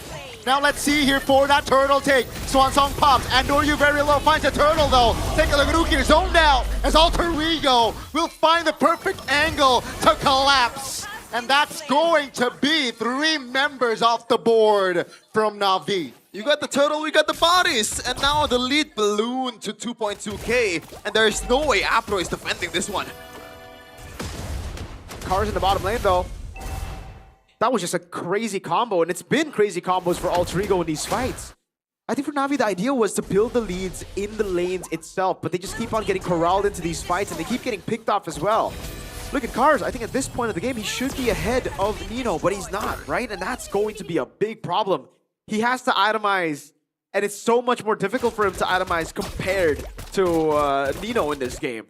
Like, he has to deal with both the Harley and obviously Odette magical damage, and then the physical damage that is going to be coming through from Sora and Claude. And dude, Arfi's 4-0 and 2. He's built to the corrosion side. This is going to be very quick. There's a very quick Swift Trinity. It's a very quick, swift, fast Trinity. Okay. And I like that Arfi is going for the sprint, man. The fact that there's not much like danger so far. Ukir has to stack. The AOG is very much telegraphed, so it's easy for Arfi to maneuver around with the sprint, especially. And you can catch up to the team fight really, really fast. Tsunami Slam on towards Afro again. Now Yazuke looks for an angle into the back. Doesn't really find it. Alec now isolated. Take a look at the damage on towards Alec. He will fall. Now it's a 5v4. Alter Ego says abort, abort. Let's go back. I guess this is trouble for an Odette composition. Like, you can't really catch up. You gotta wait for them to come. Ooh. Okay, Ukir spots him out. That could have been real bad.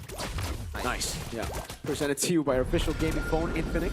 Real-time victory rate. There you go. Swift Trinity at 9 minutes. One of the quicker Swift Trinities that we've seen. Yeah. By the way, Cars is itemizing towards Radiant first, and I believe... What's that? Cauldron? Does look like Chastise. And the fact that Uranus usually goes for like something like an Oracle, right? To further boost the healing. Kind of needs to go Chastise, man. Yeah. It's tough. Yeah, it's a problem, man. For sure. I think Navi's front line just can't hold, and I don't think anyone can hold right now, right? If the back line gets caught by the Blazing Duet and the Swan Song, they're dead in seconds. Now, thankfully for all the backliners of Na'Vi, like they have all the Purifies available, so Alec cannot go for them. They have to go from front to back. Here, 122 heart rate BPM there. Apro as well. Alec on towards 1. That's a Purify. Baited out. Alter Ego now. What is going to be the call? Is they will take their time here. They know the bottom wave is bottom lanes are pushing. Whoa! G blindly Afro. Now let's see here. That's going to be the punish. Take a look at Andoryu positioning. Arfi Blazing Duets towards their back. That's going to be Andoryu very low looking for some life steal, but Afro will be the first one to fall. Andoryu falls as well. Take a look at the collapse. Take a look at the Swan Song. It's an AoE party. And Alter Ego will find the wipeout. Completely swept all the Na'Vi members. Well, I gotta say that AOG is a nada for me, Chief. That was beautiful by Alter Ego, but what? Yeah, that AOG was out. That was blind, right? That was blind, and it's like it's super telegraphed. But there was no layer to it. Usually when you have an AOG like that, you can't be the one to go in unless you see the Tsunami Slam, right? Then you AOG on the Tsunami Slam, but a random AOG as a set, That was random. That was truly random. And they paid the price for it. I have no idea what that was. I have no idea what the vision was as well. Because the rest of the team scattered. And remember, if Alter Ego find an opening to the back line, they are dead in seconds. You saw it. Cyrus got in. Very fortunately for Apro, we won't be looking at that replay. But look, the front line was already cooked at the start. That means it's an open backline. Ukir and Shive could not withstand the damage. And I have no idea, again, what the vision was for that play. And dude, right now, Cyrus, holy crystals, that's just the nail of the coffin. No, he's going for the Winter Crown to further boost his sustain, or at least the outplay potential. This is getting harder and harder by the second, but for Na'Vi, 8.3k gold lead is building up towards another 10k gold lead match for Na'Vi. Look at Nino, he's going for Malefic. Yeah. Oh my god. They can just go for damage because, dude, they have so much AoE damage. Heck, they just have so much damage. Even Yazuke, right? Doing Alec. Tsunami Slam. Initiating here, looking for an attempt. Na'Vi will clear the Lord and they will clear the middle. Damage from Yazuke himself. Now they want to take the structure down top. Cards very low, will be taken out as Alter Ego repositioning Nino. Will be the trade as Alec here very low as well. Alter Ego almost it got scrappy there, but they made it. Economy-wise, that was a win for Na'Vi, but you gotta take a look at the HP bar of the turret in the top, and it's a long lane too. Yeah, look at that gold lead, man. In the gold lane into the jungle. Oh, Blaze Duet, Swan Song as well! Alter Ego, Cyrus though will die because of the turret as RP. Hold on. Is still free hitting. Oh, Afro barely made it alive as the structure top lane finally falls. Is that worth it? Yeah, I think that's value. They got a turret up top, a far lane. Cyrus got shut down, so that's not that good, but Arfi and Yazuke kept their lives. Oh my god, what a combo. Blazing Duet Swan Song, man. Yeah. Na'Vi members, again, in seconds, they disappeared. What happened? It's a magic trick. They put him in jail, man, and us. Oh god. Don't drop the soap. Andor, you can't get too close by now. Never, man. Yeah. Damage dealt by Todak. Arfi leading the charts. For sure, with Cyrus as the second damage dealer. Holy moly! Yazuki and Nino is also in the third and the fourth. Yeah, they're taking everything, bro. They're not. Oh, and there you go. Yep. Winner crown. I'm surprised Arfi didn't go winner crown. I thought it would just be a double winner crown all in from the Swan Song and the Blazing Duet. That could be the angle. I never want to see cars on Uranus ever again. I thought I said that in game 2. At this point, like, is it just on purpose, the fact that he's been pinning from the get-go? Is that a code? Sure. I don't know, man. Like, wave up top, again, slow push, far lane control. This is all Alter Ego. When you're playing a Uranus, you gotta be independent. You gotta look out for yourself. Don't rely on your teammates too much when someone is missing. You gotta back off. Yeah, the Uranus is gonna show. Independent. Yeah, is gonna show, and that's gonna be the green light for Alter Ego to commit on towards the Lord. Essentially the final one. The final Lord. Their siege isn't the best, but they have pickoffs for days, and Cyrus can just dive randomly now. He has a winner crown. Yeah. Swan Song and a Flicker in the midst of that fight, plus a winner crown, and then Arfi comes in with a Blazing Duet, and a Nino, and a Yazuke. It's just a cleanup. Yeah. 3K. Oh my. Is that a Sky Piercer, Yazuke? Is that a late Sky Piercer? I don't think so. I think it's a winner crown. Right? Yeah. Honestly, it's a bit too late for a Sky Piercer. I wouldn't blame him if he goes Sky Piercer. So. Nah, I'm blaming. This is a I don't care, I'm gonna go Sky Piercer game. I think at this point I prefer the Blood Wings, no? A bit of survivability and also pure magic damage to further enhance the Holy Crystal proc. Yeah, but it's a 9,000 gold lead, you know? Might as well go. That's why. Go damage. Go damage. Oh, Nino. Let's see. Alter Ego here looks to end the series right here. Na'Vi looking to hold on. They're still behind 9,000 in gold lead. That's a landslide, ladies and gentlemen. It seems like Alter Ego will take it slow. Yep. They will crash now, though. That's going to be the Tsunami Slam on towards 1. All is good. Nino taking a couple of damage from the turrets. The mid structure will be defended by Na'Vi. They're doing it. It is Winter Crown. Yeah, are they too afraid to... Is this too disciplined of a gameplay from Alter Ego? I think it's a... I don't think it's too... I think they just... they mismanaged a wave. That's one. So they were like, okay, instead of forcing it, let's just wait. And also, it's an all-in type of deal team fight from Alter Ego. If they mess up, then exactly the comeback potential is huge. Even though all the turrets from Alter Ego is still pretty much healthy, intact. Yep. They really need to crack open the base turret in the bottom lane now, because that's the far lane. They still have the claw. I mean, the Harley too, to deal with the waves. Yeah. Good defense though from Na'Vi. With an Obsidia, they still have really good clear, really good high ground control. It's about Alter Ego's way to bait them out, or wait for the Evolved Lord. That's it. What are the chances that CV gets a Savage here? Hey, once we get into the late game, it's very possible for Obsidians to get Savages, right? Remember, yesterday, outside of the 2 Savages, RV only had 1 kill. Chive, he only has 1 kill. He has a massive 10 Skypiercer stack. Does he even have 10 Skypiercer stacks? Sure. I think it might be like does. 7 or 6, no? Thank you for saying that. Wait, yeah, I didn't say it the other way. Yeah.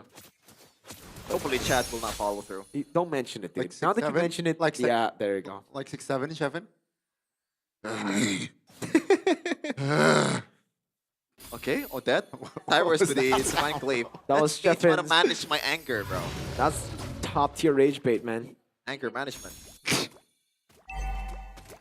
Wave management is what Alter Ego are doing right now. Pretty good. Bottom wave looking like a slow push here. Na'Vi have no one to deal with it. They have people to deal with it in the base, but they cannot walk up because of the threat of a Harley, the threat of an ambush. Oh my god. Unfortunately, the most important member, Alec, though, he wants no. to go for Andoryu. Yeah, the conceal, that's the intimidation, that's the block part! Was gonna be the main target. Oh, he's out! Now, that will not be enough. Take a look at the damage. Tsunami slam on towards 1 Afro. Still holding on. Oh, Nino! Finds the angle, but the damage is not there. Afro with the AOG defensively will lose his mortality.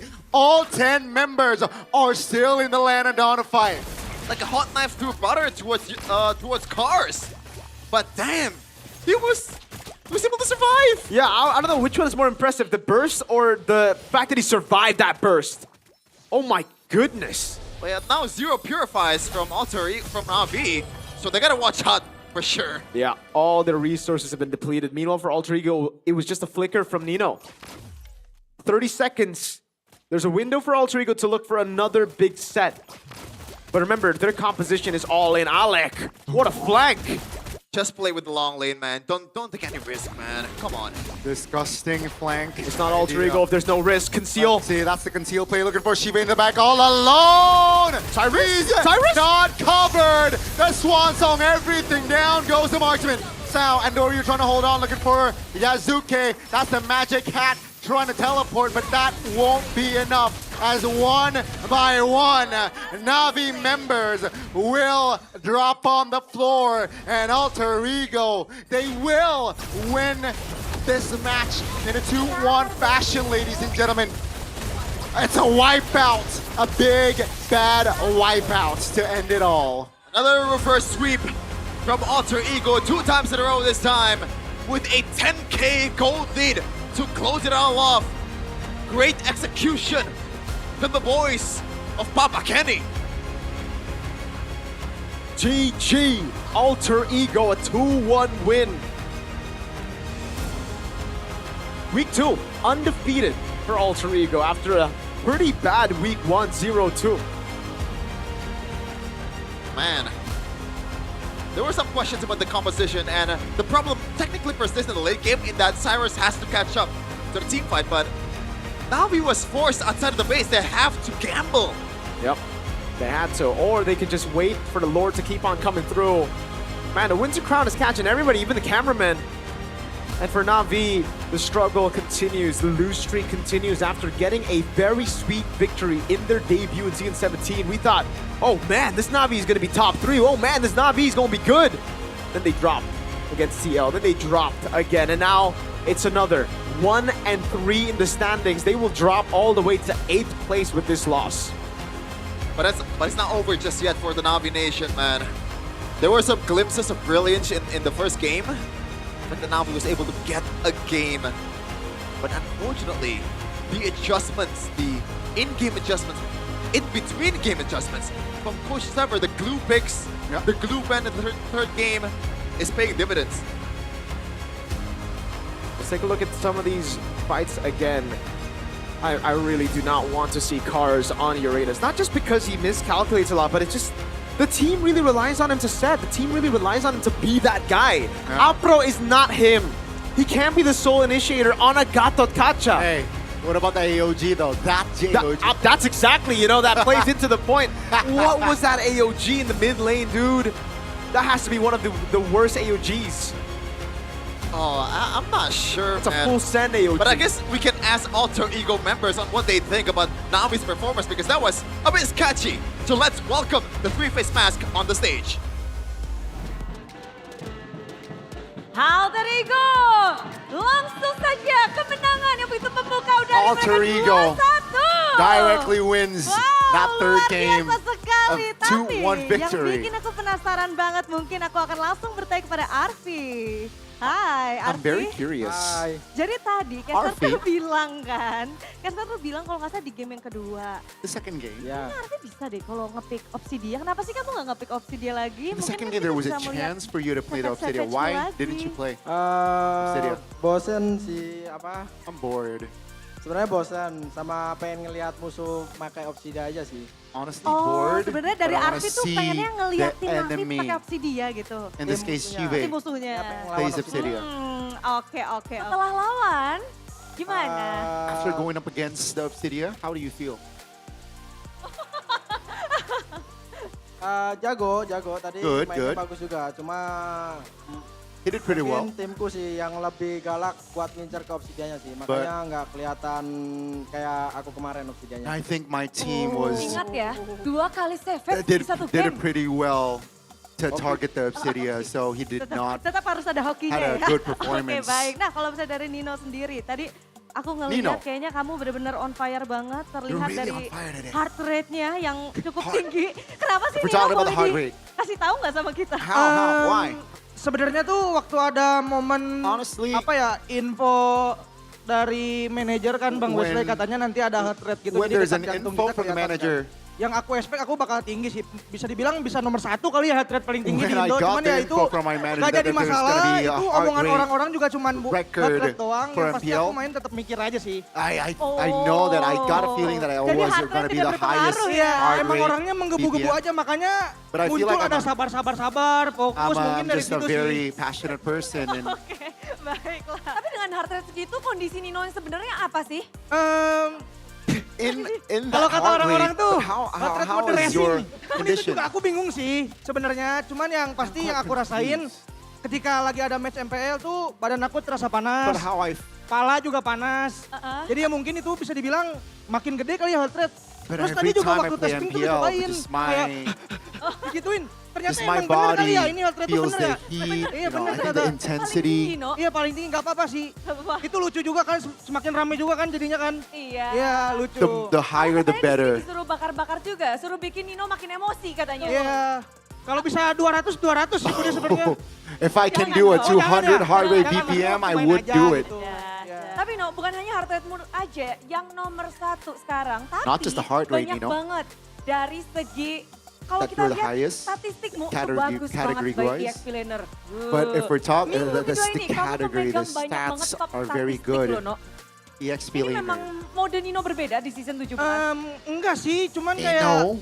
Different masih banyak mode, kurangnya sih season Bude, jujur 17. masih banyak kurangnya. Tadi game 2 juga jujur kalah ada kesalahan dari aku A gede lot banget. yang of bikin kalah. Nino's being humble, Jadi ya, a lot tetap of belajar aja sih, mistakes, Bude. still a lot of Sora ya belajar Sora lagi. A lot of- Kurang jago soalnya Soranya. Oh gitu. negative Kurang things apa still that I soalnya, No? want to Kurang ganteng kali repair. ya, Soranya kurang ganteng. Honestly, he said second game there was partly Blunder my mulu tadi Bude. mistake Jujur on why blunder we mulu sih. Jadi harus lost. diperbaiki lah. But yeah, there's still a Mungkin lot of kedepannya things to Sora Nino repair, adalah Sora yang berbeda ya. Bisa dibilang begitu sih. Bisa dibilang begitu. especially the Sora as Tapi well. kita lihat di sini ada wajah baru, ada Cyrus di sini. Cyrus, new face here. Crowd goes Setelah wild. musim lalu bermain kurang lebih 2 match ya Cyrus ya. After ini like main last pertama season, kali lagi. 2 Gimana matches you guys Cyrus? played. How do you feel this season? Balas dendam dari season lalu sih. A revenge Terus itu from the juga previous dikasih match. quest sama Bang Kenny kalau bisa kalahin And Navi di season ini. I requested personally to Kamu bermain Penny dan or kalah. Zephyr. Apakah kekalahan musim itu yang that membuat I kamu really mainnya want to cuma play? 2 aja? Nggak tahu sih, kan kita udah latihan cocok-cocokan kan kalau di tim. Mungkin kemarin Hijum yang lagi perform banget lah di tim. We Berarti practice setelah ini, and kamu yang bakal main terus?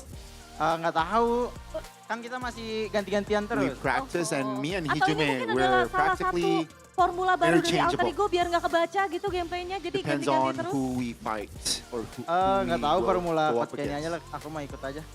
Oke, tapi kan bisa dibilang kamu mengisi tempatnya Jumeng nih. Jumeng You're ngomong filling apa pas kamu Hijume's bertugas position. hari ini? Any words from him? Jangan kalah landing katanya. Don't lose Kan pada jelas ya. in lane. Dia langsung ngasih sabar. Sabar. Oke, jadi pesan-pesannya itu Hijume is aja. like chill. Oke. Sama disemangatin sih. And also he Sama disemangatin. Tapi kamu semangat Said banget good luck. sampai membawa satu hero yang sangat unik. Udah lama banget kita nggak lihat ada Odette muncul Cyrus, you- di Land of Down. rocked Ada apa ini classic tiba-tiba Odette hero keluarkan? in the Lanadon. Biar Mobile MPL Legends, that's Indonesia Odette. bergoyang aja sih pakai Odette. Oh, so we can, Bergoyang bersama Cyrus dan Iya Odette. benar. so people can see me Tapi sempat latihan pakai Odette nggak ini? dance with Odette. Latihan udah jarang, Practice? kasih di scrim jarang, cuman Scrims, tetep we ini rarely aja sih, use karena udah Odette. terlalu sering di ranked mungkin jadinya. tetep Maybe, di- but I use it a lot for rank. Idemu atau ide Sever? Was it your idea or Zephyr's idea? Kalau Odette aku emang bisa, terus aku kasih tahu coach Kenny. Jago. Oh, jago. That was technically my idea Baik, because I pantas ya langsung told pede Kenny kude. that I Jadi can langsung di play pick Odette aja very Odette-nya. well. Tapi Jangan benar-benar terlalu berguna. diiniin. Jangan terlalu diiniin. Oke.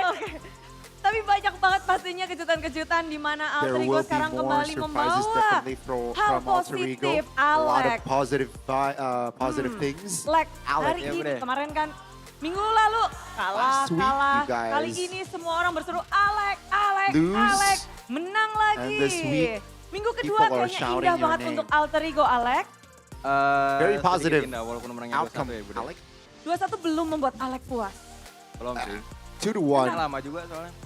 Not really Bener ya? satisfied. Kenapa game 1 dan game ketiga kalian tuh udah unggul? Sudah punya keunggulan network, udah memegang The game, first tapi and third kayak game. susah banget untuk nge-end-nya. You guys were able to Masih find a ragu-ragu mungkin, ada hesitate dalam diri kita sendiri aja. Gitu. early lead, but what Tapi happened tadi game kalau 2, Valeno I bilang think kan we just di game yang kedua itu hesitated tenang, a ini lot nanya ke in that Alex game. ya, We ke Alex have ini udah doubts sabar ya gitu ya Nino ya. We- Kalau misalnya dari Alex it sendiri showed in nih, the melihat on the dari outcome. game yang kedua, itu emang benar gara-gara Nino? Second game was it sebenarnya real? ya, agak beban Oh, soalnya. no. Was it really because of Tapi Nino? gara-gara aku pakai cowok juga sih, Bude. I mean, it was Tadi partly emang lagi also mau because I tutor-tutoran played apa gimana Cho. sih kalian itu? Nggak tahu, aku udah ngomong ke Nino, maju sendiri deh. Oh, I already Nggak mau, told udah. Nino. ya udah, Nino ngamut semua But then berbeda ya Nino No ya? Oh gitu. Jadi advances komunikasi di game himself. kedua tuh ngamut-ngamutan itu, bete-betean tuh. Ya, Fans. ngambek sedikit. Oh ngambek, sedikit ngambek. Ngambekan emang, gak Oh. baik nih. Ninonya- Harus belajar lagi. Ninonya ngambekan. ngambek nggak? Aku nggak ngambek sih, lebih ke arah Marah aja? kesel sama diri sendiri. kesel sama diri Iya, sendiri. karena kurang sabar. Makanya harus sabar-sabar Ya, sabar harus ya sabar Nino lagi ya. sih, ya. Yeah, Oke, more baik. Mungkin kalau patient. misalnya The kita communication nanya needs to be langsung saja better. ke Yasuke. Less Yasuke, kalau misalnya miscommunication. dilihat Yeah, dari game Zuke. yang pertama dan juga game yang kedua, kamu memilih hero yang sama. Apakah First and Leomord tuh second. benar-benar sekuat itu kan Leomord? di season yang saat ini? Atau itu Is akan it very menjadi is it very hero signature kamu yang strong baru? or is it just a hero signature? Sebenarnya sih gara-gara gue yang pakai sih sebenarnya. Oh, It's special because I use that Jadi hero. bisa sekuat itu karena gue yang pakai. Oke, Gue jadi udah paham juga sama hero-nya. baik. Jadi harus ditandain ya. I karena understand that yang hero very pakai well. adalah Yasuke. Tapi kalau kita ngeliat di game ketiga, kamu seperti pertukaran hero lagi Third dan game. lagi. Kenapa? You guys Akhirnya switch kamu mentutorkan kah? heroes. You use a Lumayan Hardy tipis sih. Soalnya kalau Leomord mulu 3 game bosen.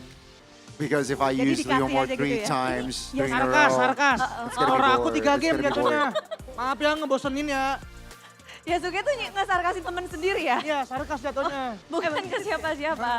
Oke, jadi lebih mau nunjukin versatile He was being hero-nya. sarcastic because Nino Full hero technically banyak played gitu Sora Yasuke ya? three Ya, times in a ganti row Sora. this series.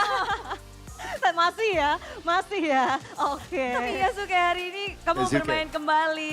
Ini kayak He played kombinasi again yang berbeda dibanding kemarin. Padahal kita tahu biasanya Different formation. mungkin kalau mau mempertahankan From kemenangan pakai hero-nya, pakai playernya sama. Tapi kemarin menang, sekarang rombak lagi. Alter Ego ini punya... Yesterday you guys won, but then you mau dikeluar-keluarin nih. change your lineup. Sebenarnya roster ini terbentuk sih karena ada misi tersembunyi. Apa tuh ya? We will keep Gua changing sama our... Cirrus mau balas dendam sama season lalu. We will balas langsung ke Navi. keep on changing our Dan formation sekarang because sudah we have a terbalaskan secret pastinya agenda. ya, 2-1. That Apa secret kira-kira agenda yang is ingin Cyrus disampaikan wants buat to Navi? take revenge from last season. Angkat tangan. Oke, buat siapa? Buat Bang Sever. Yang nyuruh balas dendam apa buat siapa nih? Mau buat dipersembahkan ke siapa sih balas dendam ini? Who do you want to represent this revenge Kodelin for? atau mungkin Dirimu sendiri juga mungkin. Bang Kenny sih. Heeh. Makasih udah ngasih kesempatan buat balas dendam gitu. For Sir Membuktikan Gary. kalau line up ini kuat. Benar, kuat.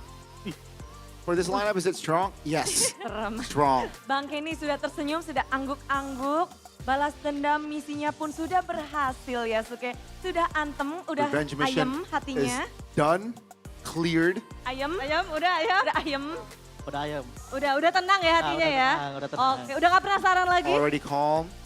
Ya masih With this pengen win. ngerasain leg 2. Oh. Are you already satisfied? There's still kode leg ya? number Kode. 2. Oke, That's what they baik. said. Coach, itu coach. Izin coach. Udah kode coach. Oke, kemenangan hari ini penutupan untuk minggu kedua. Ada yang mau disampaikan dari Any Alter Ego closing yang kayaknya menang statements mulu. for Savage 2 this kali. week? Banyak banget nih. You guys got Top player 2 EXP savages juga. yesterday. Iya. A lot of Belum. things happened. Belum dong. Udah dong. Baru permulaan nih, baru assalamualaikum ke This kasarnya ke is Bude week just 2 the baru beginning. Boleh kasih This tahu is just dong week nih ke 2. Alter Champ. Kasih tahunya apaan ya? Tell the altar champs. Kayaknya Alek deh, Alek jarang banget deh Bude. Kayaknya Alek deh. Alex Kasih tahu, should Lek, say Alek. something. Minggu kedua menang mulu nih Alter Ego. Apa ya? Tetap dukung kita terus aja sih. Just Sama keep supporting support us. gua kalau main cow. I apologize if Permintaan I... yang agak bikin Alter Hey, Champ Chow. minta dikdukser dengan mensupport Chow dari Alek. Tapi hari ini berpestalah Alter Champs karena inilah kemenangan dari Alter Ego.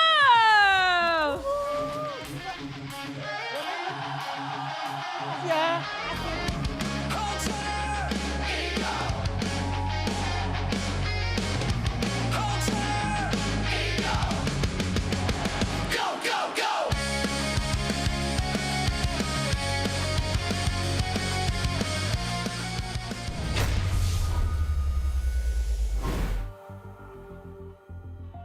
You want to Is sing the the music? song? You're jamming. Is the music still Alter going? Ego. It's gone. It's gone. Just That's like you, gone. Gone. Yeah, I am gone. Alter E gone? Oh. They're back. They're back. They were all three gone in week 1. Yeah. Fair enough. Because they were up against the 2 best teams in the world, so can't blame them. Can't blame them. Sure, buddy. But we're gonna take a look at the crucial moments of Crucial that game moment. earlier. Go for it. Especially like there's a lot of combos that we need to discuss, and obviously the elephant in the room that is, I don't like Uranus on cars, Gani. I don't like Uranus on cars. I like it. But I generally like Uranus. And not on cars, though. But that AOG again needs to be somehow magnified, man. Yep. How I do don't you know. magnify it though? Like it's just a bad play, a bad call, I believe. A blind one. Okay. There's almost 0 set for Na'Vi. Everybody who's picked up Uranus in the first phase, I think has lost. Kes Cute loves this hero. Yeah. Super Dan. Navi picked it up. Yesterday it was Cars. picked up by Dewa in their game 3 loss against TL. That's Kin. That was Kane. No, it was Jungle. It was Kane. Oh, Jungle, yeah, Kin. Yeah. Yeah, Kane, pretty much the same thing. Player of the match though. Alter Ego here, presented to you by our official gaming phone, Infinix. It is a 4-0-11 Yazuke. He played out of his mind this series, man. He was great. Yeah. It was Not great. Only on the Leo mode. Not a Leo mode merchant, he's also a Harley merchant. Everyone in Alter Ego is a merchant. Yeah, especially Nino on the Sora. Now that is a Sora merchant. Like, he played Sora 3 games in a row, dude.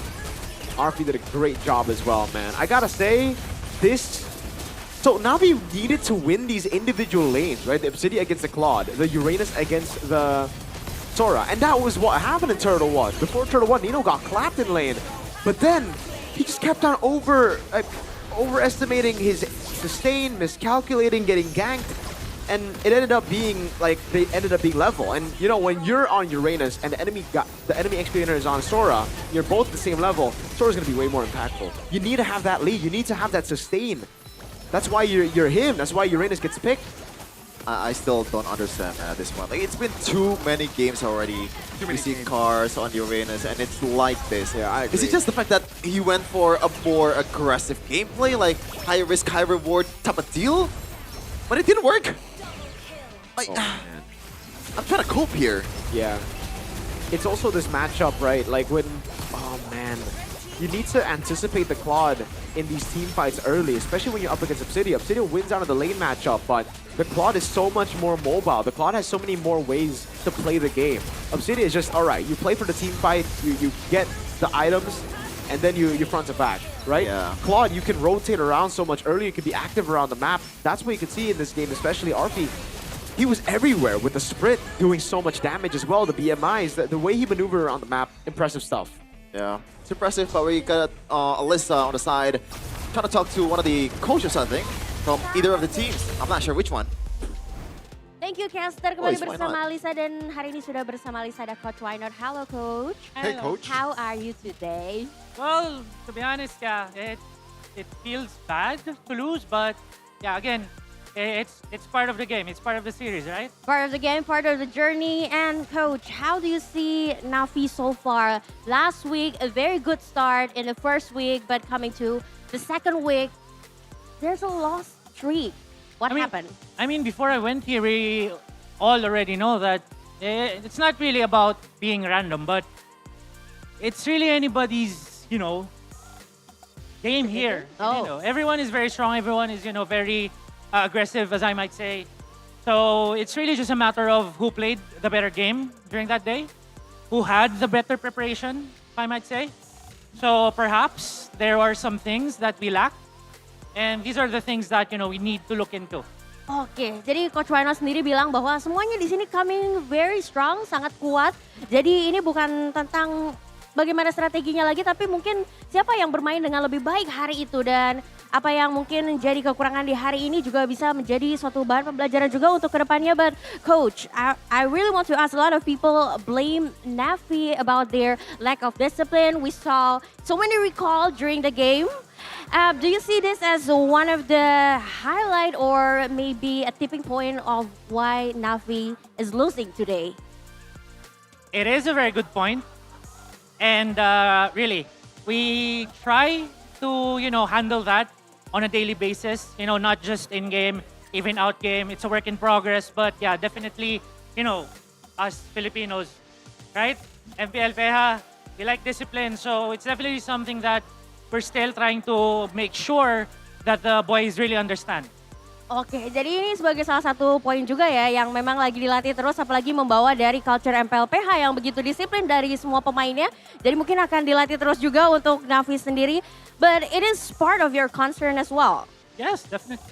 Okay, and then Coach, tell us more about the draft battle. We see from your draft and Shepard draft, a lot of exchange heroes like Glow and Cho, and Harley and Leomore too. What's on your mind? Maybe you want to try to read Shepard minds and Shepard intention. That's why you try to exchange a lot of heroes with him. I mean, Zephyr, knowing his history, coming from a different game, and that game, is very adjustable. And yeah, today I fully realize how, adaptable he is in the draft.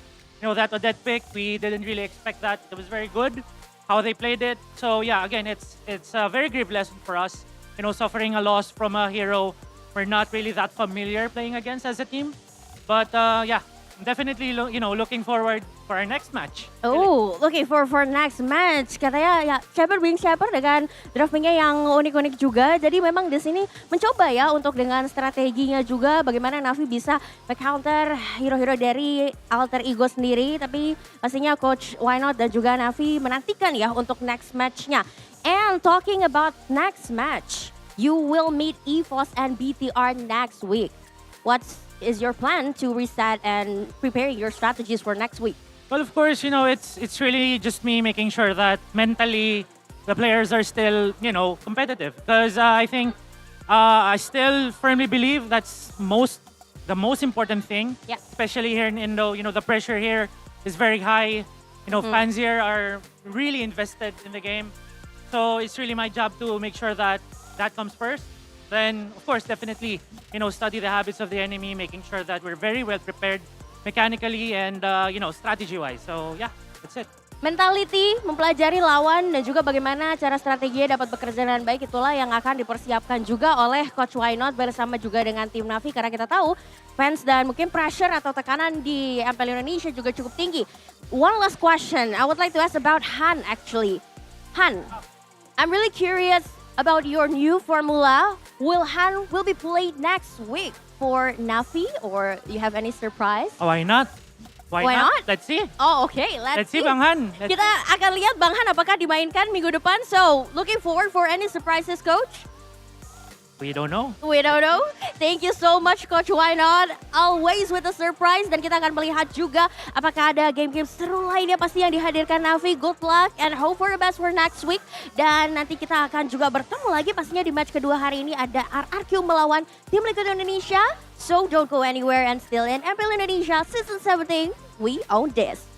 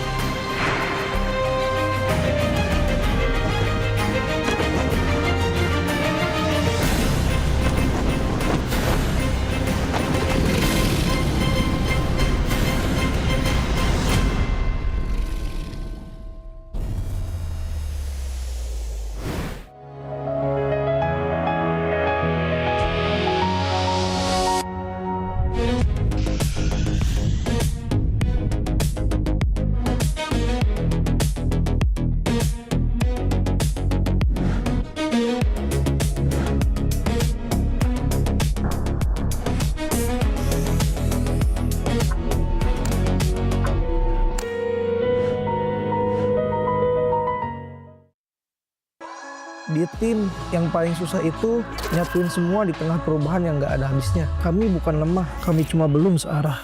Menang atau kalah itu biasa, tapi ingat satu hal, kita itu keluarga. Waktunya konsisten saling percaya. Sejak kapan Navari jadi CEO?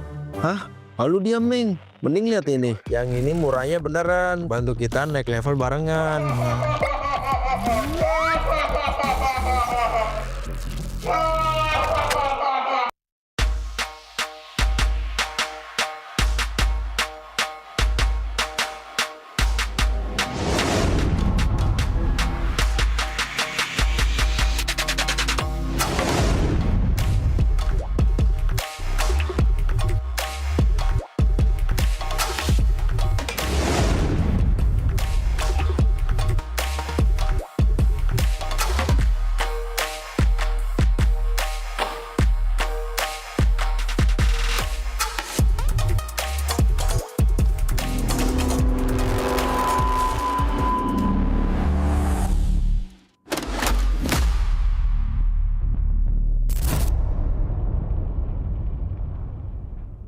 Tak ada hari tanpa mabar. Main nge-lag, kerap buatku tak sabar. Gimana mau main sampai kelar? Ini waktunya ku bersinar. Okay, let's do it. Game smash andalanku bikin mainku semakin hebat. Pin stabil main makin mulus, rankku fix naik terus. Tukar DG rings, diamond dan voucher game kau dapat. Cuma game smash makin no debat. Game Max Booster, kini dapat DG Rings. Beli paketnya dan aktifkan boosternya di aplikasi Dunia Games.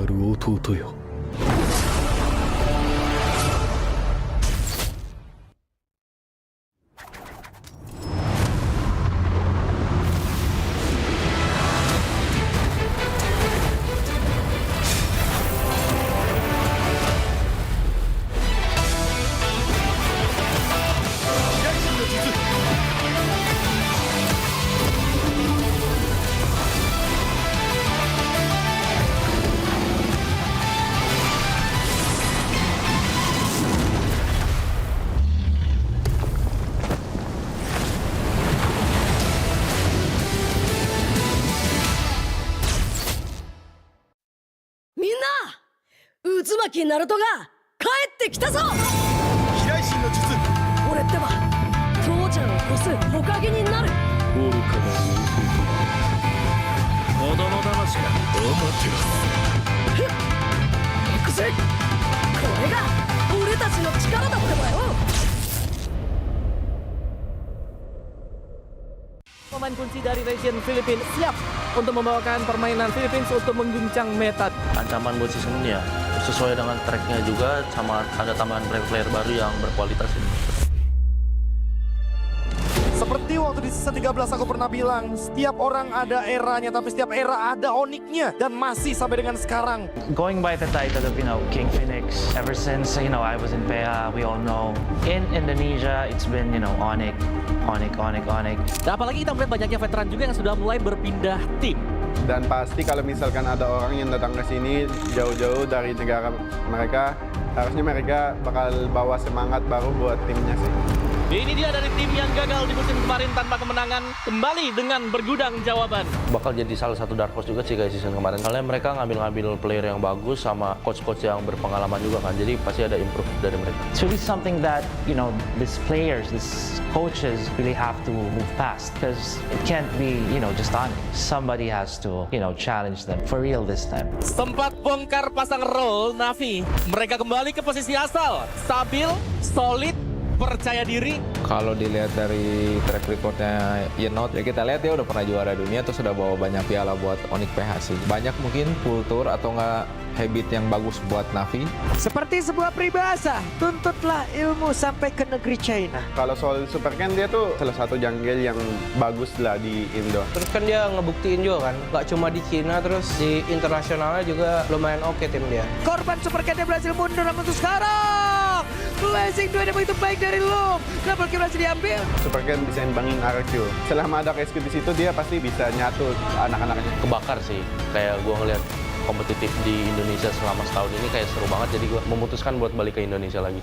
Masuknya player-player asing membuat kita makin punya daya saing. Di panggung internasional, kita sebanding. Regional mix bagus sih, jadi bakal bisa dapat POB dari region lainnya, tim lainnya, dan itu pun bagus buat ke depan Indo. Jadi kayak ada dua insight gitu lah. Kalau strategi justru menurut gue malah makin kompleks. Justru kita bisa ngambil ilmu dari mereka, jadi kita bisa makin improve lagi ke depan. Region membuktikan dominasi total dan masih menjadi region yang terkuat.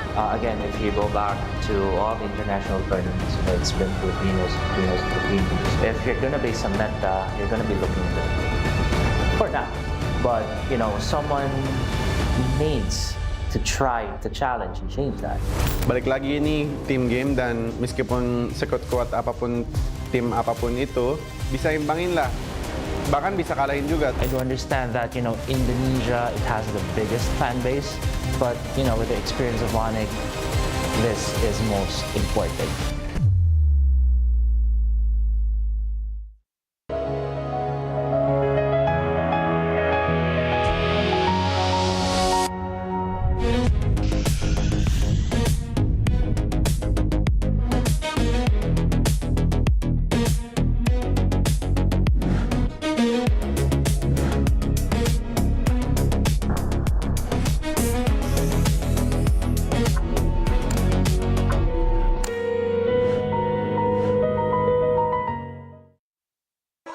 Di tim yang paling susah itu nyatuin semua di tengah perubahan yang nggak ada habisnya. Kami bukan lemah, kami cuma belum searah. Menang atau kalah itu biasa, tapi ingat satu hal, kita itu keluarga. Waktunya konsisten saling percaya. Sejak kapan Navari jadi CEO? Hah? Lalu dia Ming, mending lihat ini. Yang ini murahnya beneran, bantu kita naik level barengan.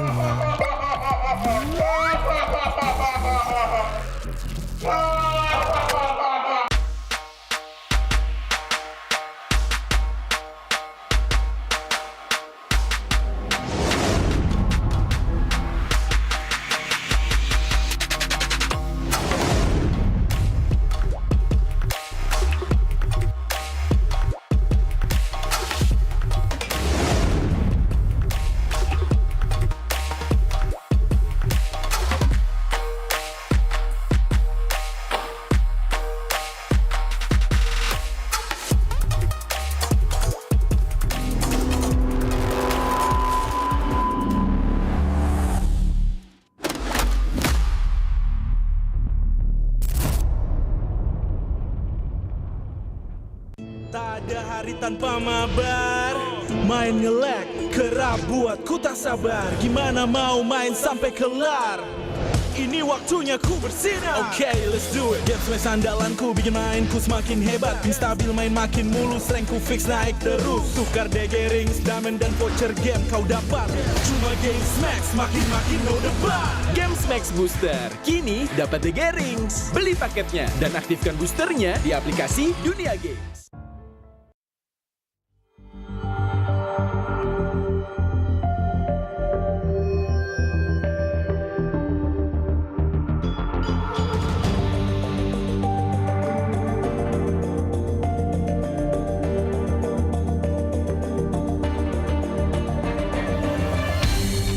Aku kan berdiri dan terus berlari, terus ke arah puncak tertinggi. Ku takkan berhenti, hanya sampai di sini. Kemenangan abadi menanti. You know we won't miss if we unite our focus. And if you haven't noticed, we all nyalakan apimu, hadapi semua tantangan, hadang semua serangan, jatuh bukan halangan. Bakar semangatmu, janganlah engkau menyerah. Kita akan buat sejarah. We all this, we won't miss. We all this, we won't miss. Saatnya beraksi, jalani ambisi. Aku kan menyawakan hari ini. You know we won't miss if we unite our focus. And if you haven't noticed, we all live. Nyalakan apimu, hadapi semua tantangan, hadang semua serangan, jatuh bukan halangan. Bakar semangatmu, janganlah engkau menyerah. Kita akan buat sejarah. We all this, we won't miss. We all this, we won't miss. We all this.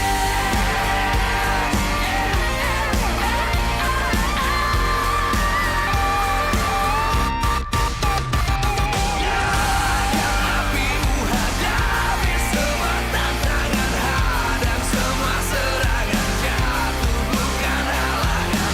Bakar semangatmu, janganlah engkau menyerah. Kita akan buat sejarah. We all this.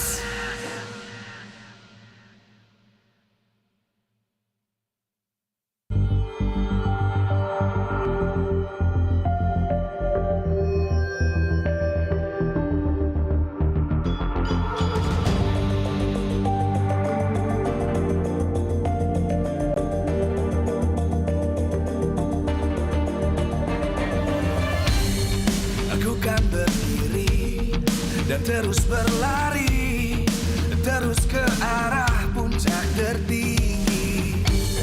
Ku takkan berhenti, hanya sampai di sini.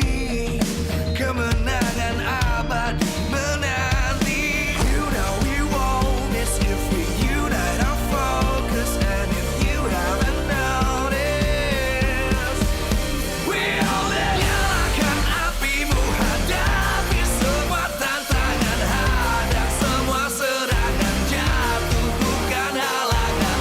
Bakar semangatmu, janganlah engkau menyerah. Kita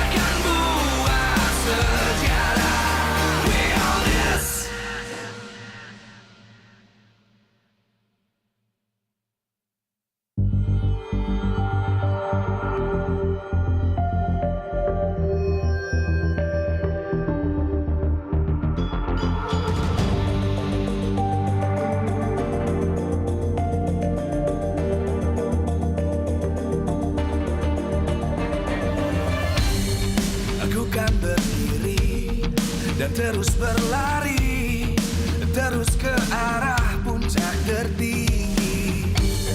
Ku takkan berhenti, hanya sampai di sini.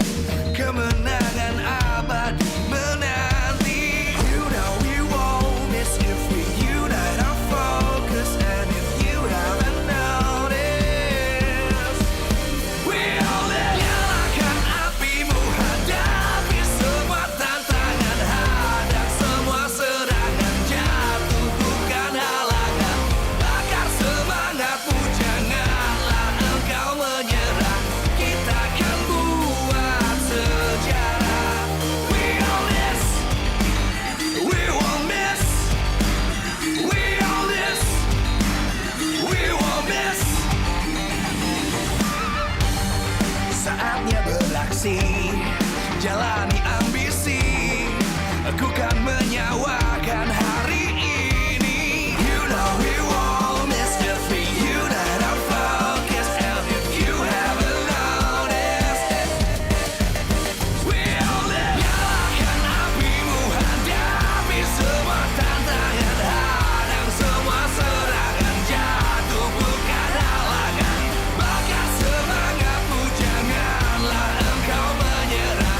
Kita akan buat sejarah.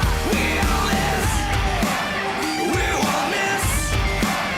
We all miss, we won't miss. We all miss.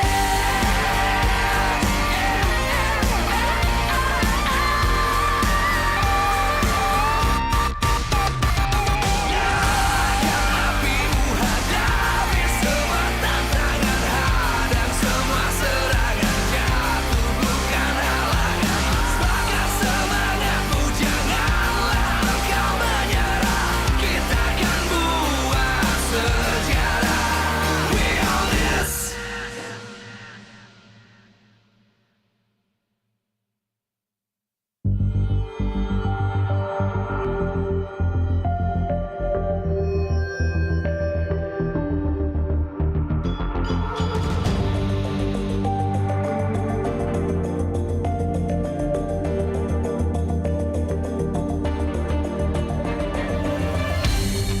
Aku kan berdiri dan terus berlari, terus ke arah puncak tertinggi.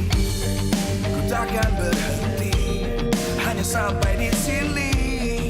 Kemenangan abadi menanti. You know we won't miss if we unite our focus. And if you haven't noticed, we all live. Nyalakan apimu, hadapi semua tantangan, hadang semua serangan, jatuh bukan halangan. Bakar semangatmu, janganlah engkau menyerah. Kita akan buat sejarah. We all miss, we won't miss. We all miss, we won't miss. Saatnya beraksi, jalani ambisi. Aku kan menyawakan hari ini. You know we won't miss if we unite our focus. And if you haven't noticed, we all live. Nyalakan apimu, hadapi semua tantangan, hadang semua serangan, jatuh bukan halangan. Bakar semangatmu, janganlah engkau menyerah. Kita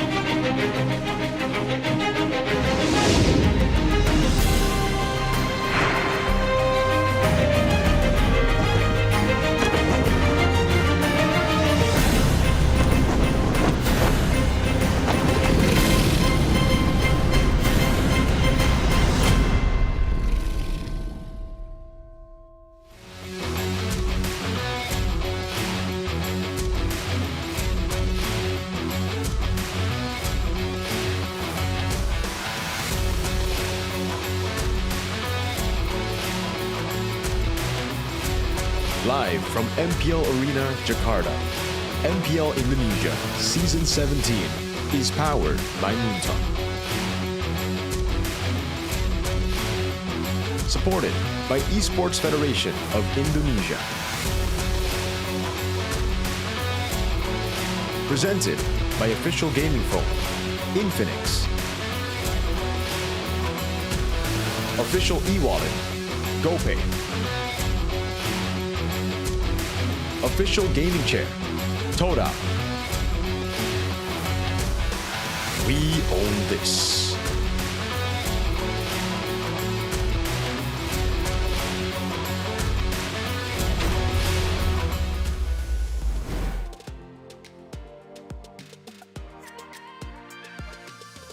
Superfans, selamat datang kembali di match kedua di hari Minggu.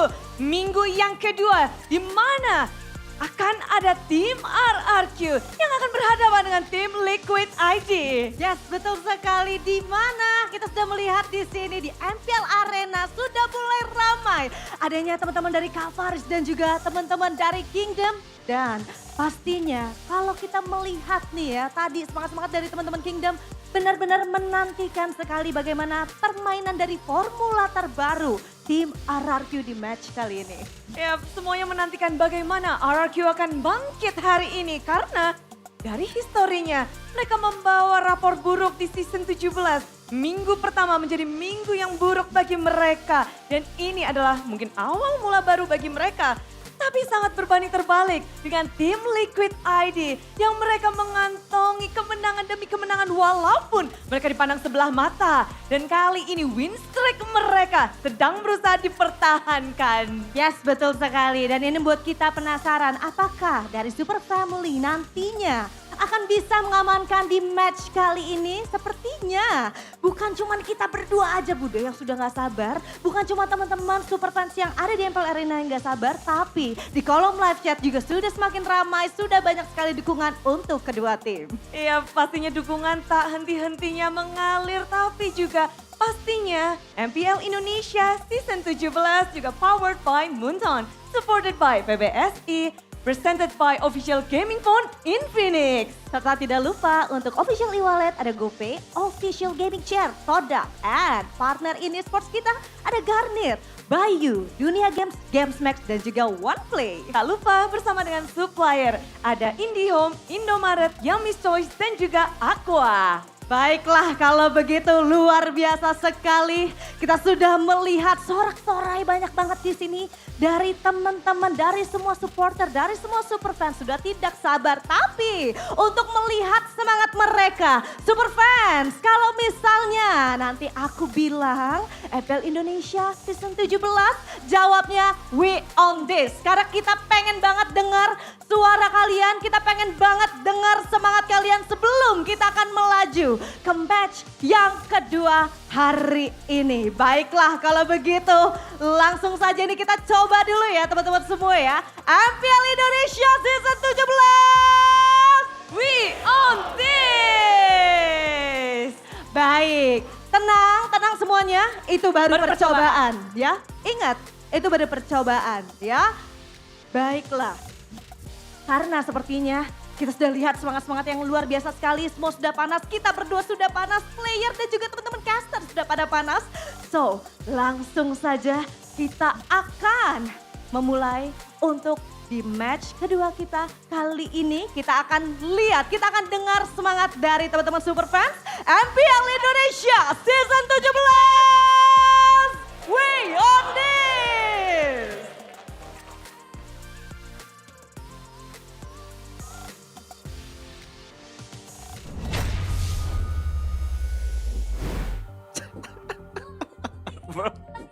Hey, there you have it. Welcome. That's definitely an opening. So yeah, to a random chatter that told us that you're gonna clip that, please do so. Do so. Now that's out of the way, let's just talk about the game and also the match. Yeah, Kevin the Jote is playing against my GOAT, Super Ken. And by the way, Shafin, Goni, and Mirko, in case if you didn't know, but RQ Goni. What's wrong? What? Why do you sound so disappointed, dude? I am so disappointed. That was the worst opening ever. Well, yeah, that might be. I mean, topical. RQ is also having the worst opening ever. Oh, so that was a metaphor. Yeah. I mean, 0-2. But technically, they did not make the playoffs last season. So. That's true. So the expectation is low. What's the benchmark here? Yeah.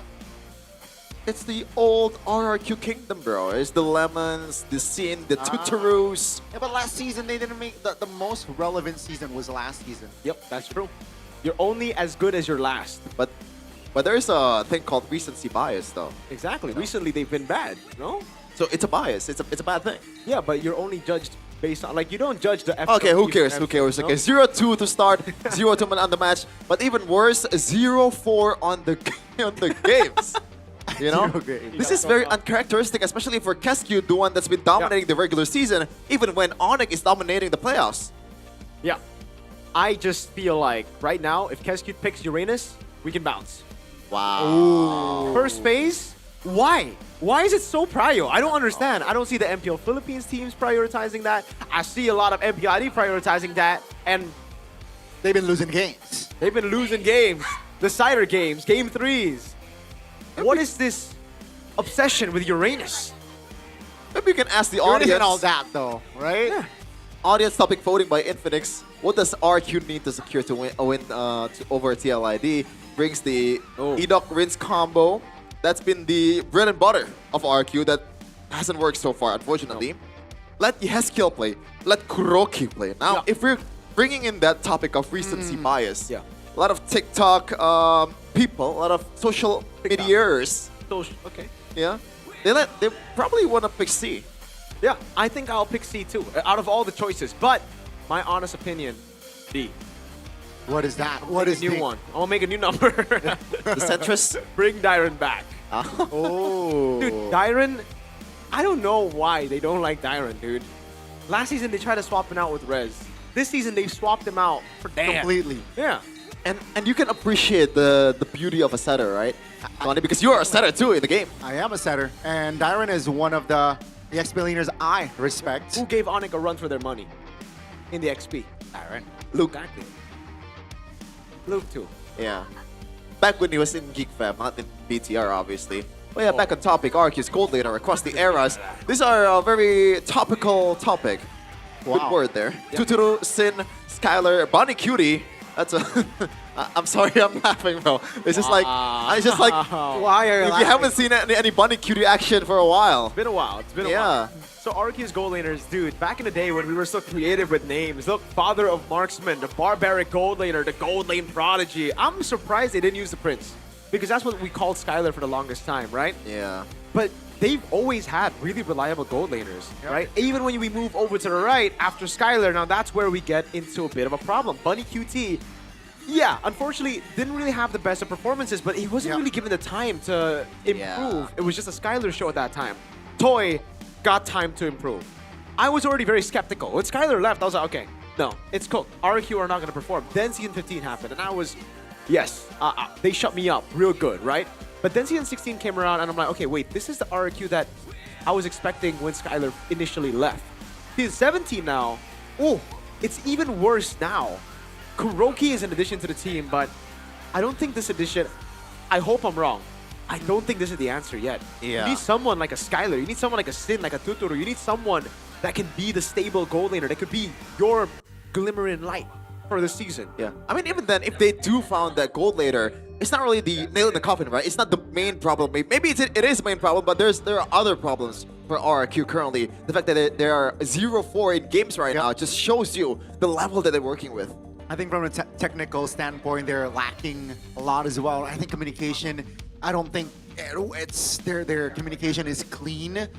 Hence, the coordination seems off, you know, the timing seems off. So, yeah, I agree. I think adding one member won't be like a an instant fix. Solution is going to be like legendary. Yeah. But let's see though. Let's see. But Kuroki, I agree with you, Mirko. I don't think this guy is the guy. Yeah. The savior. He's not the savior. I might say. But I hope I'm wrong. You know, specifically for this match, there's one guy that could be the savior for RRQ because he has all the inside information. Even one of the TLID players told us that he is their mentor. It is the ghost of Jakarta, Yehezkiel. Do you think he's gonna perform, or is he even gonna play? I don't think Yehezkiel is the solution. Really? I think it's an addition, a good bonus to have in the team, but if the team's playing like that, a mid laner can't solo carry. He's not the type of guy to solo carry. Even when, you know, he was part of that TLID Prime team, Team 14, all the way to M6. He was like the condiment, right? Yeah, he was on the side, right? You have Fabian carrying, you have Aaron Shiki as well, and when you need that mid laner to show up, then Yehezkiel shows up. But he's not the end-all be-all. He wasn't the Prince, right? It's to just put into perspective. Not the Suns? Yeah. He's not the Suns, no. And in a way, you're kind of missing out on that synergy of Edok and Reens that's been building up for so long, right? Because Yehezkiel and Edok, they have to maybe like calibrate what their tendency to each other before they're able to play in MPL. Now, with all that said, and you know, with all that said, do you really think that it is time to actually experiment? Yeah. Right? I think this is the right time. 0-4. They need some... 0-2. Sorry. Oh, 0-4 the games. 0-4 game-wise, ladies and gentlemen. They even haven't gotten a game, bro, this season. You're right. It's been 2-0 losses back-to-back. That's tough. So they need to find something new, I feel. I think right now, especially considering Rins and Edok were the central point of the rebuild, right? It has to come through the draft. The reason they were great back in the day wasn't because they have superstar players. This is a bunch of players that, even for Sutsujin, even for Dairon, these are players who failed in the past. Rins, Edok, two players who failed in MDL even.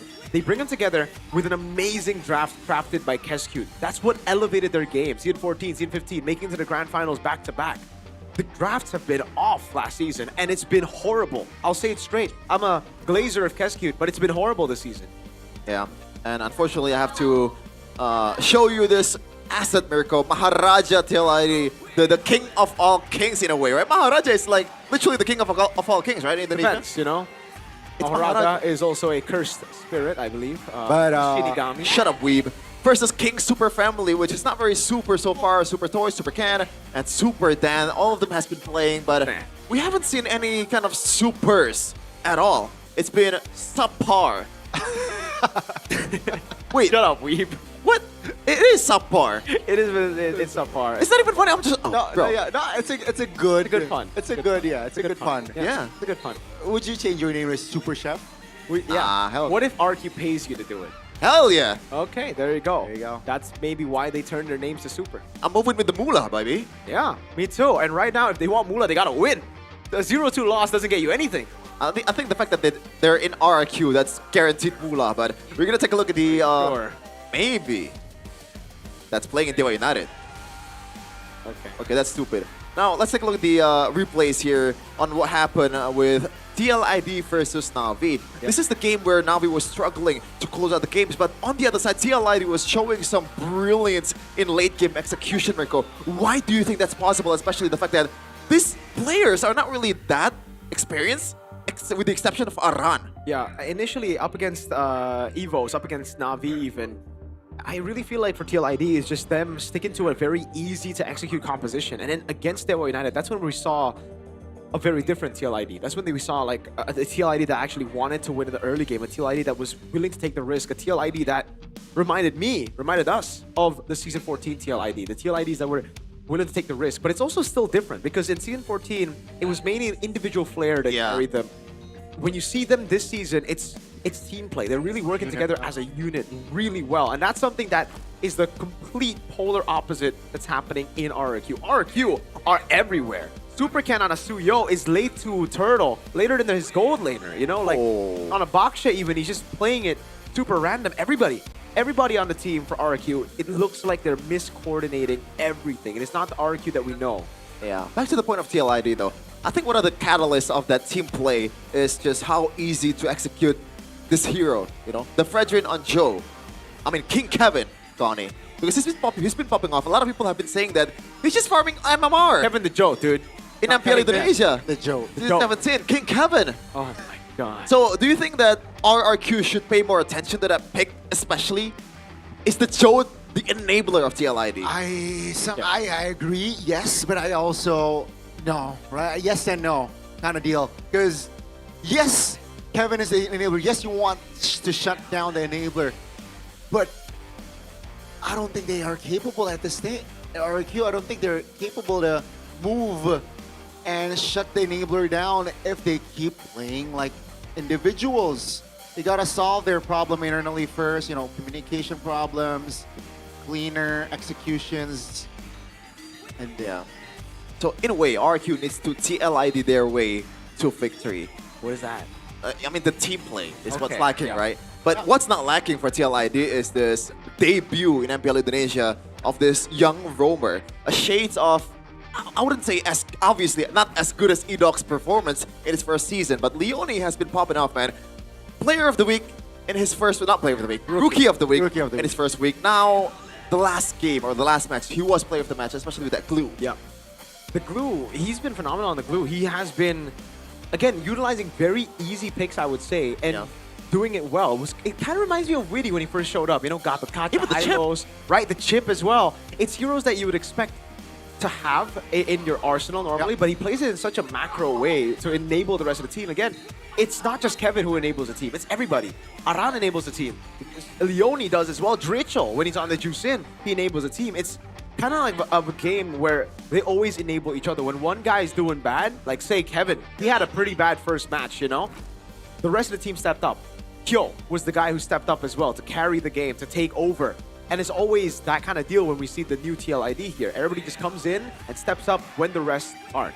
Yeah, continuing the glaze on TLID, one thing that I really like too, Gone, is when they're down, you know, they do not hesitate. This is not a sign of a young team. They know the capability, they know the limits, they know the calculation, and they do not hesitate at all when the opportunity is presented. Yeah, I think that's they're risk takers right now, and so far it's looking good for TLID, and I do hope that they can continue this sort of form, right? They stay consistent, because I initially thought coming into season 17, TLID is going to be the rebuilt season. You know, it's going to be them getting more airtime, quote unquote, in MPL, but then banger. Yeah, bang. And obviously, if he's restreaming right now, Daniel Saniel is gonna be happy. Daniel Saniel. Hello, Sir Daniel Saniel, if you're watch partying. What about Kaisam, though? Kaisam? Yeah. He's not no restreaming. puedo? No puedo. Eves or Eves? Eves. Eves. But who's gonna be playing? For both teams, we start with the Cavalry, Team Liquid ID. Okay. And it looks like it's still the main five, Aran, Kevin, the Jote, Dritchel, Leone, the Rookie of the Week, and also Kyo in the gold lane. Can they do it? Can they stampede their way through the kingdom? The Cavalry marches on towards the stage once again, looking to keep their winning form, looking to keep their winning ways. Ladies and gentlemen, this is Team Liquid. The Cavalry are on a winning streak. A team that, again, most people thought were going to be 9th are currently number 2 in the standings, only second to the real Kings. Onyx up ahead, but can RQ possibly beat this team? That's the question. A big question, definitely. Used to be one of the better teams, one of the best teams in all of the region, but it looks like the change is inevitable. It's Kuroki debuting in MPL Indonesia with Edoc Rins, 2 supers, Super Dan and Super Can. Toy will have to step down as we welcome another potentially young king. It is earned. And his name is Kuroki. Never sleeps. Super Ken leading this team. Hopefully he found his form. He finds his form in this match. Let's see, they're 0-2. Looking to turn the tables around. Ladies and gentlemen, this is Rex Regim Kaon. Is this enough? Is Kuroki the solution to the problem at hand? 0-2 in matches, 0-4 in games. They haven't even been able to get a single game win in Season 17. This season was supposed to be the rebuild. This season was supposed to be that new hope for the kingdom that never sleeps. Is Midnight right? Do they need to hashtag bring back Dyron? Ooh, I mean, that would be an easy way to get through MPL Indonesia. Maybe not so easy with the fact that a lot of other teams have been improving, but there's a lot of improvement has to be made for TLID and RRQ, especially Cascute, looking fresh with Pao as the analyst. Coach Honjao, though, has been coming in like a storm, like an Arashi. Not Hoshi, though, because he's been drafting some pretty solid lineup. Stormstar. That's Arashi Hoshi for you, man. Yeah. Oh, Hoshi means star? Hoshi means star. Oh my. You watched that? What? That's an anime reference, right? No. No, is it not? Arashi Hoshi. Oh, okay. Hoshi means star. Yeah. Okay, I didn't catch that. Speaking of anime. Call me a weeb. Speaking of anime, there's Kuroko's basketball. There's Kuroki's Mobile Legends. Kuroki. Rins in the mid lane. I'm not even gonna answer. All right, let's see the audience topic voting by Infinix. Yeah. Oh, it looks like let the Heskill play. Wow. Was the quote-unquote right answer as per the chatter, you know? As by per Infinix. the chatter? Yeah. It's number B that won, Connie. It's not. Miracles mentioned earlier that he really likes point C. It seems like this time RQ will deploy Kuroki instead. Let's see though. I'm genuinely interested to see how Kuroki will fare here in his first MPL stage. It's always super difficult to debut for a team like RQ though, right? Even Skylar in his debut was horrible. Season 7, I remember. First season I debuted as well. But we have some words from the Jote, Kevin. Cascute, I'm disappointed. You're not obliging by the Jote's command. I cannot wait to face RQ, especially since I'll be meeting my mentor at TLID, Yeheskiel. Bang Cascute, that means, brother Cascute, please let Yeheskiel play. Nah, I'd win. Or maybe nah, I'd lose. Unfortunate. Cascute says nah, I'd play Rins. This guy said nah. Yep. He also just said nah to Dyron. I guess, right? Because that's why they decided to go on Dan and Rez. See, I'm not sure, man. Like, if you're a coach, do you not want to play Dyron? I agree, but the fact that he hasn't been playing and it's been Rez and Dan means that the team thinks he's the problem. Maybe the team. Who is the team, though? Is it someone up above? Is it the players? Is it the coaching staff? I think it has to be like the boys. Wow. Like all of them together, you know? Kuroki. You can only girls? Huh? Like the boys, no girls? I don't think they have a girl in their lineup, unfortunately. It's not because we're sexist, but there are only boys here. Fair enough. Fair enough, dude. Yeah. Kuroki, we have our data from MPL Indonesia. Well, not from MPL Indonesia season 17, but he was in Team VL before this. I'm still waiting to see Kuroki's gameplay. Skylar said it in a live interview with MPL Indonesia. I mean, that's factual, Skylar. Like, I cannot dispute that. That is definitely a statement. But what does that mean? Does that mean that Skylar is waiting, embracing for a good performance, or is he embracing for a bad one? Dude, you gotta be ready for both, right? Because if you win in your debut as an RQ player, the kingdom will praise you. But if you lose, I think disable your social media for a week. Especially if you dash into a badang.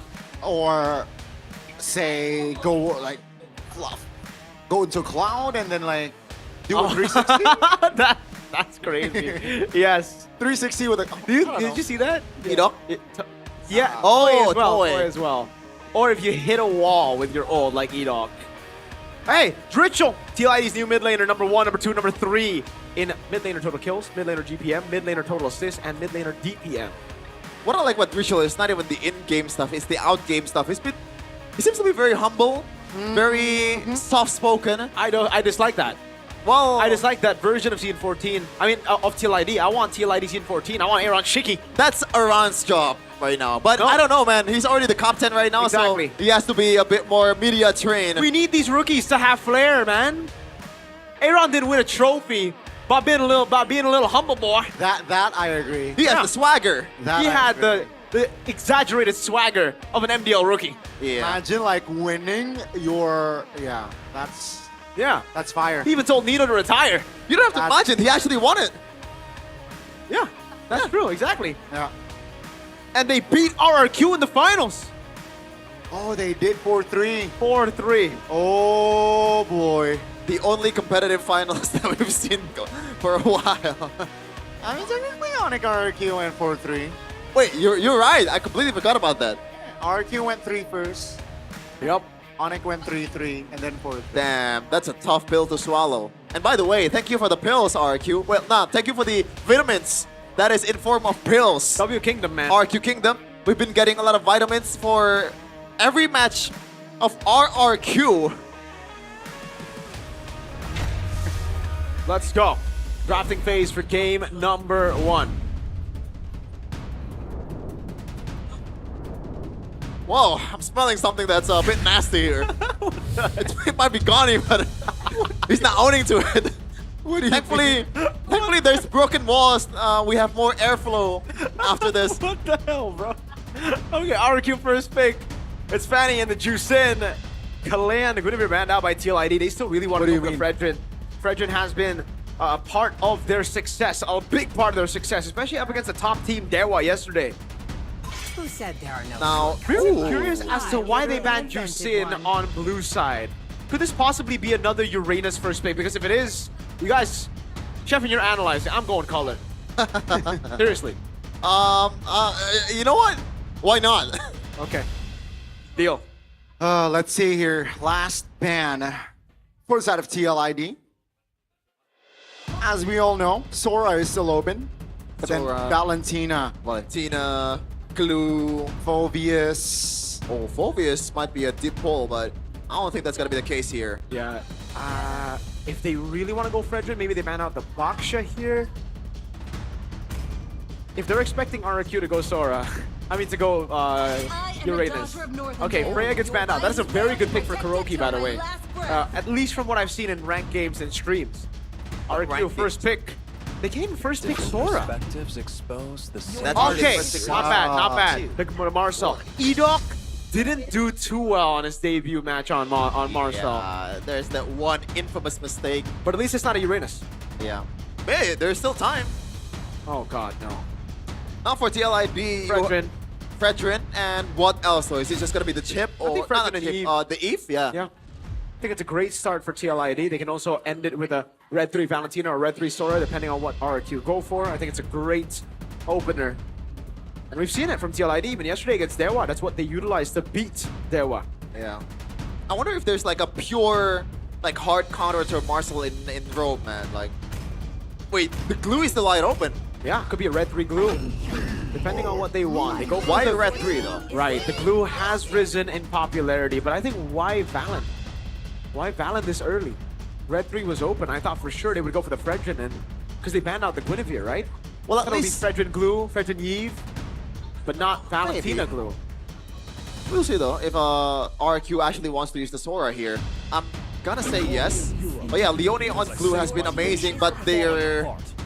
I was gonna say they're sticking to their guns, but no, like I don't think Brits have played the Selena this season, no? Yeah, it was a strong pick for him back in the day, like in Scene 15, Scene 16.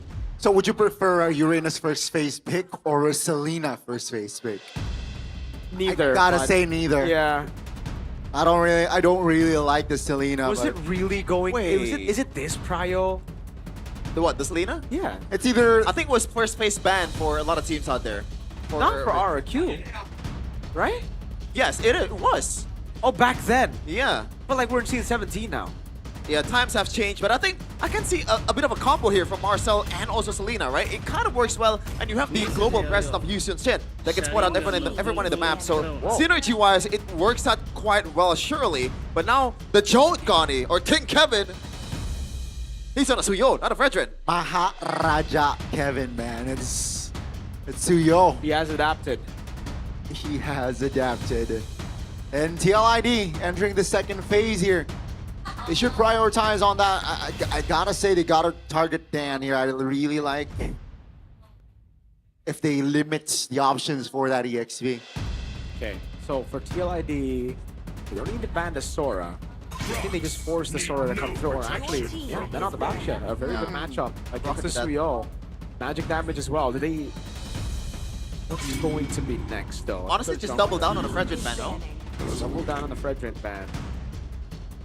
Yeah, but they have a glue. I think they actually want to go up against a Fredrin, right? But for the same reason, you would expect the Baksha to be left open, only it's just not a good matchup against a Suyo, so I understand that. So I think Fredrin, leave it open. You have a glue. Oh!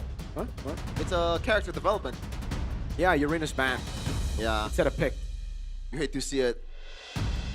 I like that. Way more than picking it up first phase. If you want to root for RQ. Yes. And by the way, speaking of rooting, TLID is actually going ban for ban with RQ in the Fandom War by Infinix. That is something that we haven't really seen a lot. Yeah. I'm gonna check the Indonesian stream. We cannot see it right here. It just goes to show you how many fans RQ have, but also how many haters they have. Wait, it's literally the same thing in the broadcast. Wow. CC banned out, by the way, by TLID. They're taking it away. Interesting. They don't have a utility jungler. What are they? Are they trying to pick up the Sora in XP? Wait, hold on. Suyo is still a flex. Yes. Technically, yeah, still a flex. And against the Yusun Shin, isn't that like the best poke battle out there? The Queller and also the arrow? Yeah, Suyo is really good against Yusun Shin in lane. Let's see if Kill pulls it off. See though, the Herald ban from the side of RQ will come through. And I really like that ban as well, right? Let's go Sora. Sora. Put Valen in the mid lane. Ooh, right? That's spicy. Yeah, the That CC is spicy. ban makes sense. It's a matchup that does really well against the Sora in lane, and RQ have ignored the Sora, surprisingly. Yeah. I wonder if the Valentina gets a chance to copy an ultimate. Is it gonna be a Mount Shocker or is it gonna be the Golden Hour? I really like the Golden Hour copy though. Phobias. 86% win rate. Now we know why it's been banned out so much. Yeah. I think this is just pretty much eliminates all the flex from TLID, right? There's no way Suyo is going to the Golden even. Technically, yeah. They're opening their cards now. Yep. RQ though, what will be the response here? They're really lacking in like a sandbag hero and also a good, yeah. Is Esmeralda viable here? I don't know why. I have an Esmeralda bias. TLID can just still go carry. I don't know about that. Oh, it's been a signature pick for Kyo as well. They can't even go Sora because, again, there's a Palantino on the other side. The Phobias as well is a good matchup against a Sora. Huh. That is true. It's a tough one. They need a tanky boy up top. It's gonna be a hard one. Wait. Lapu and Harley. Harley against Suyo. Yeah. That one makes sense. This feels incredibly glass cannon. Yep. Yeah. But in a way, against a glue, you want to have a lot of mobility, right? Glue definitely thrives against frontliners. Connie. Yeah. I think TLID can still go Sora gold, by the way. Oh. I don't know about that. Does that work though? Because if you go for the Claude, it's a bad matchup against Yisun Shin. What else do you want to go for? Granger against a Harley Selena is a bit tough. Moskov is a safe choice, I guess. Moskov. Okay, there you go. Moskov it is. Now, unfortunately for the long lane or the late game split pushing maneuvers, it's gonna be harder for TLID to execute just because of the fact that there's a lot of global presence, and also Marcel just catch up to team fights or like spots you up super fast with the rapid boots. Yep. Let's see. Is RQ gonna get their first win? That's a big question mark. At least first game win. We gotta start there, right? Yep. Because they are currently still gameless. They haven't won a single game in Season 17. They're 0-4. It's literally an unstoppable force versus a movable wall currently. Yep. It's 0-2 against 3-0. It's not looking good for RRQ. If there is a time to change it, it is now. In week number 2, last day. Can they do it against the Cavalry? Lanadon, here we go for round 1. RRQ, you heard it. They're 0-2. And TL, they're looking to find that win streak and keep it on. Let's see. Edok Can he find redemption here on the pick that lost them a game in their first series against Na'Vi? Super Dan as well. A lot of questions for him, a lot of doubts, especially considering how good Dyron's been playing in Malaysia. Yeah. I'm not really...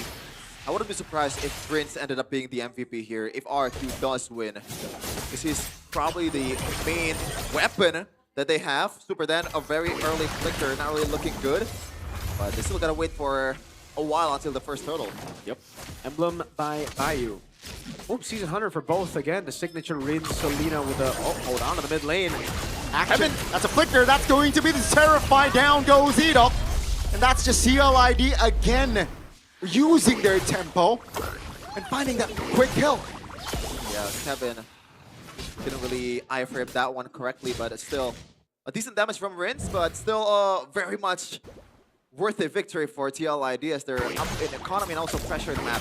Yeah, surprising by the way, in the Emblems by Bayou, Kuroki has gone for Weapon Mastery on the Yusuf Shin. You usually expect him to go Master Assassin to dominate the lane, but he's playing a bit more of a conservative game here against Kyo. Whoa, we are... Wow, it's Indo versus Man, English. I kind of feel bad. Once again, RQ fans are giving us vitamins and all, and we're all picking TLID. I remember changing it to RQ, but it's okay, you know? It's okay. You hate to see it, but... You're in Storm? Oh no, Kuroki, that's not a good look, buddy. Yeah, on the Yusuf Shin, that should almost be guaranteed, but at least what's 100% guaranteed is the turtle. If you blitz it, that's why it's a Season 100 in the mid lane, right? They just want to play with tempo. If they do get the tempo, which they did, they blitz the turtle super quick. It looks like TLID is not really panicking just yet, and they're still up in economy. So far, Edok has not been as impactful as guys like Apro when he was facing RQ. Yeah, Apro was a very good example for a Marcel, but I think the top Marcel guy we have in ID right now is Alec. Big fan of his Marcel gameplay. Very much so. Edok though, like this is his game, you know, just going around the bushes. Maybe not really, but is it a setter hero at this point, Marcel? Or is it just disengage? Or is it both? It's whatever you want it to be. Like, he just needs to do his own thing. You can't have it, you can't bank on a synergy, you know? You just have to be annoying with it. That's... Speaking of annoying, Leone mounting one. That's the damage coming through. Paired with Drishel. Take a look at Rin's very low. Leone wants that mount again. Oh that's my gonna be God. a double super can going back and down he goes surely. What? It looked good for a bit for RRQ with that mid lane exchange, but TLID answers back. Leone's making a joke out of RQ's players. That's a three mountain in a row. Everybody needs to respect the glue. This hero might just be the most broken pick in the game right now. No Jusin, a first pick glue by Leone. He mounted 3 RQ members in that fight. He ulted 3 times in that fight. In less than like 20 seconds. How's that legal? This is truly Patrick. It really is not. Oh my God. Get this guy away from the glue. Doesn't matter if you pick a Marcel, if you pick a, you know, your signature hero in Selena. You cannot run away from Leone, even under the turret. Oh, I don't think he's gonna take it. Yeah, that's just a bit more poke. And Kroki's low. Look, he can be zoned by Dritchel. Oh my days.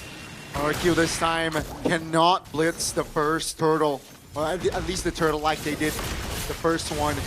It's a good stun on towards Leone, but comes not again. Phobius. Particularly Leone Rins. Almost zoned out. That's going to be the turtle still cleared by Super Generon now. Looking for the collapse. Rins taken down. That's going to be Super Dan isolated, taken down by Drishel. TLID, they don't mind losing the turtle. Take a look at the mid lane turret.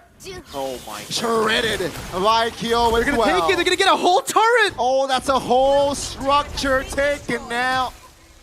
That's 5v4, by the way. Oh, they're going to get another one. This is catastrophic for RQ. Oh my goodness. Usually I say this hyperbole, like nothing could have gone worse.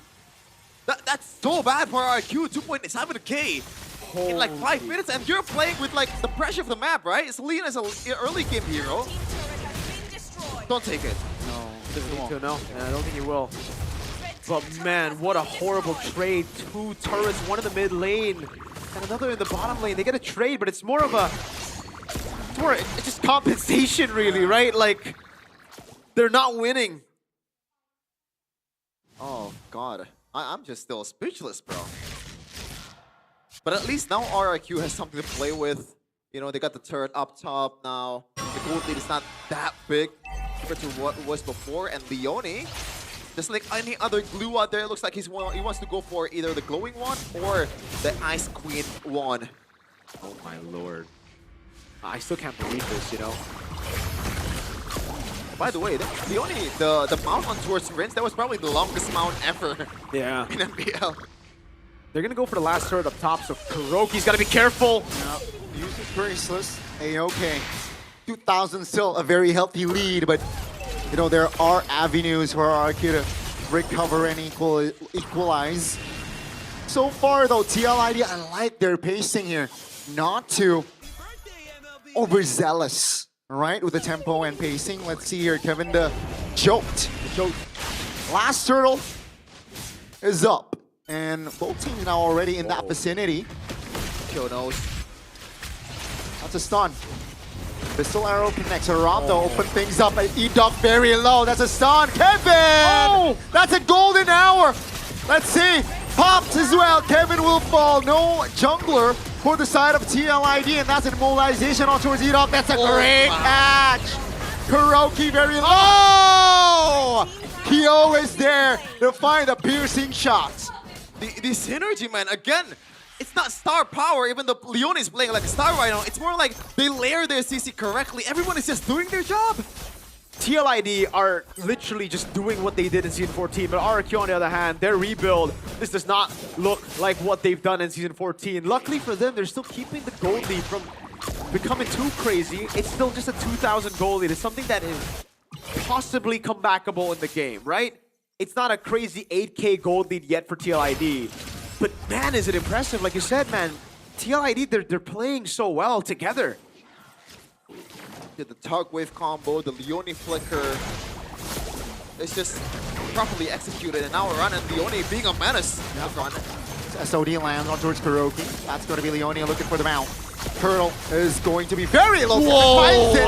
That's a great steal. And TLID, they want to collapse. That's Kyo very low though. No! Renz went in aggressively and will be pinched. Oh no, he's still on him. He's still on him. That's the mount. E-Dog falls. And ladies and gentlemen, TLID will double their economy from 2 minutes ago. You think that was fluke, the Spear of Misery? No, that was not a fluke, bro. Kyo pin Rins down. It was oh my lord. No, that was that not Rins? It was Rins, bro. I'm not sure. That was Rins. It was Rins. Oh god. Oh my god. Now it's getting to a point where it's very scary for RRQ. You know, the 2,000 gold lead, not too big. A 4,000 on the other hand with this kind of composition. They can do whatever they want. Leone can mount whoever he wants, dude. He can just pick and choose. Yeah. And Leone, I think I would prefer him to go. Never mind, he's going for glowing one, and I think Ice Queen one next. Bro, I'd be disappointed if he doesn't go for a genius one. Wait a minute. He's mounting! E-Duck! That's mount. That's a flicker for a flicker. Both roamers. No flickers here for the next 2 minutes. And let's see here. Quick chastise. Yeah. Quick chastise, you're right. Oh my god, he's not that far ahead of Super Dan, but look at the items, man. So impactful already. Radiant Armor and the Chastise Pauldron, it stops RRQ's damage output entirely, I think. Yeah, and by the way, guys, Leone has more gold than 3 members of RRQ. Yeah, I don't think it's surprising, you know. He's also building damage. Swift! Swift Trinity, 9 minutes and 30 seconds. He's got to be careful, though, because he has a shutdown bounty. That's going to be that. Oh, there you go. That's the shutdown. Rinse finds it. And that's why I think a single robe would be a bit more valuable at this time, because you got to play as aggressively as before. Yep. I think a bit more defense would suit him well in this game, but, you know, he wants to play a different game. Whoa. More that damage on E-Duck. It's 5v4, man. RRQ cannot find a good opening, even if it's 5v4. You know what? Superken is doing a pretty good job here. He is not that far behind of Kevin, which is surprising in my opinion. He's also gone for the Aldo build. Genius Wand into the Lightning Trunch, and he's going to start doing a lot of damage. Keep your eyes on him. Not on Aran, obviously, though. Nodding around. TL now sticks with 5. The bar lane is practically balanced still, so let's see who pulls the trigger first. That's Iran moving on toward Nito. We'll take a look at Super Dan, looking in for an angle. The Lord now will be contested as Kevin finds a retribution. Super Dan! Take a look at Kyo! He wants some life steal, but doesn't get it. That's gonna be Kyo for the Lord so far. Oh god, that's a perfect golden hour to give Super Ken the space that he needs to execute the retribution, but I think there's a bit of a stun, I don't know from who, but it ended up being TLID's the Lord. I think it was just a pure retry win from Kevin, no? So it's a soul he didn't stepper have with retry. enough damage to burst the Lord? I don't think so, no. Oh god. I don't think he did. That was also super clutch there. He was 1 HP running away from Kyo as the deadly magic did its thing. Kyo started to deal damage, man. That Swift Trinity is really starting to hurt, but TLID are losing the lead. Slowly but surely, RQ. Remember, they are still scaling. The Harley's gonna deal a lot of damage as we get into the late game, and you saw how much damage he could do on Kyo. Kyo gets obliterated by that, and also Kevin, right? Aran needs to be constantly in front. Leone needs to go for those mounts, because if their backline gets caught, Kevin and Kyo, if they get caught by the Harley, they're cooked. Silent game. Kuroki. It is. But yeah, and with the lead that they have, TLID, I think that was a pretty bad Lord fight, gotta say, but we'll see though. There's still a lot of conversion from here. 4K gold lead for TLID. Yup. Oh god. That's a charge. Onto Knocker. And that's just TLID again, playing it slow. You know, controlling tempo. And RQ, they can only respond at this point, right? They cannot do anything much apart from clear. Yeah, good defense. Oh, Dritchel! Oh, no. That's a stun from the arrow, but that's about it. Good repositioning. TLID, they can just clear the green camps. Maybe freeze a lane or two and just wait for the next Lord to spawn. Economy-wise, it's not really that great of a benefit from that Lord, but in terms of turret, it's just like not even close. Oh, Super Dan? Yeah, that's a stun on George Leone this time, and Kuroki finally finds his first kill in MPL ID Season 17. It's gonna be very low though. Iran says hello and finds a trade. TLID looking for the collapse. That's gonna be Edok added to the kill list of TL, and 30 seconds on the clock for the next Lord. Once again, it's an RQ loss, but at least they're trying to fight back. Yeah, I mean, there's a bit of life in them. Dritchel, horseback, has to go for the bravest fighter. Super Dan. Uh-oh, finds a stun on towards Iran though, still able to reposition. Oh, take a look at Iran and Kyo! There's found an angle and down goes Ken and Dan. The base wide open. It's a wipeout practically as the cavalry will say game 1 is ours. Wow. And it extends to 5. Just make sure it's not extending to 6. Because it could extend to 7. That right there, they had no control. They were just reacting the entire game. There was a few good plays here and there, but again, it was all initiated by TL. They were passive that game. They were just reacting to everything TLID were doing on the map. And man, RQ, again, to remind y'all back at home, have not gotten a single game win just yet. They are in a very bleak situation right now. To start MPL with 2 losses is one thing. To start MPL with 3 back-to-back match losses and not a single game win, that has to do something to the morale of these players. That has to do something to the morale of the coaching staff. The fans, even. They're known to always show up for RQ, but have never been in a position like this. RQ are in ruins. The Kingdom are in ruins. That single Leone, masterclass, man. That just sets them apart so much. It's unfair because Rince landed an arrow. It's a good arrow. Yeah. There's enough damage to probably burst Leone, but it's just like, apparently it's not enough when you're a Patrick that is in the, the glue form. I'm quite surprised that like the glue was not prioritized. Yeah. After that first series. Glue is him. You ban it or you pick it or you lose, bro. Yeah. Just at this point, it has like a 94% win rate. It's disgusting. For Leone, I think has a 100% win rate on it. I think. I'm gonna check again, Should bro. be. Because dang, is this guy really good at it? He has an 80% win rate. Oh man. With 5 times picked, so he's only lost 1, and now 6 times he's played it. Oh my god. I don't want to spoil you guys, but Leone was building not even a single magic defense item. I mean, Curse Helmet is barely a magic defense item, you know? Sure. Usually it's either Whatever Radiant floats your both defensive item. or Athena Shield, Yeah. you know? But he's going for Glowing Wand and also Genius Wand. That's I gotta give props to Aran, dude, because he knows he's like, all right, Leone, he's not gonna build, build defense, so I'm gonna be the guy. Just stand in front and take this damage. Radiant Armor first item quickly, and then the Chastise Pauldron to the Dominance Ice. The real roamer, well, tank, the real frontliner was Aran. He was just there. And even the Suyo, dude, I gotta give props to Kevin. He would be very easy to kill by the Harley, so he builds a very early Rose Gold Meteor instead of the Queen's Wings. I think that's a good purchase right there. He just needs to survive, right?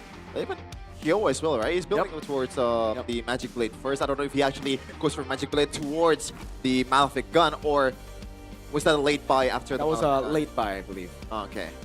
Either way, targeting the backline, Leone leads TLID to a win in game number 1.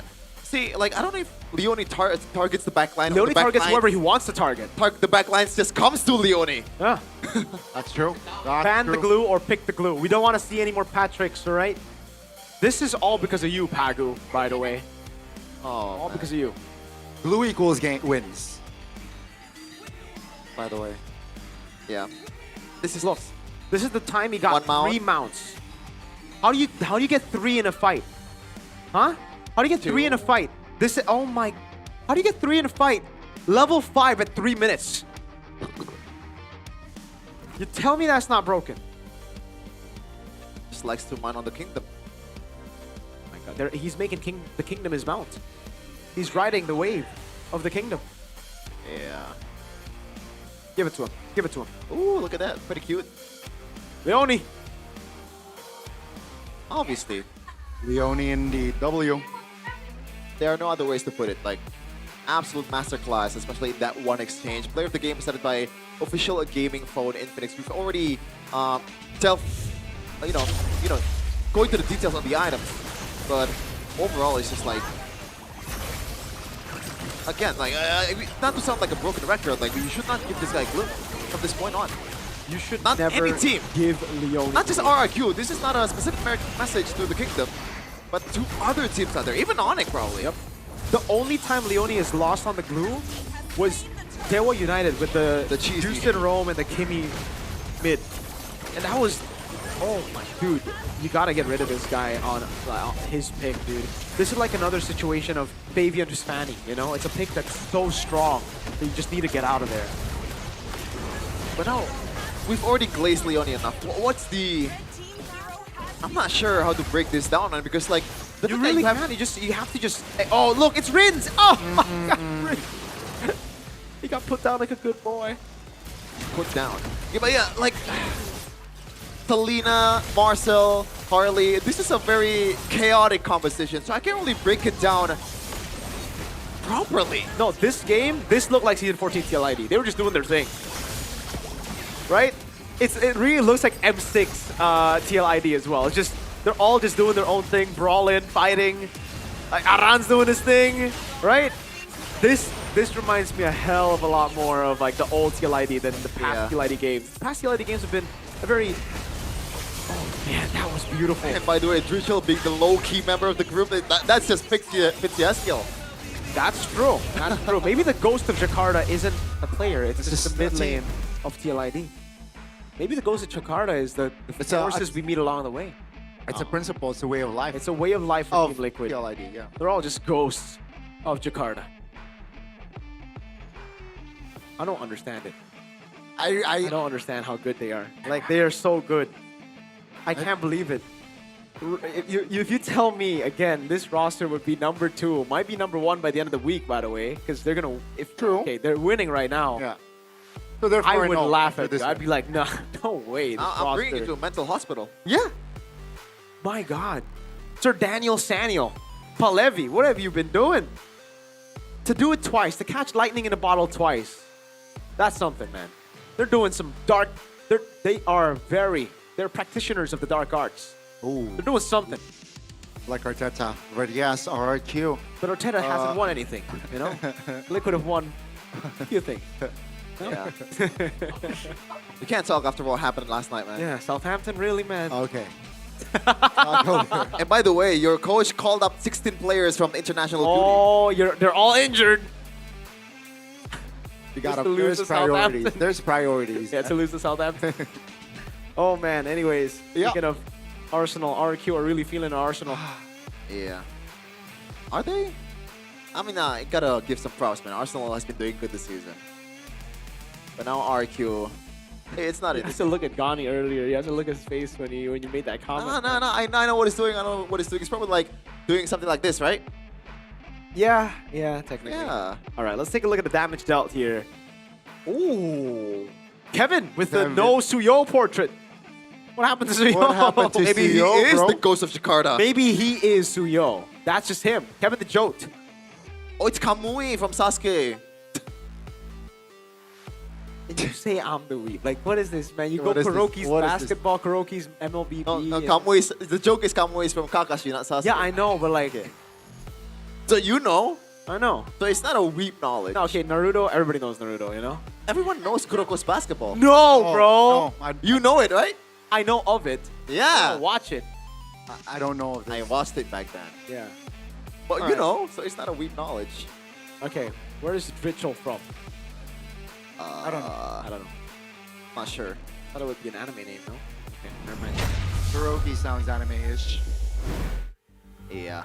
Dude, I mean, at this point, we are lost for words. We're at last a loss for words. We've already broken down what it is To be honest, as soon as I saw the scuba. glue, It just time to it's- scuba. I think it's over. You know, I don't. You want to do scuba again? I think I want to shout out Infinix because there's a lot of exclusive deal for Do it. MPL fans only during match period. This match is really hitting up, but don't just focus on the war. Look at Ghani, he's doing it too. You can focus on the scuba because there's an opportunity you shouldn't skip. Head straight to TikTok shop Infinix because there's an exclusive deal with special prices for Note 60 series, specifically for MPL fans only. The performance already uses Snapdragon 7S Gen 4. We already mentioned it.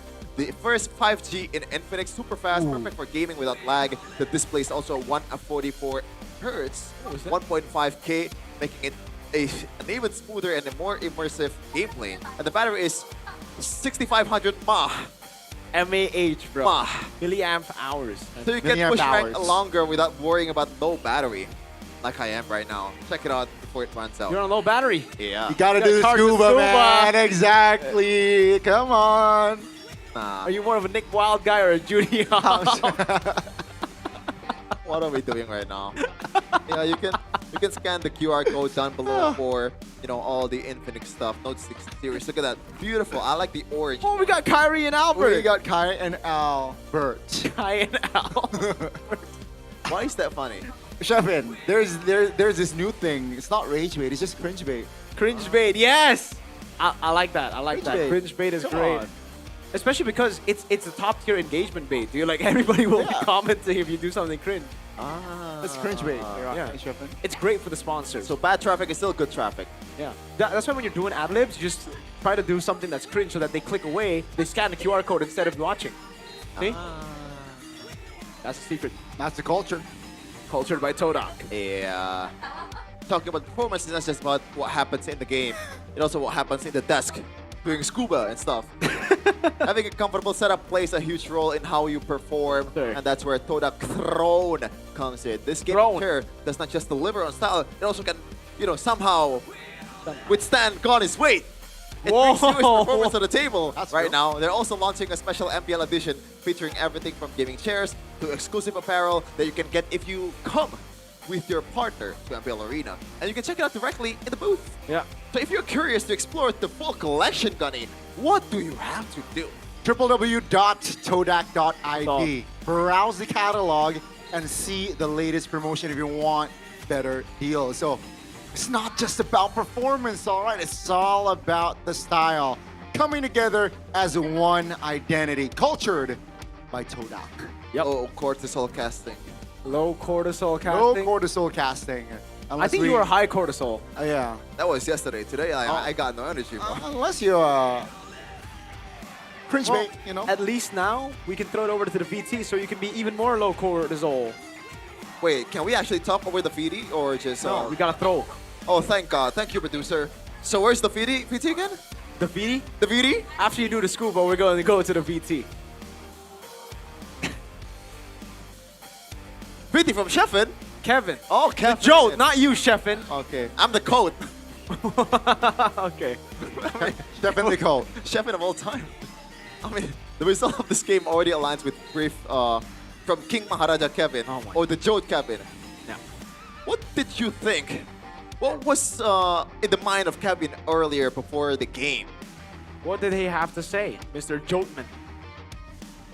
Let's just watch the following video. I threw that too fast. So you gotta see my awkward face for 3 seconds. Main Bang Kevin. Oke. Gue kasih satu-satu tugas-tugas kalian ya. Iya. Ki, lu tolong Ki. Lord Landing yang Kevin. bener Ki, jangan... Apa tugas saya hari ini? Lu landing yang bener aja. Oke, Lu siap Lord landing, Kevin. farming, lu gendong. Siap Lord Kevin. Tugas lu ya. Leoni, tolong Leoni ya. Ki. Jagain buff gua. Lu mau disuruh push apa mau jauh lu ntar. Kalau tugas gua apa Kevin? Oke, kalau tugas lu, tolong mandi yang bener. Mandi yang benar. Mandi yang bener. Oke, siap. Jangan egois, oke? Oke. Mandi siap. pengen pertama mulu lu. Aman King, aman King. Oke. Aran tuh, Aran belum. Oh iya apa? Tolong Aran ya. Tolong apa? Setup turtle yang beneran. Ya, gua tolongin ntar. Gua biar tenang ntar dapetin turtle. Oke, oke. Oke. Aman Ran. Yo, sudah apa kita Kevin? Apa? Sudah? Sudah, itu aja tugas kalian. Oke, siap Oke. Maharaja Kevin. Siap. Aman. Siap, thank you. Sheffin, isn't this like the dictator Mbappe meme? Who is Mbappe referring to? Huh? What? The are you dictator talking Mbappe meme. Mbappe? Yeah, Mbappe. I didn't know I don't know what you're talking about. You're scared that your family's gonna get... No, I didn't even know what You actually don't know? Of the Dictator meme? Mbappe? Dictator Mbappe. I didn't know. Dang, you know Scuba, but not Dictator Mbappe. I know of other dictators that I can name here. You know? But yeah, Gen Zs, ladies and gentlemen. look at Kevin, I'm a man. millennial. Look at Kevin, so What a nerd. inspirational. I'm a millennial. And he's guiding his team with such grace, such worthy of Praise. not the praise. Like what's the praise for a king? Worthy of worship. No, I was gonna say worship, but it's too far, bro. Then Worthy of Worthy of... Kingly. like majesty or what? Your Majesty? I'm not sure, bro. I'm just tired, bro. Dude, he's the Jote. He's not a king. He's a dictator. He's Kevin the Joke. Kevin Repeat. the Jote. Repeat. Kevin the... Kevin De Bruyne! Gundogan! What is it? What? In the brink of despair, elation! In catastrophe, cacophonic joy! Oh my God. This is... You're the most random caster I've ever worked with, dude. And I work with LaFell. Oh my I'm God. gonna take that as a compliment. Oh Just my like God. Kevin the Joke getting compliments for every part of the world, man. Somewhere out there in Antarctica, they're watching in an igloo and they're watching the graceful performance of the Jote. Kevin the You know, Joke. as they're trying to just fish out some fish from the ice with their penguin pet. Yeah. Okay. My role model is Keyboy. Even before I started playing in MPL, back then no one could challenge Onic, and Keyboy was the cleanest, calmest, and most skillful player from then until now. He has remained consistent. Dang, Gani, as an Onic fan. As a roamer, right? As a roamer. Who doesn't idolize E-Boy? Ooh, that's a good question. That Right, is a good especially question. here in ID. Yeah. You're an XP laner, Stefan. Who is your idol? Pro MPL idol. Somehow still Beloski. Ooh, wow. As an XP laner. Oh, as an XP laner? Yeah. R7. Oh, so you are a kingdom deep inside. Deep inside? Yeah. How did you know what's inside me? Because you He said said R7. R7. That might be on the outside. Ah. Right. Well, we got a quote. Oh, Tyron! Hey! When are you coming back, brother? For RQ Hoshi, I believe you can bounce back now. Prove that you guys can. Yes. Yeah. Yeah. You don't want to know what's I can inside? hear the. I can hear his voice in this. Gak apa-apa, Le. Bisa come back. That's probably something Darren's gonna say. Yeah. In the same tone and everything. RQ Tora in Malaysia is fitting, you know? It's Tiger. Tora is Tiger. Yeah. And Why? they got Star. Why Hoshi in Indonesia? Because they're stars. Oh, we can't even see stars in Jakarta. What are you talking, bro? And the pollution covers it, and maybe that's why RQ aren't performing. Ah, maybe RQ wants to be the star for Jakarta to replace all the stars in the world that we cannot see from this really bad place. So we have the Ghost of Jakarta on the other side. This is the Star of Jakarta. For the whole team? Right now, my GOAT isn't doing well though. You know, Super Ken, what's up, man? I don't know, man. You gotta give him a pep talk. Go up on the stage right now. If I were him, I would change the super, man. I would just remove the super. But then he would just be a Myanmar jungler. And he would be better. Oh! Hey, Ken's my boy. Both Kens are my boy, you know? So I it's better. I can't. So it's better. Can't choose like So it's choosing better. between my two children. Oh, come on. We talked about this. No more gray area. All right, Erlan. That's the best boy. It's like black or white. Nah, green. Yeah. What a bad answer. This Mythics here are doing horrible at RQ. Really? Yeah. Oh, okay. But hey, they're still my boys though. Well, Super Ken is my GOAT, not just my boy. Because he's ex-BTR, by the way. Someone in the chat said, damn, you don't need to roast Jakarta like that, Shafi. No, I hate Jakarta. I can say that with all my heart. Hey, you work in Jakarta. Put some respect on Jakarta's name. Unfortunately. The Mullah is here, bro. Yeah, exactly. And the Mullah for RQ. Never mind, it's a Broken Walls. Broken Walls is the first map we played, right? Ooh, yeah. So, might not be here, but dude, okay, if you want to go Selena, go for it, bro. But why are we picking Selena that early, though? That's... I really dislike that pick. And RQ, they still...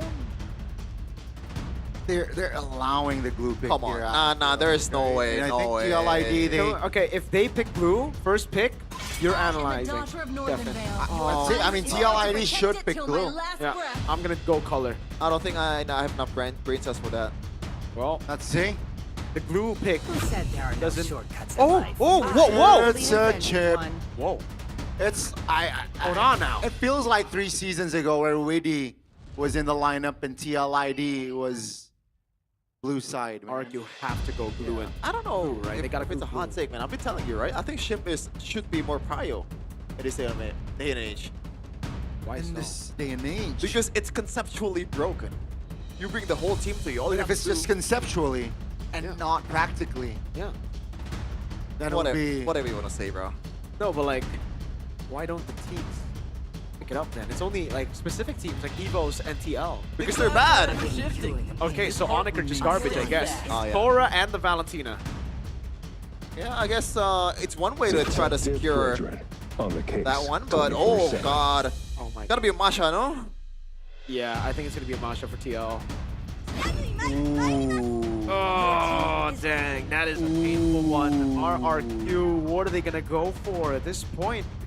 Man, it's hard being RRQ. You wanna, It's tough. you know, a long-lasting poison that kills you slowly but surely, or you just want to die immediately. Glue? Did they go glue? Do they want glue? Does he not play a good glue? Not I sure. haven't really seen He hasn't him. played a good anything so far this season. Is it even a good glue game? That's also Against a fair. Fredrin, it's not bad, no? Yeah. But like, If it's Edok, I expect something like a Tigreal or a Minotaur, but I'm not sure if that's still the right way to play Mobile Legends in Season 17. But they're still sticking with Jason Shin. Against a Masha. Yeah, I guess in a way when the chip just goes in, Launchchakra is a good way to counter it, and you have Traceless, but I don't know, Masha is a pretty damn good chaser. Yeah, especially when you have a chip. Oh, man. It is going to be tough here Like, for... with the Eastern Shin, what you're basically Hiroki. banking on is you will win the early game. You want to snowball. You want to take control of the map, right? Uh-huh. How do they do that now? Because they didn't pick a jungler. So TLID, you're going to ban out, again, the Baksha probably, right? But then they're going to continue on to ban out the junglers from Super Ken. They could try to win out the early game against a Fredrin. Oh, that's tough, yeah. Oh, maybe a Kai ban? Does that... even... That's too far, I That's think. too far. If there's a ban, I think it's more like Grok or Gatot Kacha or Badang would be an idea. The Baksha first. Oh, the CC, okay. All right, CC ban. Just want to secure that laning, I guess. Yeah. Wait, to be fair, like the Sora is... We're not sure. Wait, no, it is EXP. Is that Kevin the Jote? Did she just draw? Did she just sketch Kevin the Jote? So that means Kevin the Jode is easier to draw. Yeah. Okay. Zetian banned out. Magic is my That's it, the Harith as well. Team is banning. Interesting, all right. I like the Harith ban. Not sure about the Zetian ban. I guess it just... You know, it's a good combo with the chip, but... Whoa! I did not expect that, but I guess it's a good laning matchup against the Masha once again. But the Sora is already there. Yeah, could So they still and think the Eastern Shin yeah. could be the jungler. We're thinking maybe it might be a double fighter with a Eastern Shin jungle. Still a pretty good flex, honestly. So Kyo, what is it going to be? The carry, Moskov, or... Well, it cannot be the Harith anymore. So carry or Moskov, those are the only two picks he's shown other than the Freya and the Harith. But for Edok, I have no idea. Badang, no? Badang? Yeah, against the Masha and the Fredrin and the Gacha, chip. does that make sense, right? Gata's not bad either, I think. My most trusted partner. Okay, that works too. Yep. TLID. What's it going to be in the gold lane? Moskov, carry. Huh. How about something like a Lunox? For mid lane? For both, I guess. Wow. I think for mid lane, the Yve is fine, no? It is fine, but it's a bit... I guess you could still play it with a chip, but it's not Ritual has bringing only that... played 3 heroes, by the way. Jusin, Yve, and Zetian. So, if we're just looking at data, it should probably be the Yve and the carry. Makes sense. For RQ. Alright. Let's see what it is for for XP or jungle or gold. Be it family or destiny. It's gonna be the Gushin, baby. We're going to see Minato in action.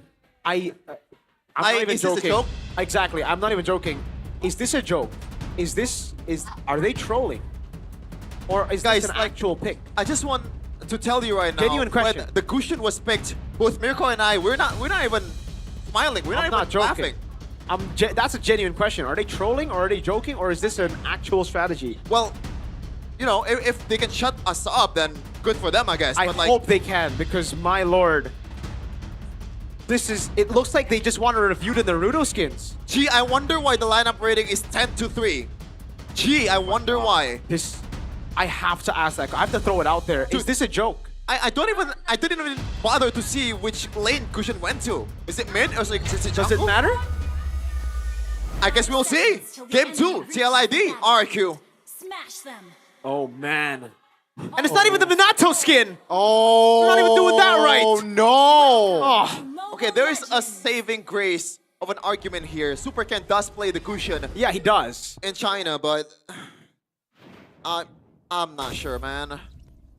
I don't know. Like, no, it's not even the Minato. I think I'm more triggered at that. That is not the Minato skin. I was, yeah. Like that, when they picked up the Gushin, I was like, okay, at least we're gonna see the Minato skin, man. And Ken's like, hell nah. Not on I'm gonna my do my watch. own thing. I'm gonna do my own thing. All right, let's see what this can bring to the table, all right? We're quick to judge it, but I think everybody is as well. I think the Indonesian desk are similarly baffled. I think the Kingdom are baffled. They're quiet. Emblems by Bayou, sorry, Master Assassin coming down there.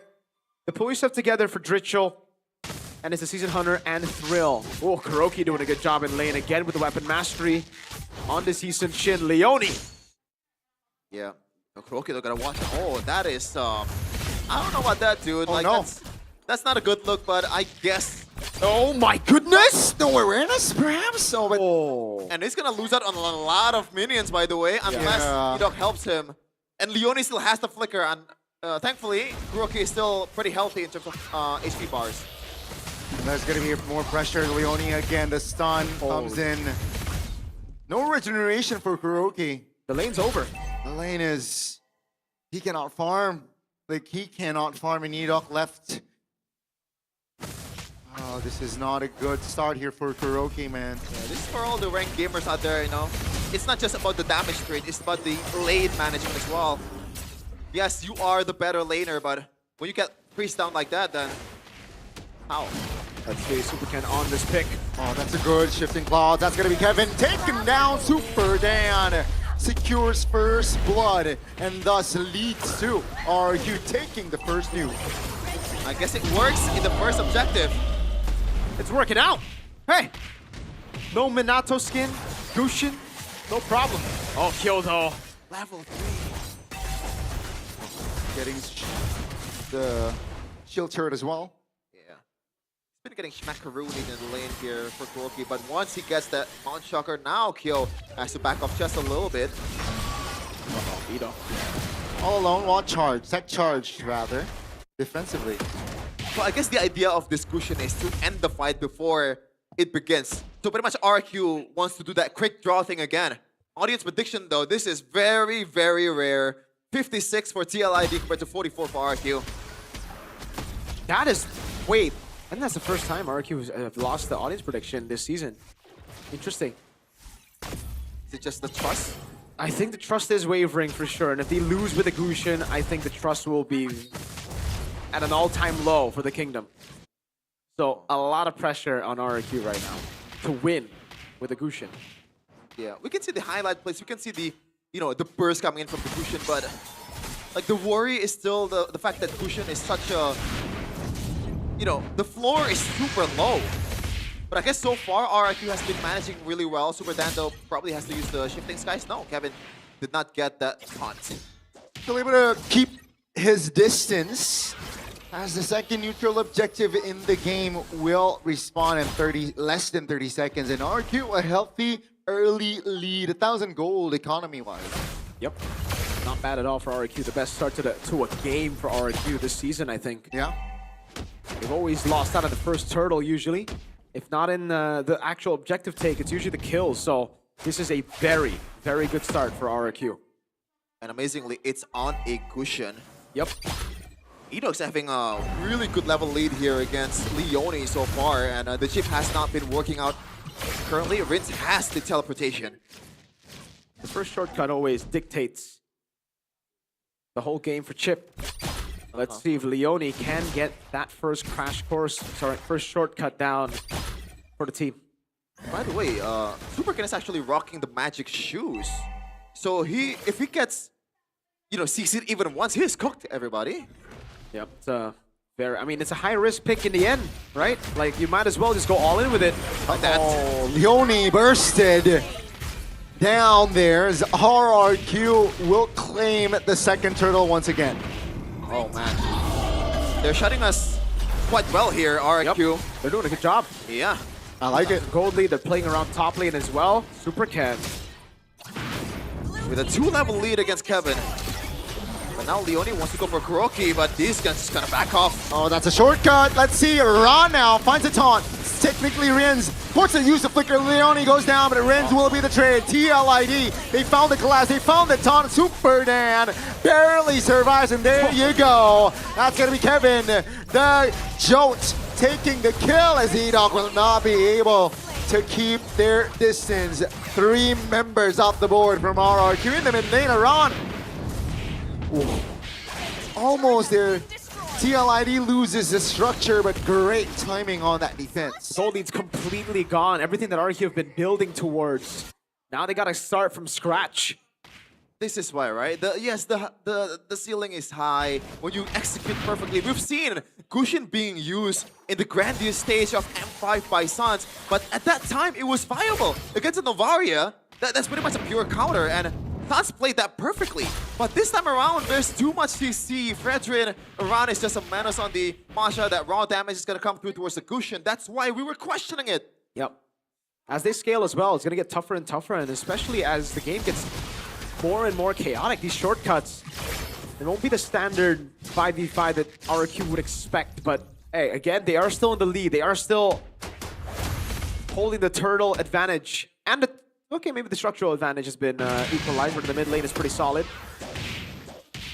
Yeah, it's just a waiting game right now. Once again, who pulls the trigger first? Super Ken, though, didn't even want to go. Yeah, I don't think it's a wise idea to go on a chip with a crash course on and a possible shortcut. Super Ken is steadily ahead though, level 11. Final turtle of the game, of the series. As a matter of fact, TLID here, looking to find Hiroki. Yeah, let's see Leone, shortcut here, looking for the crash course as well. Kevin finds a turtle. Oh, the mobilization is huge. Take a look at Iran in the back, doing work. That's gonna be a trade though. That's a flicker to lane one.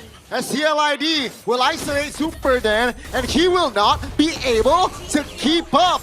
As Rishel will secure that kill, another 3 kills added on the board. Folks, I was not lying when I said that I want him to shut me up, but... Oh, that's a great solo, practically, by Kuroki. And that's gonna be Kevin, though, just taking the purple buff. That's a great ninja kill. Please prove us wrong, just please. I hope so too, but again, in that fight, I think it was literally our concerns played out in action. Super Ken couldn't do anything. The Masha just jumped on him, and that's it, right? You're an all-in type of hero. Once you use that cycle of skills, it's done. And now the lead that he got in the start of the game, that XP lead, the gold lead, it's all gone. The Fredrin has caught up, and again, this was part of the concern.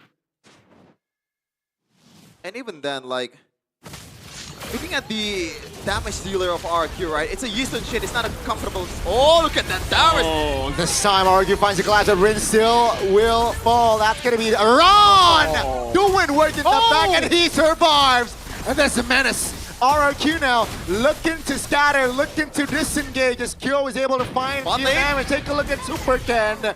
Almost finds Leone, but Iran again, precise timing, and takes the kill. What I want to know right now is what Clay thinks of the Cushion pick. I want to know what Clay has to say about RQ just currently. He was part of one of the winningest RQ lineup, Season 9, 100% win rate with the golden age of RQ. One of the golden ages for sure. Made it to a grand final at an international, and now to see his team, his ex-team, go possibly 0-3. By the way, guys, who's going to take care of Iran on the far lane? No, nobody. Nobody, because if they go over, there's a shortcut on Leone. Uh-oh, Super Dan. That's going to be the super cut. Super Dan is cooked. Is he? Why? And He's Rishel. going to walk up with no respect. I don't know. The weirdness. It feels like my teammates in ranked game. Oh, fleeting time as well from Leone. That's not a good sign for RRQ. Dude, like the fact that you're not even concerned about who is in the bushes is like, how? That's a taunt. That's a real revelation, and that's going to be Enoch going down. Take a look at Leone. Leone. From the back. 3-man stun. And that Super Ken, Rins and Kuroki running from the hills. TLID, they want to close this distance. They want kills. Rins and Ken off the board, under the turret, and Kuroki still goes down. That's just Iran collecting the monster kill as they collect the load as well. Ritual. Oh my lord, recalling on the corpse of the kingdom. I just feel bad at this point. It really is. It's going towards a 6-game lose streak for RRQ. This is not the familiar standard that we're familiar with. Not even that last season. Maybe it's all too familiar. A 7th place finish last season to a... Is it that bad in early of the season? No, it wasn't. It was not. With Rez and Zunash, they were pretty. They were in the mid tables. They were not down in the depths with. Well, now in this season with Infinix. Thank God for Infinix because they would have been even lower. Oh. I cannot. I have no words. That's a wishing lantern for Dritchel. 3-0-8, just recalling in the faces of RRQ. An amazing RWM with a flicker, crash course from Leone. Supercats 1, 3, and 5 on this pick. And it's only gonna get worse. And Siege is not really a problem at all for TLID. Yeah.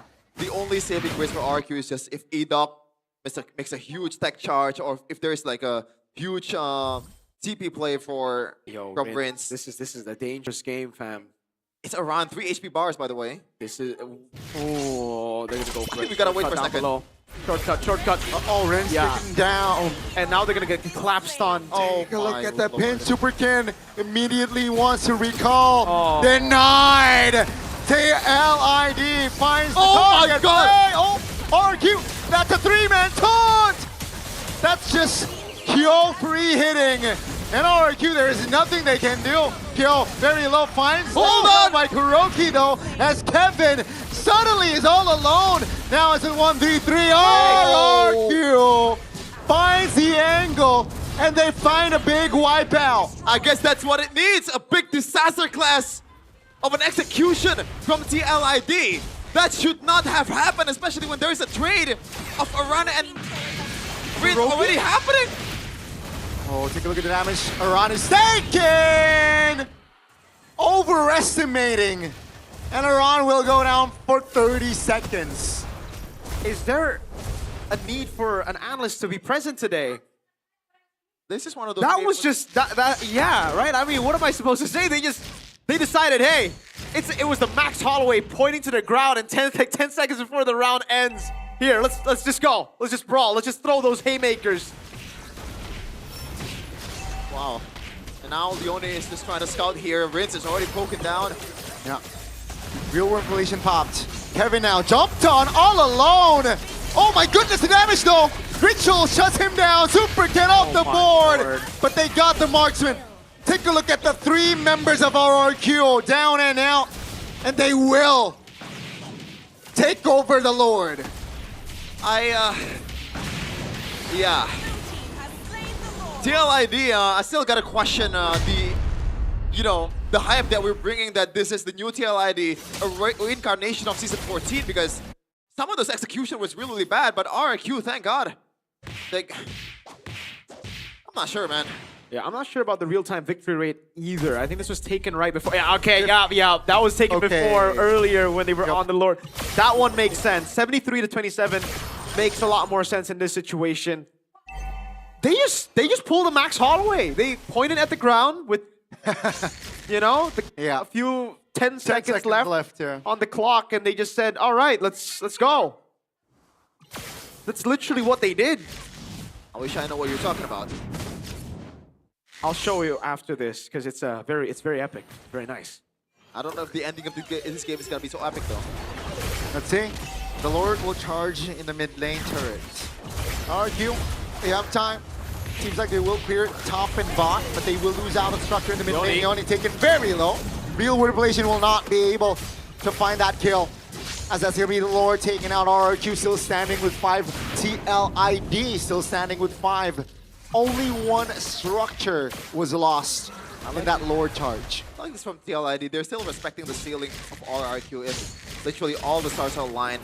As we're gonna take a look at the items here, Aran did not even bother to build something like a Rose Gold meter. He's going full on glass cannon. He knows that he's gonna die after he's being utilized. Oh, 2,000 gold lead in between the mid laners here. That's a whole item.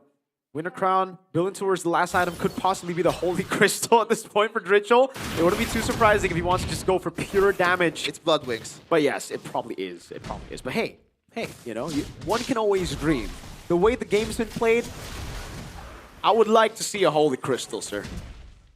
I would like to see some more of these picks. Winter if it's Crown utilized properly. 4 and 8. So far, out of 10, Mirko, like, how do you think this Gusion has been performing? Honestly, Not as bad as we thought, no? Like, we expected this to be a complete stomp with the Gushin, and it was honestly heading towards that point up until, you know, until I decided to point at the mat with 10 seconds on the clock. I just heard Wawa said kontak, which means it's funny. Wow, I've never heard Wawa say that on the... That's an Indonesian broadcast, bro. You know, you get lynched for having opinions there. Especially against this team. I've been there. Oh, dang. Oh, Cascade and Pao did not look happy at all. Even if they win, I think even if they go on to win this game, Pao and Cascade will be extremely disappointed at how the team's playing. Okay, Rince at least is trying to make something happen here. Yeah. The waves are benefiting TLID, so he knows. Or maybe, never mind. That's not a long lane. I misread the lane. He's going for something like a flank here. But he does not have a shortcut. Does he have a shortcut? A conceal. You know, so he's gonna be seen by the minions. I think if you're positioning yourself there, I think you have a shortcut, right? Oh, Leone might shortcut first. That's Super Can! Finds Super Can. Good timing on the slide. That's just a rondo. Finding the blood. He wants blood. That's going to be Super Can off the board. Immobilization comes through. Take a look at the sun. Super Can isolated. This Sora will not be able to escape from his death. Now with two members out, they neglect the Lord. They want the end. Edok, Prince, and Kuroki, the debutant. Can they defend? Let's see as CLID will crash the top structure here. They should get it. And they should focus on the Lord. Yeah, CLID. Still 5-man strong. Kuroki. That's a crash course. That's a shortcut as well. Edok loses immortality. Let's see RRQ. Can they do it? Rin's all alone alongside Kuroki. Ladies and gentlemen, the base wide open. We will get to see a clean sweep as TLID will stay and continue their win streak. And as for RRQ, they will go 0-3 in MPLID Season 17. It is what it is. It is what it is. Oh man, I'm gonna feel bad for RRQ fans out here. Like, they're in full attire. They are, you know, very passionate. But this is the display that they're getting. This, I think, is the worst start to the season in RQ's history in Mobile Legends Bang Bang Esports. We've never had RQ start this way. 0-3, 0-6 against a team who went 0-9 last season. They're feeling the cold for sure. TLID have just solidified their position as #1 in the standings. After that win, no, they're 5-0. 4, right? 4-0? 5-0? 4. My lord. Oh man. I don't want to talk about this, man. This is tough for RRQ, for the Kingdoms. But what a day, what a week for the Cavalry. It is. They're maintaining the win streak. A clean sweep for the Cavalry over RRQ. Like, I wish, you know, we can ask Cascade or Pao on what's on their mind in the drafting phase. We might get to see that. Yeah, it was why not before, but we don't really get losers interview very often today. I hope we do. 0-3. They need to explain something. And they owe us an explanation, but first of all, we gotta see TLID on the stage for the winners interview. Sang Kuda Hitam masih melanjutkan win The Dark Horse mereka. is still continuing their win streak. Sambutlah tim Liquid ID. The Cavalry, let's welcome Team Liquid ID. Luar biasa sekali. Amazing. Tapi sepertinya sudah ada yang tidak sabar. But it looks like untuk someone's langsung not ditanya-tanya di sini patient ada Leoni. to be asked the question. It's Leoni. Gimana Leoni menang lagi hari ini? How is it? You won again? Senang banget sih hari ini. Terlihat Alhamdulillah. dari wajahnya ya, happy From sekali. looking at her face, you're so happy. Tapi Leoni, kalau misalnya kita melihat di game yang pertama, Looking kamu at kit #1, Leoni. menggunakan salah satu hero signature kamu nih. You used your signature hero, which is Nah, Clue. menurut kamu kenapa sih?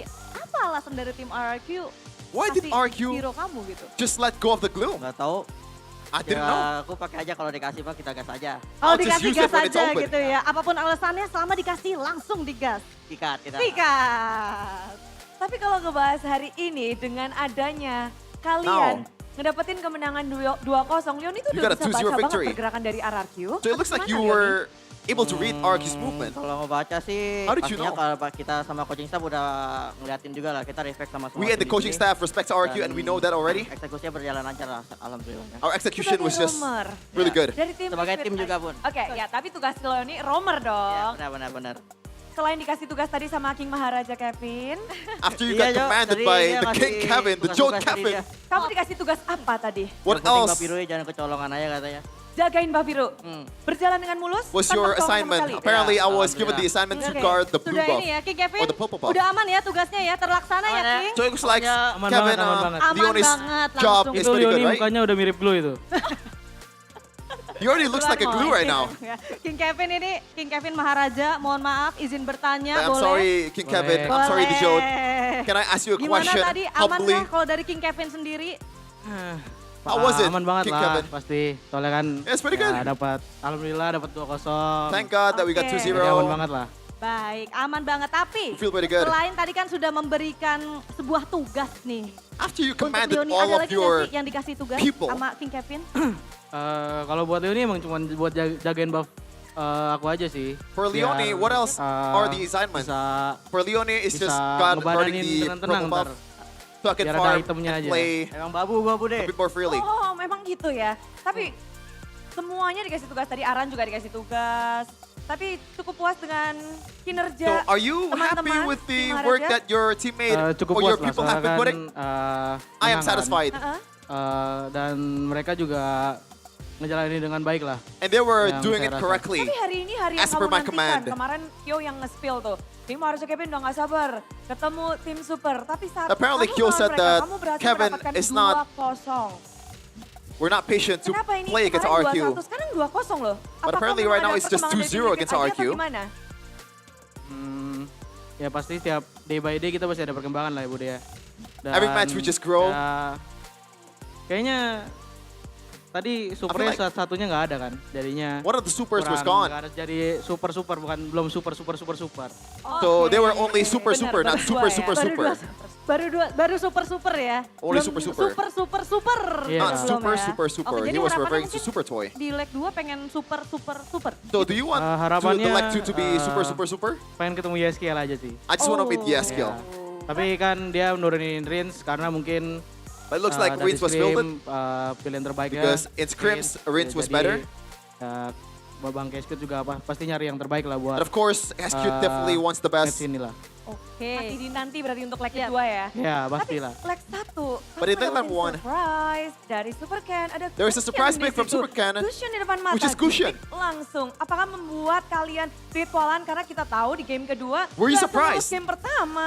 Game number 2 was not Ya as sih Bude, smooth as game sebenarnya number kaget 1. sih dia tiba-tiba We were surprised by the Gusion. berani pakai Gusion lah. Soalnya menurut aku juga itu Gusion juga kurang enak lah di situ. Soalnya banyak CC. Because I feel like that Tapi, Gusion pick was pretty respect bad sih in sama terms dia, of the soalnya berani safety. pick Gusion karena mungkin hero powernya kali ya. I think Jadi dia they berani, were Bude. brave to pick the Gusion because it was his hero power. Baik, tapi kalau misalnya menurut King Kevin sendiri gitu kan, gimana tadi Gusion dari How was the Gusion from Super Ken overall? User sih dia user. Soalnya dari tadi gue cek-cekan jago-jago. It's really banget good. lah. Sama He was swooping around like a maniac and it's hard to jago catch lah him. dia pokoknya Kak. Jago. Oke baik. He's really good. Dan sekarang kita ke Aran dulu. Now we're going to Oke. Aran. Kapten Aran masih galak nggak? Captain Aran, are you Masih galak still nggak Kapten? very mean? Oh udah. Tetap galak. Oh, tetap galak. Galak. Tetap galak katanya gimana Cap? Seems like you are still pretty mean. Galak. Ya, ntar aku Galak. All the TLD members are saying that Aran is very Galak banget sih ini Bude. hot-headed, mean. Kemarin kita 2-1 And also angry. di eval sama si Aran kita dimarahin dulu. After we only won 2-0 or 2-1 yesterday, Sampai Aran gave us 1 a kayaknya kemarin. scolding. Parah banget sih emang ini Aran ini sebenarnya. Wah. Tapi ya dia kapten yang baik lah, si Aran ini. The scolding was really bad, but he's a good captain. Dari hasil marah Aran sampai sekarang bisa menghasilkan 2-0. But Berarti from around berhasil dong angriness, marah-marahnya. Berhasil. So it seems like you guys were tapi successful Ya baik lah. after the scolding. Baik. Yeah, it was pretty Galak tapi successful because he baik. is Yang penting ada hasilnya ya Aran he's ya, pretty betul kan? nice even though he's very Oke, angry. tapi kamu gimana dibilang Ada ini galak mistakes. semua loh. Kamu udah tidak bisa membela diri lagi Aran. 4 lawan 1 sih Kak, jadi ya udahlah. I'm Terima 4 aja against ya. 1 Oke. against my boys, so I can't really say much. Melihat kalau Aran karakter developmentnya Looks jauh like banget loh. sampai Aran's season character 17 development ini. Gimana? in this 17 was dari amazing. heart rate sendiri kelihatan kamu paling tenang di It antara looks like you kawan-kawanmu. are the most Bisa sampai tadi angka calm and 59, collected out of all the tetap members. tenang lawan RRQ. Kenapa Against Aran bisa RRQ. tenang sedemikian How are you able rupa? to keep your composure? Karena aku yakin mereka berempat bisa gendong aja sih. Jadi kayak udah Because tenang I aja was convinced that all the 4 boys that I have Tapi agak sedikit is able to berbeda carry kalau me. kita lihat di matchnya ya. Karena Aran juga bermain dengan amat sangat galak juga tadi Ran. Aran was playing Jadi with a galak lot of tapi meanness harus too. tetap tenang ya Aran ya. betul. But you're still pretty Apa sih calm. resepnya, rahasianya What's the Aran biar recipe? tetap What's the tenang? secret of playing like that? Apa ya? Mungkin I don't know. karena udah lama aja sih Kak. Maybe jadi because udah I've been here biasa for a aja while. sih mainnya. That's why I got used to it. Oke, jadi udah terbiasa ya. Siapapun lawannya nih. Ya betul. Kalau misalnya di next match kan kalian tuh kalau nggak salah kalian akan melawan Looks Geekfam like ya. you guys are up against Geekfam. Kalau Oh dari no. Aran sendiri gimana? Ngelihat adanya G3. Now you're up. G3. You're gonna be up against Year 3, the new gimana addition of sih? Geekfam. Biasa aja. Belum This is kelihatan sih. so-so. Oh, kalau tadi ketemu sama Super Dan. Nah, gimana tuh? That was super done before against Kurang RQ. super sih. He was not very super, Super Dan. Kenapa kurang supernya, Ran? Why is he not Nggak, bercanda super doang. enough? Bercanda. Oh Tapi no, he's super. just a joke. Udah bagus mainnya. No, Tapi he kalau is pretty good. memang He's pretty good. Seperti yang dibicarakan juga tadi, supernya hanya 2. Kyo mungkin yang paling menantikan. There ya, are only dimana 2 supers, Kalau kata but Kyo, Tim Raja Kevin, supernya cuma super bukan. Super. Kevin, With Joe dari sini saying Kyo only super, menghadapi not super. bukan Toy di sini. Apa You're not up against Apa Toy. responmu? What was your response? Mengecewakan karena saya It's disappointing. maunya lawan 3 super sih. Because gitu. I want to face against 3 supers. Kalau berlawan Kuroki, GG lah dia buat untuk first debut dia. For Kuroki, he's pretty good. Debutan dari Kuroki ini panggung pertama Especially for a dia debut. dan Kyo juga melihat bahwa dia punya potensi besar. Yeah. Looks like Kyo is also seeing that he Punya has a potensi pretty big besar. potential. Tapi bagaimana dengan, aduh ini nggak 3 berarti. Itu yang sebenarnya Kyo harapkan 3. So, were you hoping for a 3 3 supers? Mantan timnya SKL sih. I was hoping for 3 supers plus Haskell. Baik. Jadi harapannya di leg kedua ada So your wish is Super Family in leg number 2, komplit ya, harus ya Super Family-nya harus full komplit. Super Family Wajib and super, Haskell. super sama Haskell. Itu yang dinanti-nantikan. Ya, Kenapa Yes. sih? Kenapa? Kenapa Why is kalau that? boleh Why is tahu? that? Apakah ya kita penasaran aja atau menanti gameplay yang benar-benar surprise dari tim RRQ mungkin? Are you waiting for a surprise gameplay with Haskell in the lineup? Kalau mungkin 3 super mungkin mainnya lebih intens kali ya. Maybe if gitu. there's 3 supers, game there gitu. it would be Yeah. more intense of a game. Nggak takut memang lawan 3 super. Are you not afraid against 3 supers? Takut banget sih sebenarnya. I'm Cuman very kan afraid. saya emang suka melawan ketakutan gitu. I am Respect, always luar biasa up ya. Jadi ketakutannya to face against my dihadapi fear. langsung. Itulah alasannya teman-teman, luar biasa banget di sini. Tapi sepertinya di sini masih ada Richel. But we got Oke, Richel left here. Hai Richel. Hello, Richel. Bagaimana Richel? Hello. Match yang tadi dari sisi Richel sendiri? What do you think about that match, Richel? Seru sih. Ya, Pretty paling yang fun. kurang serunya tuh What's not really fun is dimainin sih. Haskell is not being Kalau fielded ingin melawan Haskell karena pendahulu ya di TLID. Iya, because he was hitungannya guru one of saya the juga veteran pas of TLID. dikit kan. Also, Karena he's di also kontras. my mentor. That's why. Keras. Tapi bener penasaran. Udah pada kabur. Richel, bener penasaran. Lawanmu adalah Rins. Satu sosok yang You were bahkan up against Rins? menggunakan salah satu hero signature-nya yaitu Selena. He used his Gimana signature melawan hero, which is Selena dari Selena. Rins tadi? How was the Selena game from Rins? Bude nggak kena It's pretty good. soalnya. He was not able to hit anything, Makanya di says game 1 bisa end dengan says cepat. Richel. All of the TLID members Tapi di game yang kedua don't want itu any lumayan part of this. alot loh. They're Apakah gone. mulai sulit melawannya? They don't want the beef. Gimana di game kedua? Nggak sulit sih Bude. It's not hard. Memang ada mistake aja tadi. Because we made a mistake Ada in mistake game dari number tim 2. Liquidnya? Ya. We only made a mistake in apa game kalau boleh number tahu 2. Which mistake? Yang Can I know? tadi, pas di bawah Aran yang kemarin. On the bottom side of the map, when Kapten. Aran Nah, langsung dilihat, traded ditandain tuh with sama Rins. kaptennya. Ini jagoannya ditinggal sendiri ya, Trial ya. Bentar. Halo tim, halo. Melawan 2-0 melawan RRQ. 2-0 against RQ. Buat kamu sendiri, For angka you. 2-0 ini Is this sesuai 2-0? dengan harapan atau menurutmu juga is already mengharapkan ada within perlawanan your lebih. expectation.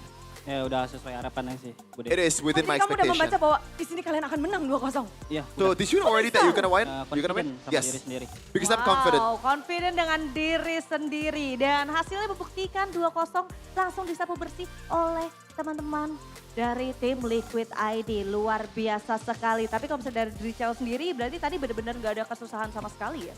Ya, So it looks like from Drichel there were Nyaman no aja semua. aman dan um, tentram. Aman dan tentram. Tapi pengen gak sih There was no sebenarnya challenge at all. mungkin Yes, kayak it dilihat was dua, kalau yang lain no kan challenge at all. pengennya 2-1 kalau bisa ada perlawanan lagi. Kalau dari Drichel gimana? Gak ada sih, soalnya kemarin malam udah 2-1 kan. Takutnya dimarahin lagi sama Kapten Yesterday Aran. was 2-1. I don't want to get siap. any Karena scolding at kalau all 2-1, from Kapten Aran. Aran So that's why malah we bisa 1-0. berjam-jam ya? Iya, bisa berjam-jam. Galak banget dia ya? So Aran can have Baik, a tapi hasilnya hours of luar scolding. biasa sekali Bude. Hasil dari Yes. marahan dan juga arahan dari Kapten Aran dan juga King Kevin membawa tim Liquid ID ke kemenangan 2-0. Luar biasa sekali. Dan inilah Kalvaris, marilah kita sambut tim Liquid Give it up for ID. Team Liquid ID.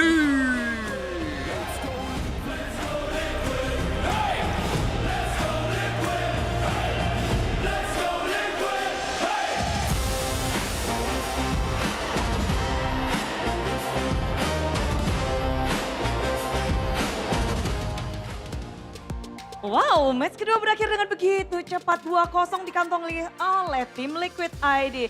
Namun para super fans, kita akan bahagia bersama-sama nih karena saat lagi akan ada GoPay hadiah GG. Yeay, luar biasa sekali karena kita sudah melihatkan ya dari super fans yang ada di MPL Arena, benar-benar semuanya semangat banget. Sekarang kita kasih hadiah. Caranya gimana, Bude? Langsung aja inilah dia cara untuk mendapatkan saldo GoPay. Cus. Pertama-tama pastikan kalian punya aplikasinya, download aja. Jadi nggak perlu bingung, search di App Store, search di Play Store. Pokoknya setelah kalian punya, langsung aja buka kamera, arahkan kamera kalian ke layar putih yang ada di depan. Lalu klik buka hadiah, setelah klik buka hadiah otomatis saldo GoPay akan masuk ke akun kalian.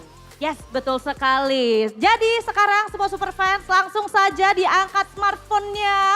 Karena kita akan langsung spill saja untuk QR code-nya dalam 3, 2, 1. Ini dia. Nah, jangan lupa ya yang udah dapat langsung ditunjukin ke kamera. Ayo, semua yang udah dapat langsung ditunjukin ke kamera ya. Nah itu ada yang udah dapat tuh Bude, lihat tuh. Gercep banget. Ini retrinya bener-bener cus. Betul. Pasti player jungler ya. Jempolnya cepet banget tuh buat nge-scan. Fast hand ya? Fast hand banget.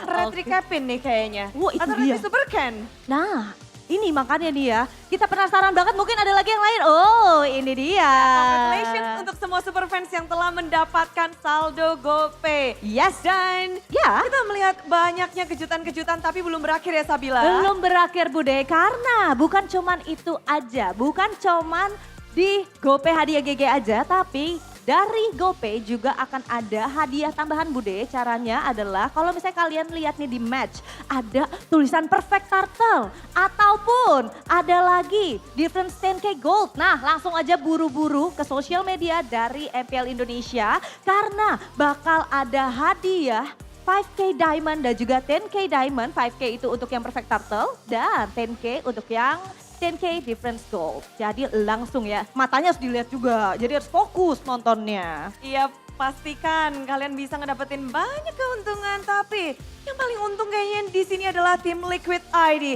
Dengan 2-0 menundukkan sang raja dari segala raja. Bagaimana itu bisa terjadi? Langsung aja kita tanyakan kepada para caster. Monggo.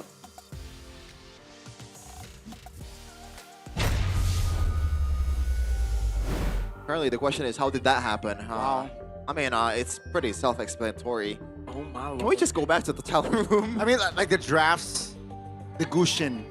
You rock with it, Sheffin. Dude, me and Sheffin, for the first time, right? We didn't smile, we didn't do anything. We didn't like laugh or try to make a joke. We were legit asking each other, is this a joke? Are they trolling? And mind you, I'm a very heavy advocate on weird picks, just for the sake of weird picks, okay? This is just too far. Wow. Man, they really should have gone to Rashi today. Yeah. Rashi, be the... Never mind. I was gonna say be the coach or be the analyst or something, but nah. Storm, we need explanations, man. Because what in the world? Honestly, I'll go to as far as to say that this game was only close because TLID let it be close. I mean, Rachel literally said that himself. Like, it was no trouble in game number 2. We just made that stupid mistake in the bottom lane. He just specifically trolled. said. They trolled. Yeah. A shout out to Leone, player of the match. I think he's the player of the week this season, bro. Might be the case. I think player of the game for me was Aran because we didn't really expect Aran to be this good at Masha. Granted, like, he's chasing cushion, bro. That's not really a hard task, but nonetheless, Leone, what a match, what a game. Whether it's Chip, whether it's Glue, apparently those two are the signature heroes by now for Leone. Shades of Greedy in Season 14, to be honest. Dude, it's really uncanny. Again, they've caught lightning in the bottle twice. TLID, this roster. Again, they gave RRQ a chance this game. That's literally what happened. This game should have been over way quicker. But they decided, all right, let's oblige. RRQ want to fight us and brawl us 5v5 randomly in the bottom lane. Let's oblige. They want to fight under their own turret. Let's oblige. You know, there's so many times where TLID legit just took the stupid route. And again, that's something they also acknowledged. They were like, yeah, we threw the game. It was all under control. This is another one. They go in. Dritchel already had him, and Dritchel just walked up against Kuroki, took the portal. What a juke that was. And then they just randomly fought here, right? They RG'd it. I think it's safe to say that they just RG'd it. They were like, okay, this is a fun game. Let's just fight. Let's just fight and fight and fight. Even Aran, right? He died again before this, and then he came back with a shortcut.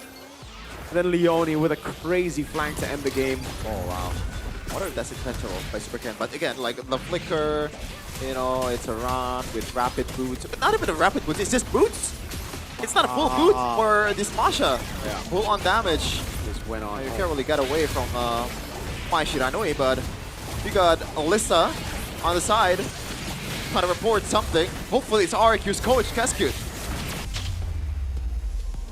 Mimpi buruk raja dari segala raja rasa-rasanya belum dapat. It's a nightmarish start for the King of Kings. Bersama Lisa di sini ada Coach Kevin. With Alyssa and lagi-lagi kekalahan pil pahit yang harus diterima oleh RRQ. A tough pill to swallow for RRQ pertama hingga in week number 1. 3 match sudah. Satu game pun it's also belum 3 dapat match. ditaklukkan oleh Not even a single game. Alyssa, chill. Gua rasa I feel like kayaknya masih banyak misunderstanding di dalam. There are a lot of game, misunderstandings in game. Mungkin kalau di stream beda kayaknya. Maybe in scrims it's kalau di different. scrim justru beda ya? Beda. Mereka lebih chill. Mungkin di stage they're more chill pressure. in scrims. Maybe, ya. But in stage ada tekanan juga dari situ. I feel like they're more Tapi pressure. apakah ini udah bikin sinyal-sinyal darurat RRQ? Wah, ini kita Is this kayaknya already, harus comeback stronger nih sepertinya nih. A red signal for ini RQ. lumayan sinyal urgent lah buat kita. This is an urgent call for us. Wake up call juga pasti. Wake up call. Cari evaluasi yang paling baik lah. Just want to evaluate our Tapi players. kalau menurut coach sendiri nih, sebenarnya faktor apa yang paling berpengaruh that we do dalam our fixes. performance RRQ di season What's the 17 biggest ini factor so terutama? far for Sejauh RQ's ini sih performance mungkin dari this season? komunikasi ya kayaknya ya. So far this season I think Walaupun it's ada more satu communication. player, tapi dia udah berusaha belajar Indonesia, tapi tetap kayaknya dia It seems like antara misunderstanding dari there are still some misunderstandings because of the language barrier. Mungkin belum cukup baik. Jadi kalau dari And since the chemistry coach is sendiri not there melihat yet. performa dari Super Dan ini sebenarnya sudah cukup baik. Namun do dari you think Super komunikasi Dan's chemistry mungkin itu yang masih harus Performance is actually dipupuk pretty lebih good, but jauh kali ya. communication, chemistry is Ya, still overall a fix. karena ini team play, Overall, jadi nggak bisa this is a team play, so we can't really individual game ya judge harus the individual play. kerjasama lebih baik lah. So Tapi that's kalau why di we match have kali to be ini on the same kalau coach page. sendiri melihat performa dari Kuroki seperti apa? Karena sebenarnya So, banyak how did you judge fans menanti Kuroki's debut performance? dari Kuroki sendiri. Namun sayangnya belum bisa nih membawa kemenangan untuk But it RRQ. seems like Ya, so no far wins yet for Kuroki So far, penampilan debut pertamanya oke lah. His Tapi debut is ya okay. resultnya berkata But yeah. lain masih belum bisa memberikan yang terbaik. result is not really Tapi not what bad we lah want. Kuroki buat debutnya. But not bad for Buat debut. debutnya sudah cukup baik ya Cukup coach. baik, cukup. Tapi kita akan melihat performa terbaik yang akan dikeluarkan juga. Tapi juga Alisa di sini menyoroti yang super menarik. Di sini But ada Alisa Gusan yang dikeluarkan di game 2 tadi is nih. looking at Sebenarnya the kalau dari cushion coach pick sendiri here melihat ini dari in game number 2. Supercan memang From inisiatifnya Supercan. sendiri atau memang itu sudah Is it senjata just his rahasia own yang initiative sudah or is it dikeluarkan di already game been kedua? discussed before? Sebenarnya itu hero powernya Supercan Actually, ya. Supercan, Kita tahu dia it's his di hero China power. juga pakai In China, he Lucian. used it before. Mungkin di game tadi dikasih pilihan kayaknya menurut Super Ken ya Gusion yang terbaik. You were given Gusion yang terbaik menurut Super Ken dan akhirnya dikeluarkan an option, walaupun but belum it seems mendapatkan like hasil Super Ken terbaik, wants the tapi Gusion. ya mungkin tidak masalah. Tapi kalau kita melihat nih Coach, sebenarnya minggu depan itu akan lebih berat karena akan ketemu next Alter week, Ego dan juga Geek Fam yang you guys are minggu gonna ini face sudah Alter Ego terlihat versus nih Geek Fam, kebangkitannya. which is Ini seperti apa nih? already refleksi feeling yang like mungkin the old bisa Alter Ego and Geek Coach Fam. They are Kevin better now in game improve-kan week untuk number minggu 2. depan. So what's your Yang preparation jelas, for next week? memperbaiki kesalahan kita di minggu-minggu Just fix sebelum our ini. mistakes in the Misunderstanding earlier tentang weeks, komunikasi, chemistry, dan the lain-lain. miscommunication, the chemistry, and all. Komunikasi, dan juga mungkin mentality juga ya Coach. And also Semoga mentality. bisa Yeah. yang terbaik juga untuk RRQ. Dan juga ada pesan-pesan gak nih untuk Kingdom pastinya mendukung. Is there any kind of RRQ? message Silakan. Untuk for the RRQ Kingdoms? Kingdom, For the mohon Kingdoms? bersabar. Please be Week patient. ini baru week 2. This is only week number 2. Kita bakal comeback stronger di week 3. We gotta be come We'll back. come back stronger, hope for the best, Stronger. Coach. Thank you so much. Thank you, Dan semoga mimpi We're gonna come buruk back ini stronger. tidak lagi lah menjadi mimpi yang menggaungi RRQ dan harapan terbaik untuk minggu depan pastinya. So kita akan melihat analis lebih lanjut dari para caster. So silakan caster, take it over.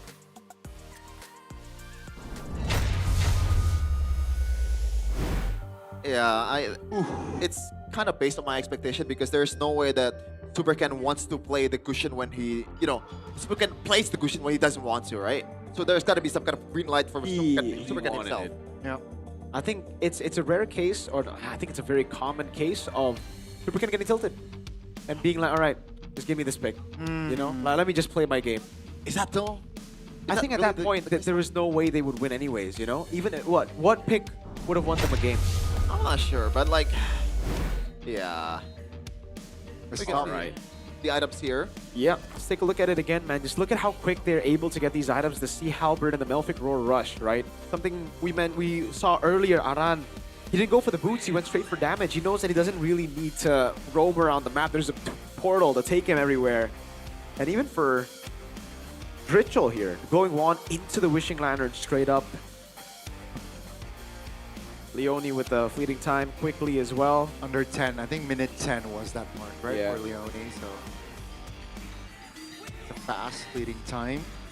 It was a fast game for everybody on the on TLID, and a very slow game for sure for everybody on RQ, dude.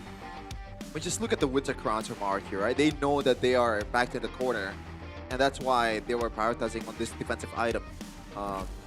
They can potentially outplay TLID, but like, Aran has 3 HP bars, Kevin has at least 20 HP bars, Leone at least 15, I don't know. I'm baffled, and I'm just like, waffling at this point. Yeah, I don't know what to say about this game. It was just, TLID literally played with RQ. At the end of the game, we found out as well, Ritual agrees that it was just more of them trolling at the end of the day. That's why it was that close. Oh man, we still have to look at this.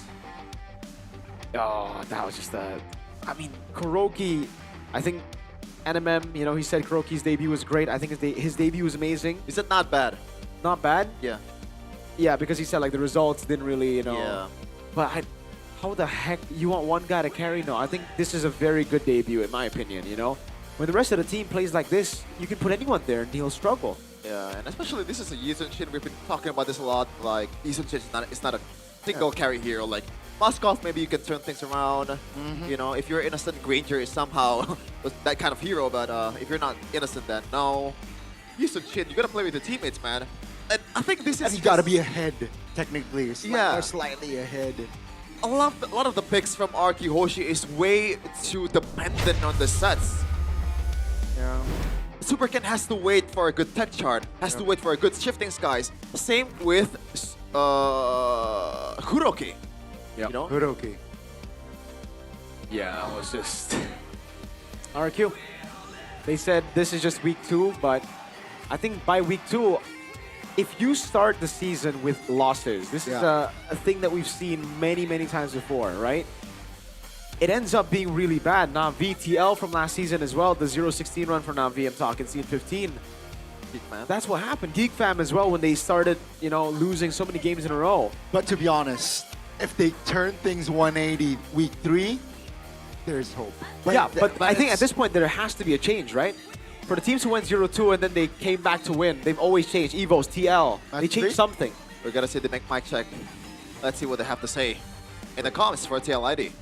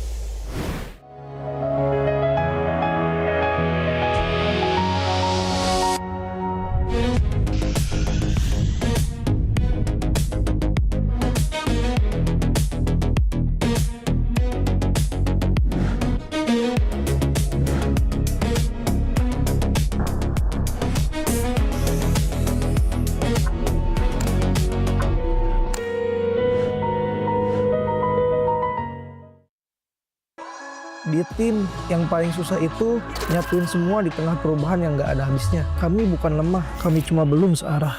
Menang atau kalah itu biasa, tapi ingat satu hal, kita itu keluarga. Waktunya konsisten saling percaya. Sejak kapan Navari jadi CEO? Hah? Lalu dia Ming. Mending lihat ini. Yang ini murahnya beneran. Bantu kita naik level barengan.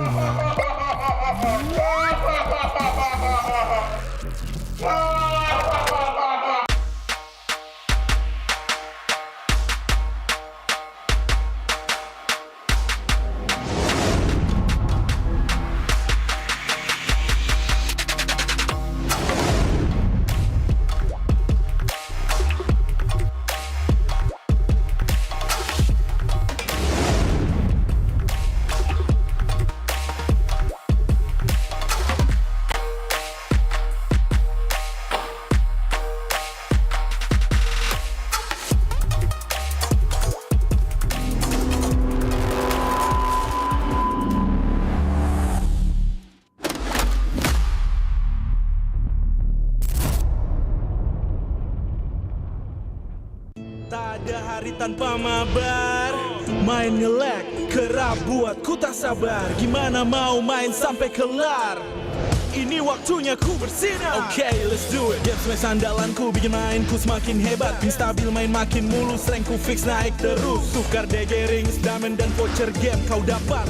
Cuma game smash makin no debat. Game Max Booster, kini dapat DG Rings. Beli paketnya dan aktifkan boosternya di aplikasi Dunia Games.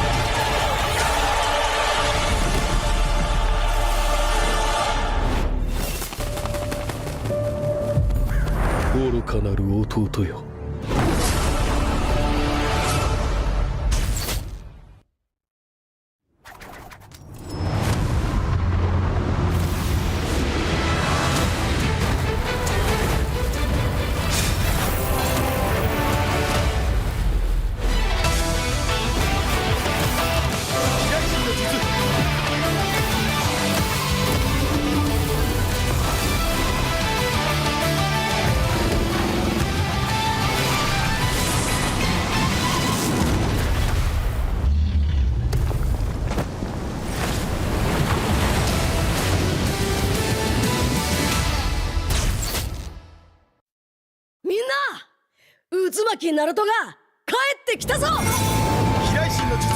俺ってば父ちゃんを越す火影になる。愚かな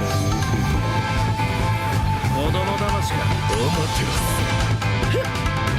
行くぜ。これが俺たちの力だってばよ。Pemain kunci dari region Filipina siap untuk membawakan permainan Philippines untuk mengguncang meta. Ancaman buat season ini ya sesuai dengan tracknya juga, sama ada tambahan player baru yang berkualitas ini. Seperti waktu di season 13 aku pernah bilang, setiap orang ada eranya, tapi setiap era ada oniknya, dan masih sampai dengan sekarang. Going by the title of, King Infinix, ever since, I was in PH, we all know. In Indonesia, it's been, Onyx. Dan apalagi kita melihat banyaknya veteran juga yang sudah mulai berpindah tim. Dan pasti kalau misalkan ada orang yang datang ke sini jauh-jauh dari negara mereka, harusnya mereka bakal bawa semangat baru buat timnya sih. Ini dia dari tim yang gagal di musim kemarin tanpa kemenangan, kembali dengan bergudang jawaban. Bakal jadi salah satu dark horse juga sih kayak season kemarin. Soalnya mereka ngambil player yang bagus sama coach-coach yang berpengalaman juga kan. Jadi pasti ada improve dari mereka. It's really something that, these players, these coaches really have to move past. Because it can't be, just on. Somebody has to, challenge them for real this time. Sempat bongkar pasang roll Navi.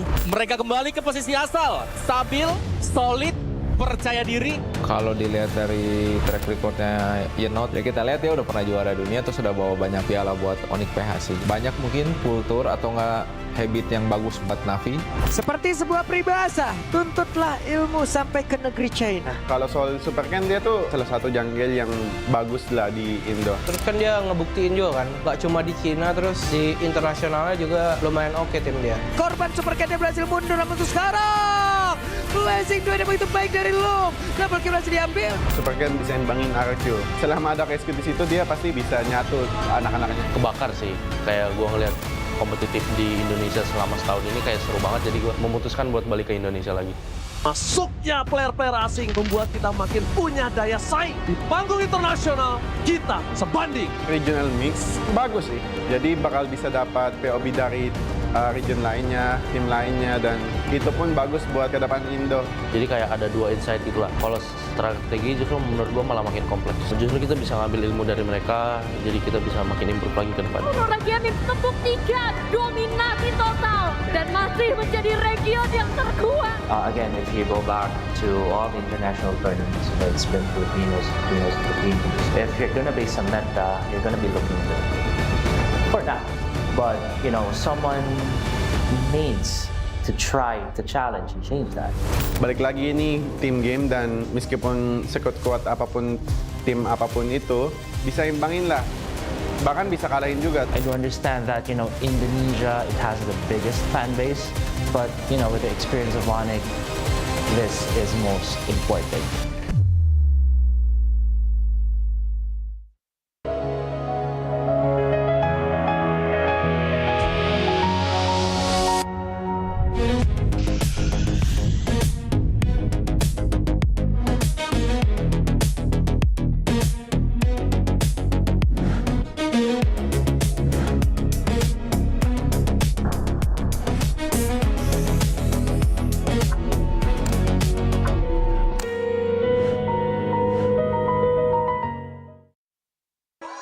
Di tim yang paling susah itu nyatuin semua di tengah perubahan yang nggak ada habisnya. Kami bukan lemah, kami cuma belum searah.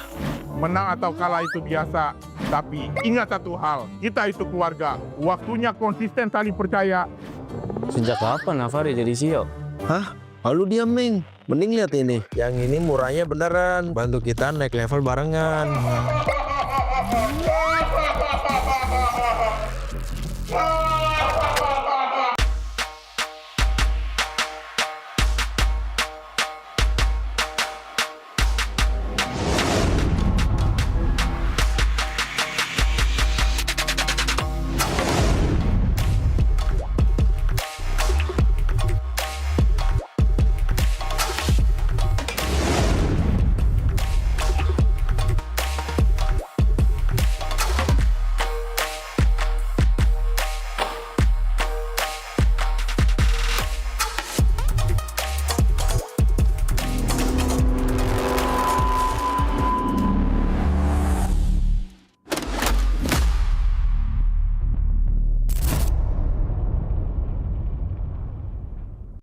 Ada hari tanpa mabar, main nge-lag, kerap buat ku tak sabar. Gimana mau main sampai kelar?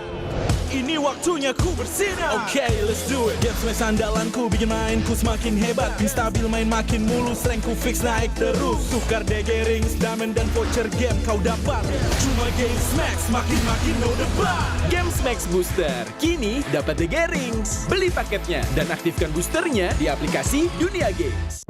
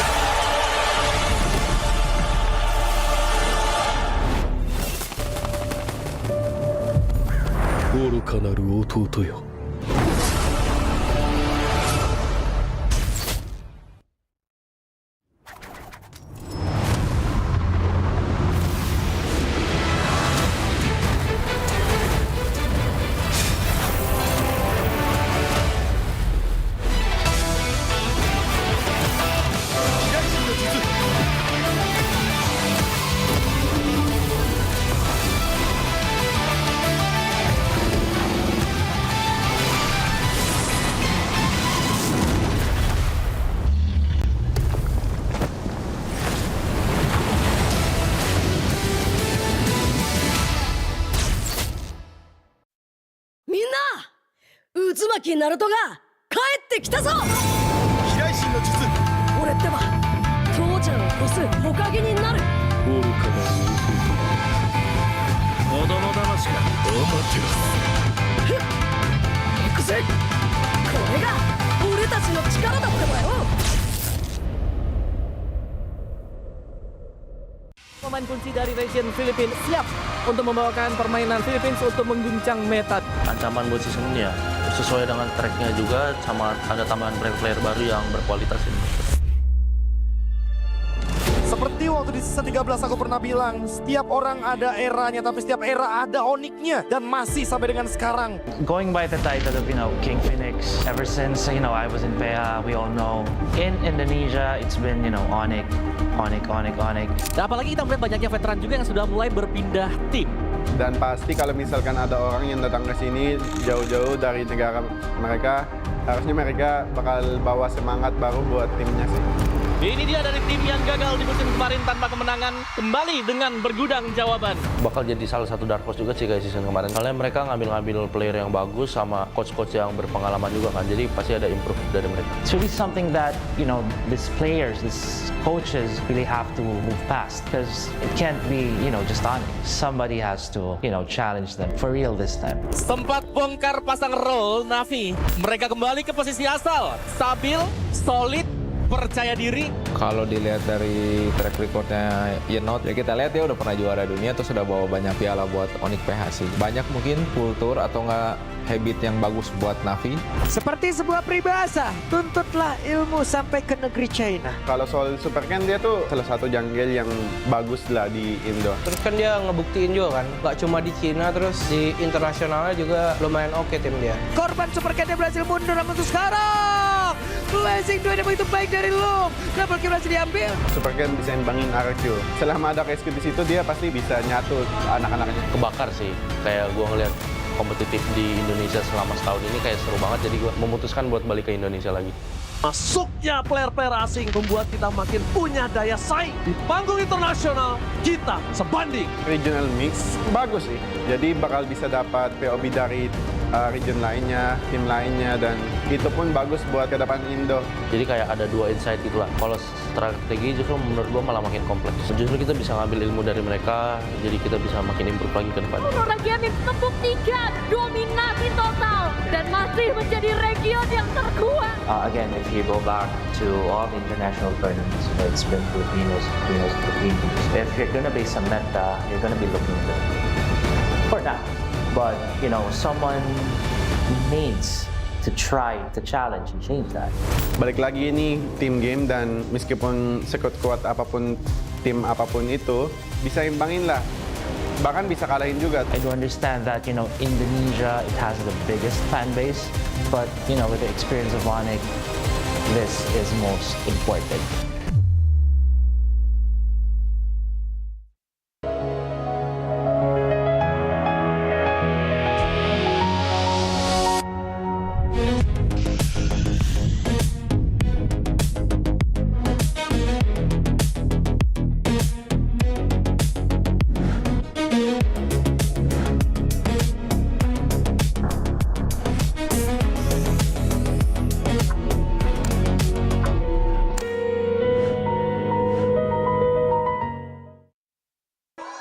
Di tim yang paling susah itu nyatuin semua di tengah perubahan yang nggak ada habisnya. Kami bukan lemah, kami cuma belum searah. Menang atau kalah itu biasa, tapi ingat satu hal, kita itu keluarga. Waktunya konsisten saling percaya. Sejak kapan Navari jadi CEO? Hah? Lalu dia Meng. Mending lihat ini. Yang ini murahnya beneran. Bantu kita naik level barengan.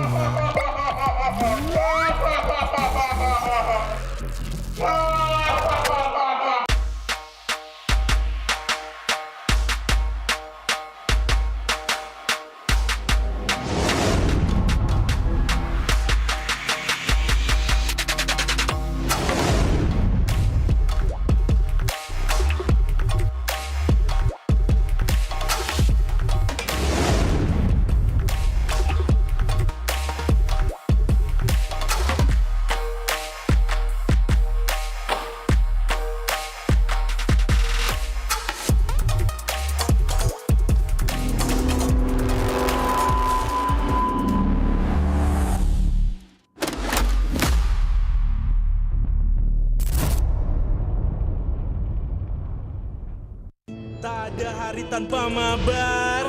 Main nge-lag, kerap buat ku tak sabar. Gimana mau main sampai kelar? Ini waktunya ku bersinar. Okay, let's do it. Game smash andalanku bikin mainku semakin hebat. Pin stabil main makin mulus, rankku fix naik terus. Tukar DG rings, diamond dan voucher game kau dapat. Cuma game smash makin no debat. Game Max Booster, kini dapat DG Rings. Beli paketnya dan aktifkan boosternya di aplikasi Dunia Games.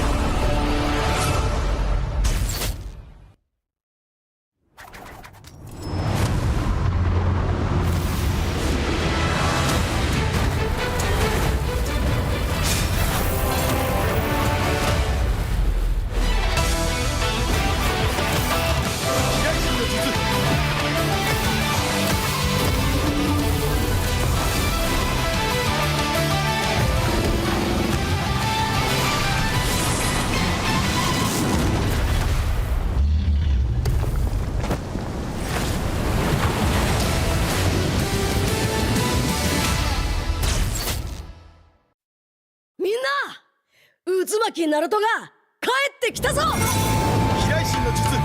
俺ってば父ちゃんを越す火影になる。愚かな子供騙しか。行くぜ。これが俺たちの力だってばよ。Pemain kunci dari region Filipina siap untuk membawakan permainan Philippines untuk mengguncang meta. Ancaman buat season ini ya sesuai dengan tracknya juga, sama ada tambahan player-player baru yang berkualitas ini. Seperti waktu di season 13 aku pernah bilang, setiap orang ada eranya, tapi setiap era ada oniknya, dan masih sampai dengan sekarang. Going by the title of, King Infinix, ever since, I was in PH, we all know. In Indonesia, it's been, Onyx. Dan apalagi kita melihat banyaknya veteran juga yang sudah mulai berpindah tim. Dan pasti kalau misalkan ada orang yang datang ke sini jauh-jauh dari negara mereka, harusnya mereka bakal bawa semangat baru buat timnya sih. Ini dia dari tim yang gagal di musim kemarin tanpa kemenangan, kembali dengan bergudang jawaban. Bakal jadi salah satu dark horse juga sih kayak season kemarin. Soalnya mereka ngambil player yang bagus sama coach-coach yang berpengalaman juga kan. Jadi pasti ada improve dari mereka. It's really something that, these players, these coaches really have to move past. Because it can't be, just on. Somebody has to, challenge them for real this time. Sempat bongkar pasang role Navi. Mereka kembali ke posisi asal. Stabil, solid, percaya diri. Kalau dilihat dari track recordnya Yenot, ya kita lihat ya udah pernah juara dunia, terus sudah bawa banyak piala buat Onyx PH sih. Banyak mungkin kultur atau enggak habit yang bagus buat Navi. Seperti sebuah peribahasa, tuntutlah ilmu sampai ke negeri China. Kalau soal Super kan dia tuh salah satu jungle yang bagus lah di Indo. Terus kan dia ngebuktiin juga kan, gak cuma di Cina, terus di internasionalnya juga lumayan oke tim dia. Korban Super Cat berhasil mundur, namun untuk sekarang Blazing 2 ada begitu baik dari Loom. Double kill berhasil diambil. Super kan bisa imbangin RQ. Selama ada KSQ di situ dia pasti bisa nyatu anak-anaknya. Kebakar sih, kayak gua ngeliat kompetitif di Indonesia selama setahun ini kayak seru banget, jadi gue memutuskan buat balik ke Indonesia lagi. Masuknya player-player asing membuat kita makin punya daya saing. Di panggung internasional, kita sebanding. Regional mix bagus sih, jadi bakal bisa dapat POB dari region lainnya, tim lainnya, dan itu pun bagus buat ke depan Indo. Jadi kayak ada dua insight gitu lah. Kalau strategi justru menurut gue malah makin kompleks. Justru kita bisa ngambil ilmu dari mereka, jadi kita bisa makin improve lagi ke depan. Region tepuk 3, dominasi total, dan masih menjadi region yang terkuat. Again, if you go back to all the international tournaments, it's been Filipinos. If you're gonna base a meta, you're gonna be looking good for now. But, someone needs to try to challenge and change that. Balik lagi ini team game, dan meskipun sekuat-kuat apapun tim apapun itu, bisa imbangin lah. Bahkan bisa kalahin juga. I do understand that, Indonesia, it has the biggest fan base. But, with the experience of Onyx, this is most important.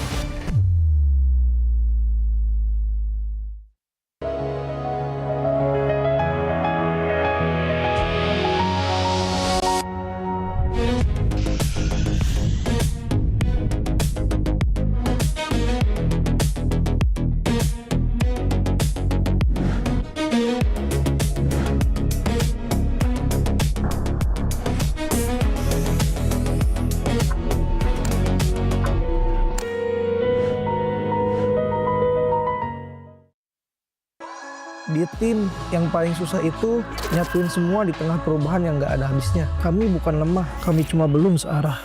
Menang atau kalah itu biasa, tapi ingat satu hal, kita itu keluarga. Waktunya konsisten saling percaya. Sejak kapan Navari jadi CEO? Hah? Lalu dia Ming, mending lihat ini. Yang ini murahnya beneran, bantu kita naik level barengan.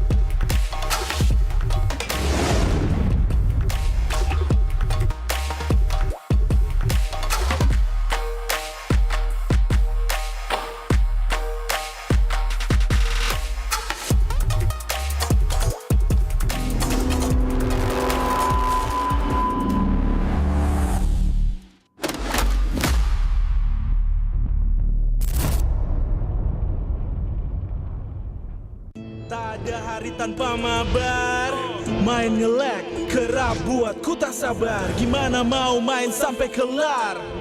Ini waktunya ku bersinar. Oke, let's do it. Game smash andalanku bikin mainku semakin hebat. Tim stabil main makin mulus, rankku fix naik terus. Tukar DG rings, diamond dan voucher game kau dapat. Cuma game smash makin no debat. Game Max Booster, kini dapat DG Rings. Beli paketnya dan aktifkan boosternya di aplikasi Dunia Games.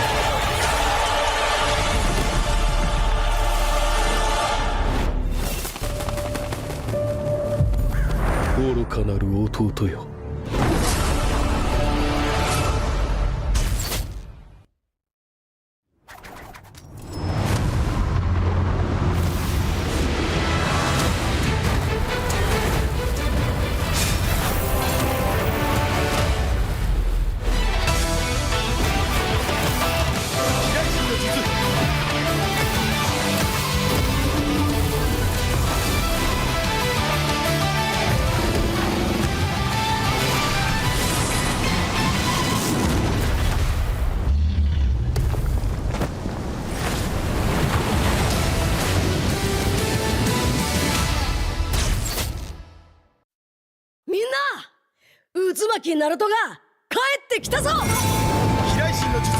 俺ってば父ちゃんを越す火影になる。愚かな子供騙しか。ふっ行くぜ。これが俺たちの力だってばよ。Pemain kunci dari region Filipina siap untuk membawakan permainan Philippines untuk mengguncang meta. Ancaman buat season ini ya sesuai dengan tracknya juga, sama ada tambahan player baru yang berkualitas ini. Seperti waktu di season 13 aku pernah bilang, setiap orang ada eranya, tapi setiap era ada oniknya, dan masih sampai dengan sekarang. Going by the title of, King Infinix, ever since, I was in PA, we all know. In Indonesia, it's been, Onyx. Dan apalagi kita melihat banyaknya veteran juga yang sudah mulai berpindah tim. Dan pasti kalau misalkan ada orang yang datang ke sini jauh-jauh dari negara mereka, harusnya mereka bakal bawa semangat baru buat timnya sih. Ini dia dari tim yang gagal di musim kemarin tanpa kemenangan, kembali dengan bergudang jawaban. Bakal jadi salah satu dark horse juga sih guys season kemarin. Soalnya mereka ngambil player yang bagus sama coach-coach yang berpengalaman juga kan. Jadi pasti ada improve dari mereka. It's really something that, these players, these coaches really have to move past. Because it can't be, just on it. Somebody has to, challenge them for real this time. Sempat bongkar pasang roll Navi. Mereka kembali ke posisi asal. Stabil, solid, percaya diri. Kalau dilihat dari track recordnya Yenot, ya kita lihat ya udah pernah juara dunia, terus sudah bawa banyak piala buat Onyx PH sih. Banyak mungkin kultur atau enggak habit yang bagus buat Navi. Seperti sebuah peribahasa, tuntutlah ilmu sampai ke negeri China. Kalau soal Super Ken, dia tuh salah satu jungle yang bagus lah di Indo. Terus kan dia ngebuktiin juga kan, gak cuma di Cina, terus di internasionalnya juga lumayan oke tim dia. Korban Super Ken berhasil mundur, namun untuk sekarang Blazing 2 yang begitu baik dari Loom. Double kill berhasil diambil. Super Ken bisa imbangin RQ. Selama ada rescue di situ, dia pasti bisa nyatu anak-anaknya. Kebakar sih, kayak gua ngeliat kompetitif di Indonesia selama setahun ini kayak seru banget, jadi gue memutuskan buat balik ke Indonesia lagi. Masuknya player-player asing membuat kita makin punya daya saing. Di panggung internasional, kita sebanding. Regional mix bagus sih, jadi bakal bisa dapat POB dari region lainnya, tim lainnya, dan itu pun bagus buat ke depan Indo. Jadi kayak ada dua insight itulah. Kalau strategi justru menurut gue malah makin kompleks. Justru kita bisa ngambil ilmu dari mereka, jadi kita bisa makin improve lagi ke depan. Region membuktikan dominasi total dan masih menjadi region yang terkuat. Again, if you go back to all the international tournaments, it's been Filipinos. If you're gonna be some meta, you're gonna be looking for that. But, you know, someone needs to try to challenge and change that. Balik lagi ini team game, dan meskipun sekuat-kuat apapun tim apapun itu, bisa imbangin lah. Bahkan bisa kalahin juga. I do understand that, you know, Indonesia, it has the biggest fan base, but, you know, with the experience of Onyx, this is most important. Kalau datengin player yang kuat kan pasti timnya bakal lebih kuat. Soalnya kan emang meta tabrak lagi populer sekarang. Dulu di pada sebelah mata gameplaynya, sekarang semua patokan gameplaynya adalah ganyang-ganyang ala Altrigo. Dari sisi Indo sama PA, emang Indo kayak mungkin punya satu playstyle. Kayak contoh AE emang meta tabrak kan. Sekarang mungkin metanya lagi ganyang-ganyang, kita jangan males dan cuma jadi copycat. Jadi kita harus jadi yang kreator juga kalau bisa improvisasi kan. Altrigo menjadi salah satu pengubah gameplay dari Filipina yang mungkin bisa biasa bermain dengan santai, tapi sekarang berubah semenjak setelah bertemu dengan Altrigo. Dari keharusan meta ya mereka harus main barbar. Kalau nggak mereka pasti kalah sama tim yang barbar. Sebenarnya lebih ke pilihan mereka sih mau main defensif atau main agresif, tapi kayak mereka ya gue lihat emang mulai mau main agresif. Kalau ngomongin soal meta yang kemarin di M7, secara nggak langsung Aurora Filipina itu juga pada follow temponya Altrigo. Indonesia teams really like to brawl. Yeah, like that. It's more entertaining, I think. And sometimes it's better than playing objective, just playing objective. It depends on the hero. Permainan yang baru, player yang baru, tapi bukan hanya player doang. Kita juga punya patch yang baru. Ya patch-nya bagus, menurut aku kayak mid masih bakal berubah, mau juga nambah, bisa kayak di Higelu, kayak Marcel gitu-gitu kan nambah banget ya kan. Ya kalau buat sekarang gue ngerasa tim Indo bisa lebih kuat lah, karena dengan adanya patch sekarang, dengan hero-hero yang ada, mungkin jauh diuntungin buat tim Indo. Mid lane hampir semua kena sentuh. Ada beberapa hero yang emang di buff, ada yang di nerf, tapi overall itu mid lane benar-benar disentuh. Patch yang untuk sekarang sebenarnya menguntungkan banyak di mid sih, apalagi menguntungkan ke gue banget lah dari segi hero gue kayak Gor, ada Lilia juga. Pokoknya banyak lah hero-hero mid yang gue dulu nggak pernah pakai, sekarang udah bisa gue pakai. Memang sebenarnya porosnya di mid, karena mid yang bisa ngegerakin gamenya. Kalau emang midnya fuck, kalau midnya agak-agak shaky, ya mungkin agak susah gitu. Dapat info kayak Pio bakal ke Indonesia, gue rada kaget sih itu juga. Nah, kalau tentang Pio ya pasti gak bisa bikin EVOS berkembang lah. Dia orang yang gue lihat kayak dia benar-benar masih pengen berjuang terus, berani buat coba tantangan di Indonesia.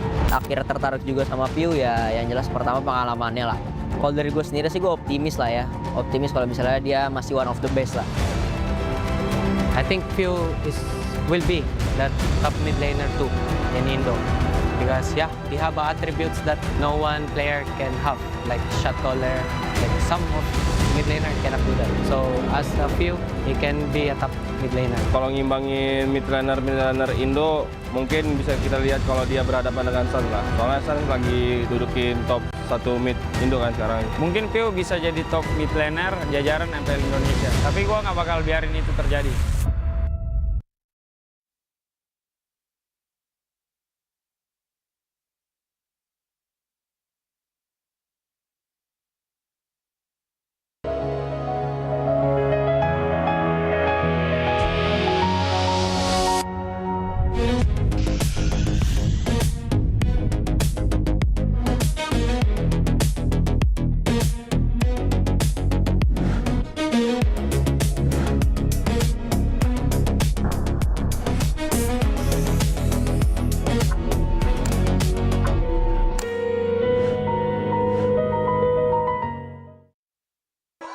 Di tim yang paling susah itu nyatuin semua di tengah perubahan yang nggak ada habisnya. Kami bukan lemah, kami cuma belum searah.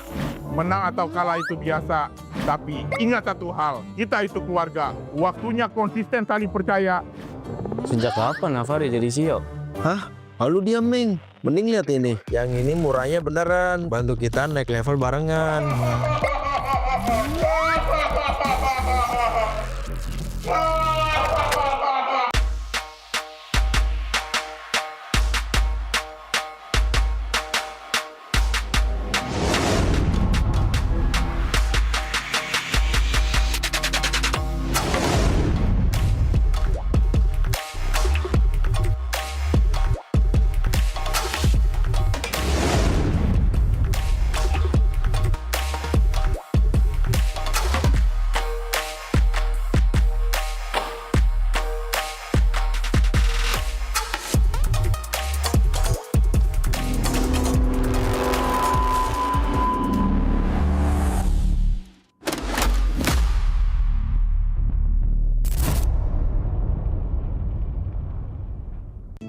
Ada hari tanpa mabar, main nge-lag, kerap buat ku tak sabar. Gimana mau main sampai kelar?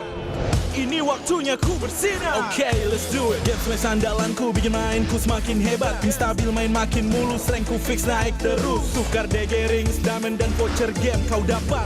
Cuma Games Max makin no debat. Games Max Booster kini dapat DG rings. Beli paketnya dan aktifkan boosternya di aplikasi Dunia Games.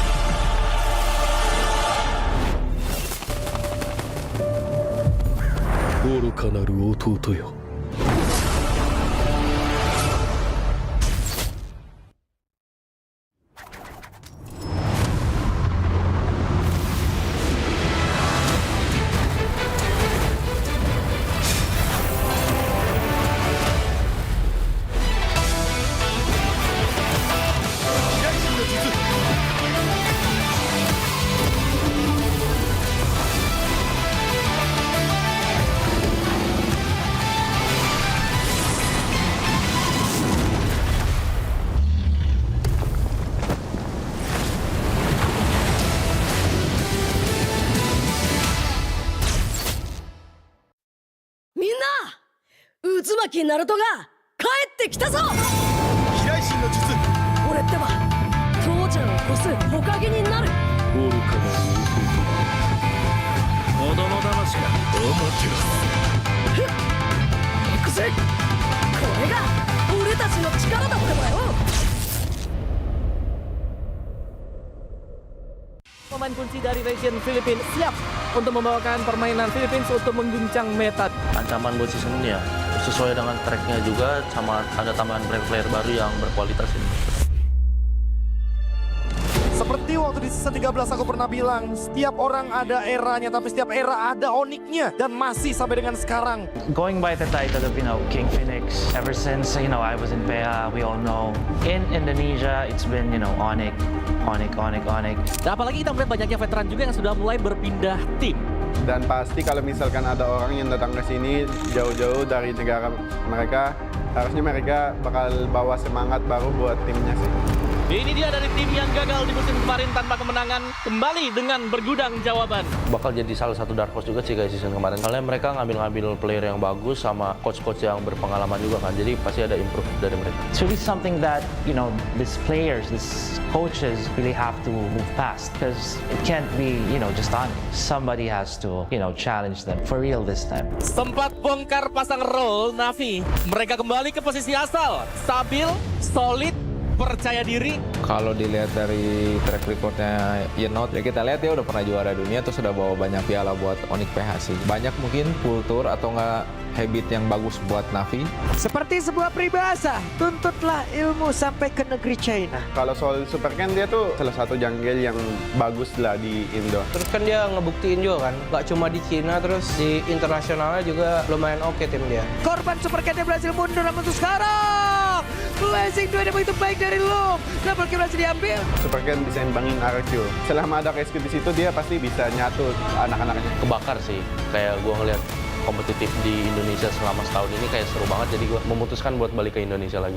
Masuknya player-player asing membuat kita makin punya daya saing. Di panggung internasional, kita sebanding. Regional mix bagus sih, jadi bakal bisa dapat POB dari region lainnya, tim lainnya, dan itu pun bagus buat ke depan Indo. Jadi kayak ada dua insight gitu lah. Kalau strategi justru menurut gua malah makin kompleks. Justru kita bisa ngambil ilmu dari mereka, jadi kita bisa makin improve lagi ke depan. Region membuktikan dominasi total dan masih menjadi region yang terkuat. Again, if you go back to all the international tournaments, it's been Filipinos. If you're gonna be some meta, you're gonna be looking for that. But, you know, someone needs to try to challenge and change that. Balik lagi ini tim game, dan meskipun sekuat-kuat apapun tim apapun itu, bisa imbangin lah. Bahkan bisa kalahin juga. I do understand that, you know, Indonesia, it has the biggest fan base, but, you know, with the experience of Onyx, this is most important. Kalau datengin player yang kuat kan pasti timnya bakal lebih kuat. Soalnya kan emang meta tabrak lagi populer sekarang. Kalau dipandang sebelah mata gameplaynya, sekarang semua patokan gameplaynya adalah ganyang-ganyang ala Altrigo. Dari sisi Indo sama PA, emang Indo kayak mungkin punya satu playstyle. Kayak contoh AE emang meta tabrak kan. Sekarang mungkin metanya lagi ganyang-ganyang, kita jangan males dan cuma jadi copycat. Jadi kita harus jadi yang kreator juga kalau bisa improvisasi kan. Alter Ego menjadi salah satu pengubah gameplay dari Filipina yang mungkin bisa biasa bermain dengan santai, tapi sekarang berubah semenjak setelah bertemu dengan Alter Ego. Dari keharusan meta ya mereka harus main barbar. Kalau nggak mereka pasti kalah sama tim yang barbar. Sebenarnya lebih ke pilihan mereka sih mau main defensif atau main agresif, tapi kayak mereka ya gue lihat emang mulai mau main agresif. Kalau ngomongin soal meta yang kemarin di M7, secara nggak langsung Aurora Filipina itu juga pada follow temponya Alter Ego. Indonesia teams really like to brawl. Yeah, like that. It's more entertaining, I think. And sometimes it's better than playing objective, just playing objective. It depends on the hero. Permainan yang baru, player yang baru, tapi bukan hanya player doang. Kita juga punya patch yang baru. Ya patch-nya bagus, menurut aku kayak mid masih bakal berubah. Mau juga nambah, bisa kayak di Higelu, kayak Marcel gitu-gitu kan nambah banget ya kan. Ya kalau buat sekarang gue ngerasa tim Indo bisa lebih kuat lah, karena dengan adanya patch sekarang, dengan hero-hero yang ada, mungkin jauh diuntungin buat tim Indo. Mid lane hampir semua kena sentuh. Ada beberapa hero yang emang di buff, ada yang di nerf, tapi overall itu mid lane benar-benar disentuh. Patch yang untuk sekarang sebenarnya menguntungkan banyak di mid sih, apalagi menguntungkan ke gue banget lah dari segi hero gue kayak Gor, ada Lilia juga. Pokoknya banyak lah hero-hero mid yang gue dulu nggak pernah pakai, sekarang udah bisa gue pakai. Memang sebenarnya porosnya di mid, karena mid yang bisa ngegerakin gamenya. Kalau emang midnya fuck, kalau midnya agak-agak shaky, ya mungkin agak susah gitu. Dapat info kayak Pio bakal ke Indonesia, gue rada kaget sih itu juga. Nah, kalau tentang Pio ya pasti dia bisa bikin EVOS berkembang lah. Dia orang yang gue lihat kayak dia benar-benar masih pengen berjuang terus, berani buat coba tantangan di Indonesia. Akhirnya tertarik juga sama Pio ya, yang jelas pertama pengalamannya lah. Kalau dari gue sendiri sih gue optimis lah ya, optimis kalau misalnya dia masih one of the best lah. I think Pio will be that top mid laner too in Indo. Because yeah, he have attributes that no one player can have, like shot caller, like some of mid laner cannot do that. So as a few, he can be a top mid laner. Kalau ngimbangin mid laner Indo, mungkin bisa kita lihat kalau dia berhadapan dengan Sun lah. Soalnya Sun lagi dudukin top 1 mid Indo kan sekarang. Mungkin Pio bisa jadi top mid laner jajaran MPL Indonesia, tapi gue nggak bakal biarin itu terjadi.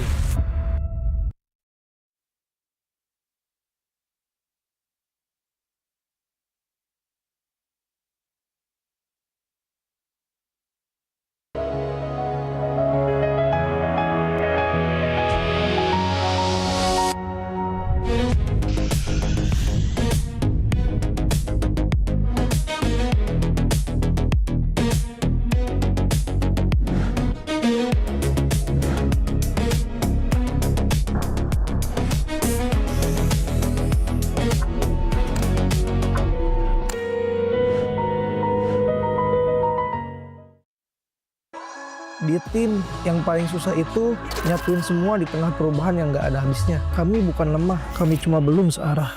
Menang atau kalah itu biasa, tapi ingat satu hal, kita itu keluarga. Waktunya konsisten saling percaya. Sejak kapan Navari jadi CEO? Hah? Lalu dia Ming. Mending lihat ini. Yang ini murahnya beneran. Bantu kita naik level barengan.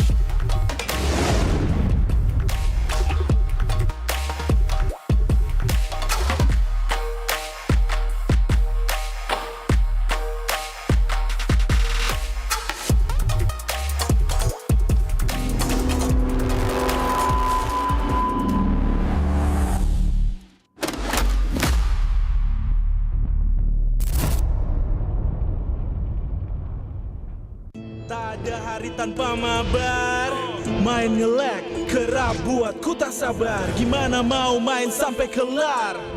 Ini waktunya ku bersinar. Okay, let's do it. Game smash andalanku bikin mainku semakin hebat. Pin stabil main makin mulus, rankku fix naik terus. Tukar DG rings, diamond dan voucher game kau dapat. Cuma game smash makin no debat. Game Max Booster, kini dapat DG Rings. Beli paketnya dan aktifkan boosternya di aplikasi Dunia Games.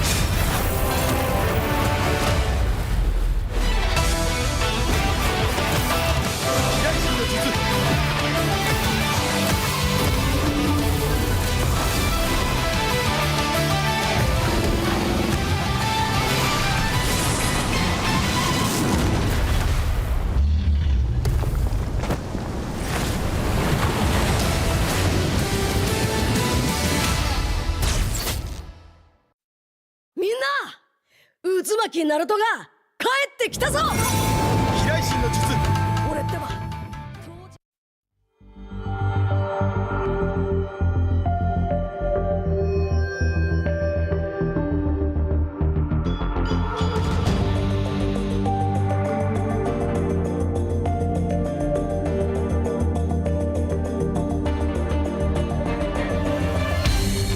Aku kan berdiri dan terus berlari, terus ke arah puncak tertinggi.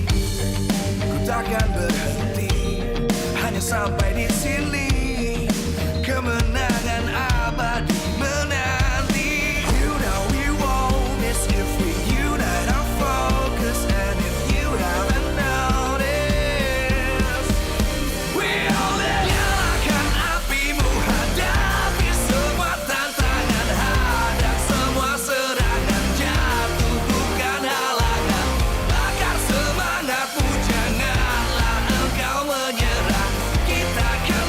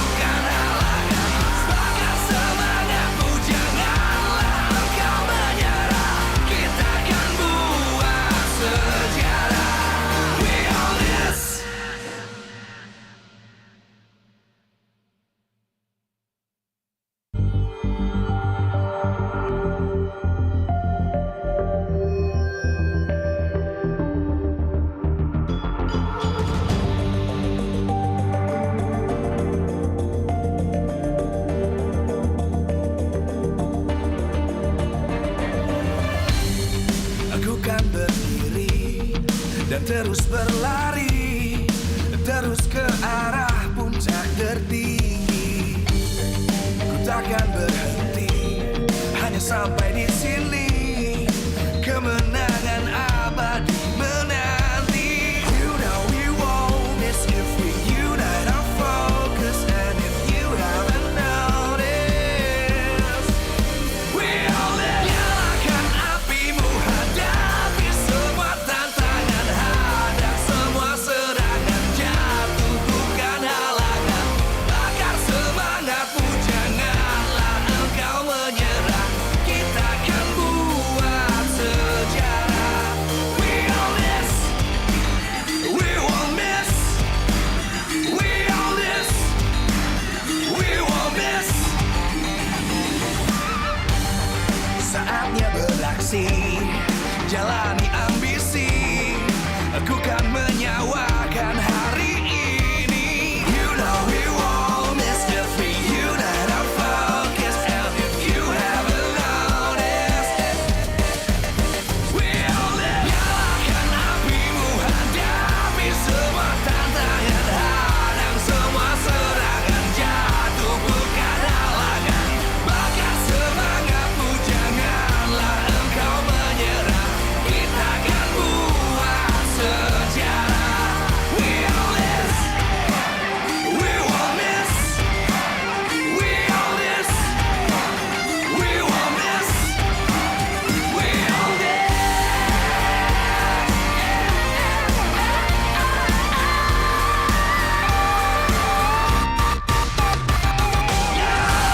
Apimu, hadapi semua tantangan, hadang semua serangan.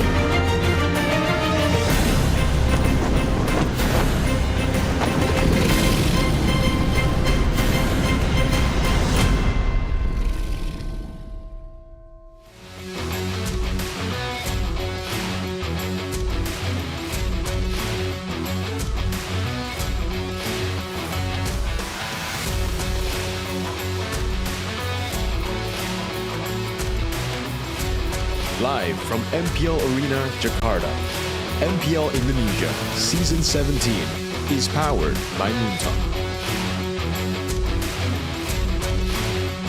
Supported by Esports Federation of Indonesia. Presented by official gaming phone, Infinix. Official e-wallet, GoPay.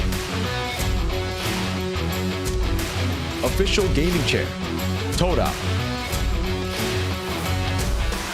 We own this.